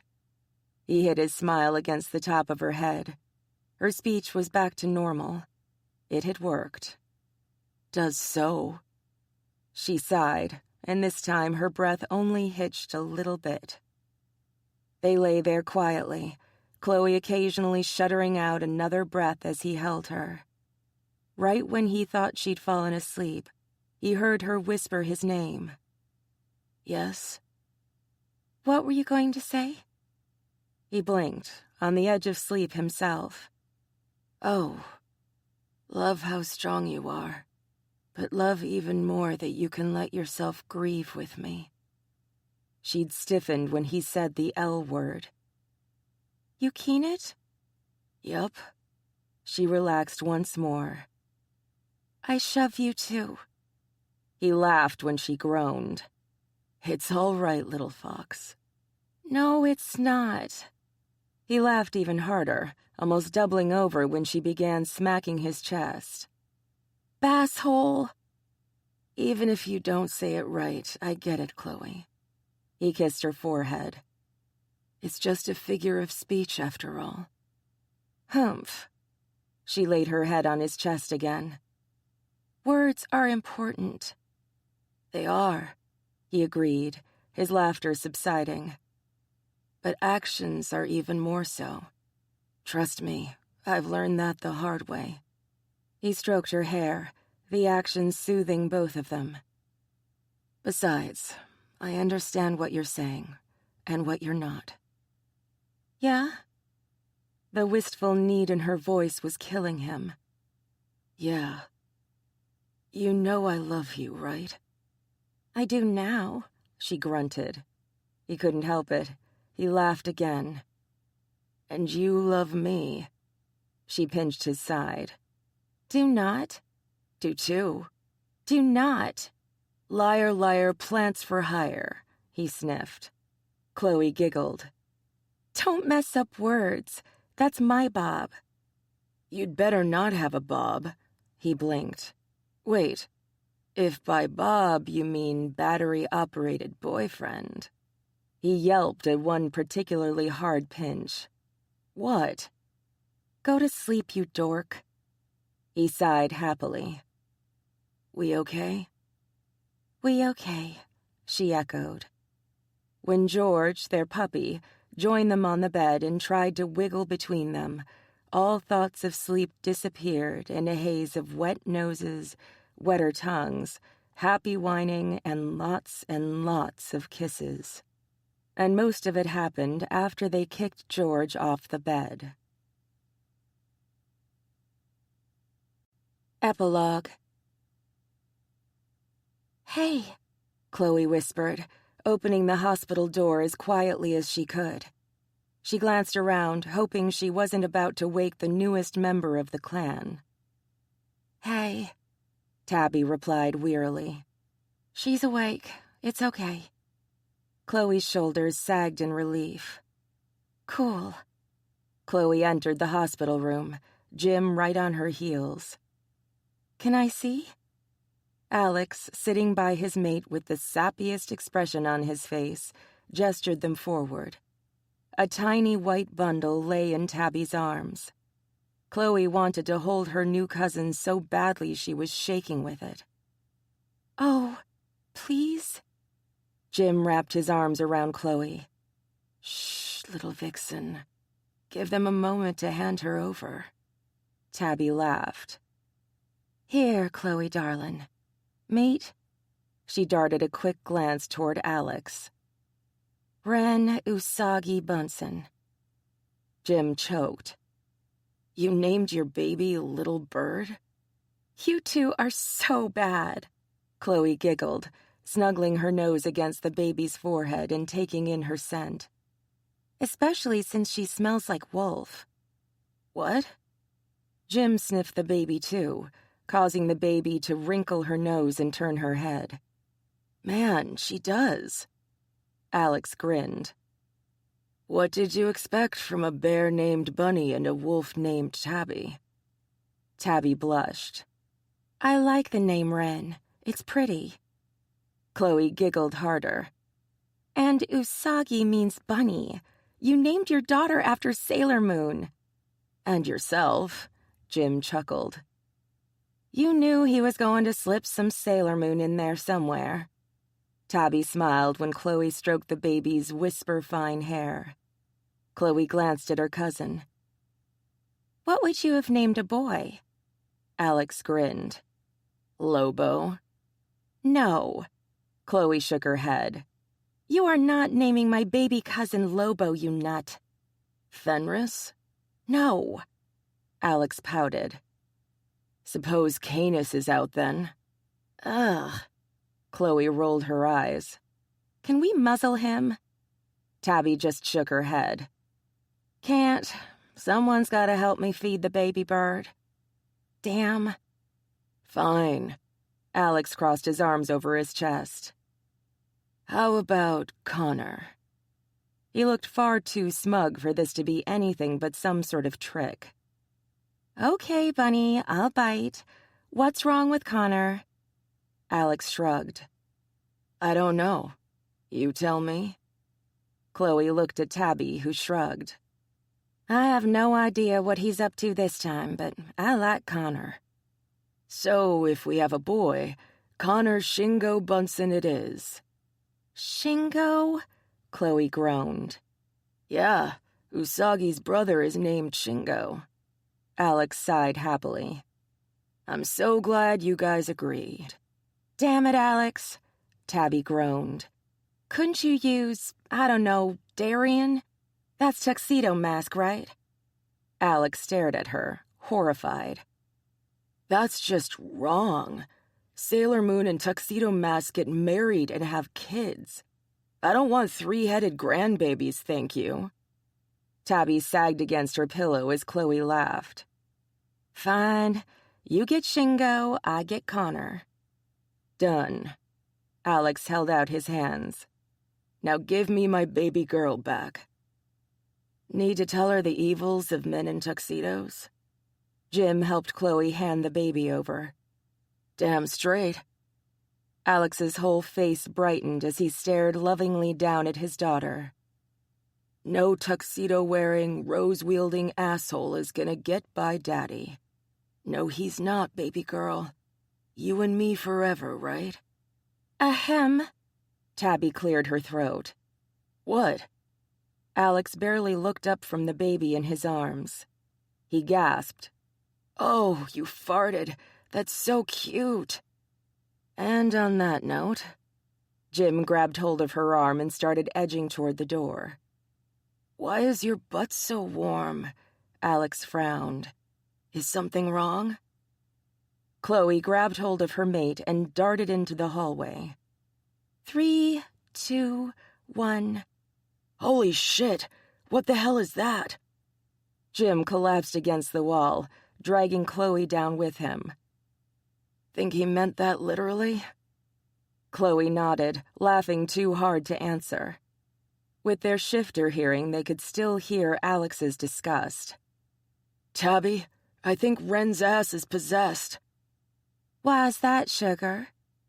Tabby sounded calm, but Chloe could hear rustling, like Tabby was playing with her sheets, or changing a newborn's diaper. Should it look like something from The Exorcist is living in there? Alex, we were told about this. Tabby's tone was patient. The black stuff, what did she call it? The poo cork, is out now, and we're going to see the poop rainbow for a while. I'll never look at Skittles the same way again. Alex groaned. Jim tugged on her hand and Chloe followed, silently laughing. Skittles! He bit his lip, holding it in until they were in the elevator. Then he let it out again, collapsing against the elevator wall. Oh, geez, that was bad. Poo cork? They were holding each other up when the elevator finally hit the first floor. There stood Eric Bunsen, Alex's brother, a big-ass stuffed bear in his hands. What's gotten into you two? Not a poo cork, that's for sure, Chloe gasped. Or rainbow candy, Jim added. Okay, Eric drawled. He pushed his glasses up his nose. Can I go see my niece now? Sure thing. Chloe and Jim stepped off the elevator and headed for the hospital door. You still want one? A Skittle? Man, her mate must have gotten oxygen deprived if he thought she wanted a rainbow candy after that. A baby. Eventually. I think we need to get carried first, though. She didn't dare look at him. He hadn't once mentioned the M word, and she'd been living with him for a couple of weeks now. How does September sound? He put his arm around her shoulders. She began to tremble. Did he mean it? Yup, I mean it. He stopped her and turned her around. With everything crazy that's going on, I'd like to keep it small.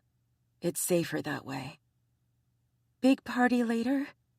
He nodded, the tension she hadn't noticed before falling away from him. Sounds good to me. How about you? Yes. His eyes turned golden brown. You mean it? She nodded. Thank fuck. He picked her up and twirled her around. Then he plunked her down, his eyes wide and worried. Rings? Rings? Can we wear them? You know, when we... He lifted his lip. Fur out? Nope. But we can hair them when we aren't. Oh, good. She poked his lip. You can put that down now, Big Bad. He chuckled and put his arm around her. I love you, you know. I blow, Jim. She patted his hand. I blow. He blinked, staring at her in confusion, but no way was she telling him whether or not she'd misspoken intentionally. She blinked up at him, trying to appear as innocent as her newborn cousin. Can we go get some red butt now? Naughty little vixen. He nipped her earlobe. I like the way you think. Wait. He took off running toward the car. Damn it, I didn't mean that one. Chloe chased after her wolf, but as she always would in the future, this time she caught him. This has been a presentation of Insatiable Press. Figure of Speech, Halle Shifters Book 4 by Dana Marie Bell. Narrated by Samantha Cook. For more information on related titles from Insatiable Press, please visit us online at insatiablepress.com. Figure of Speech text copyright 2015 by Dana Marie Bell. All rights reserved. Published by arrangement with Sam Hain Publishing Limited. Production copyright 2017 by Insatiable Press. All rights reserved.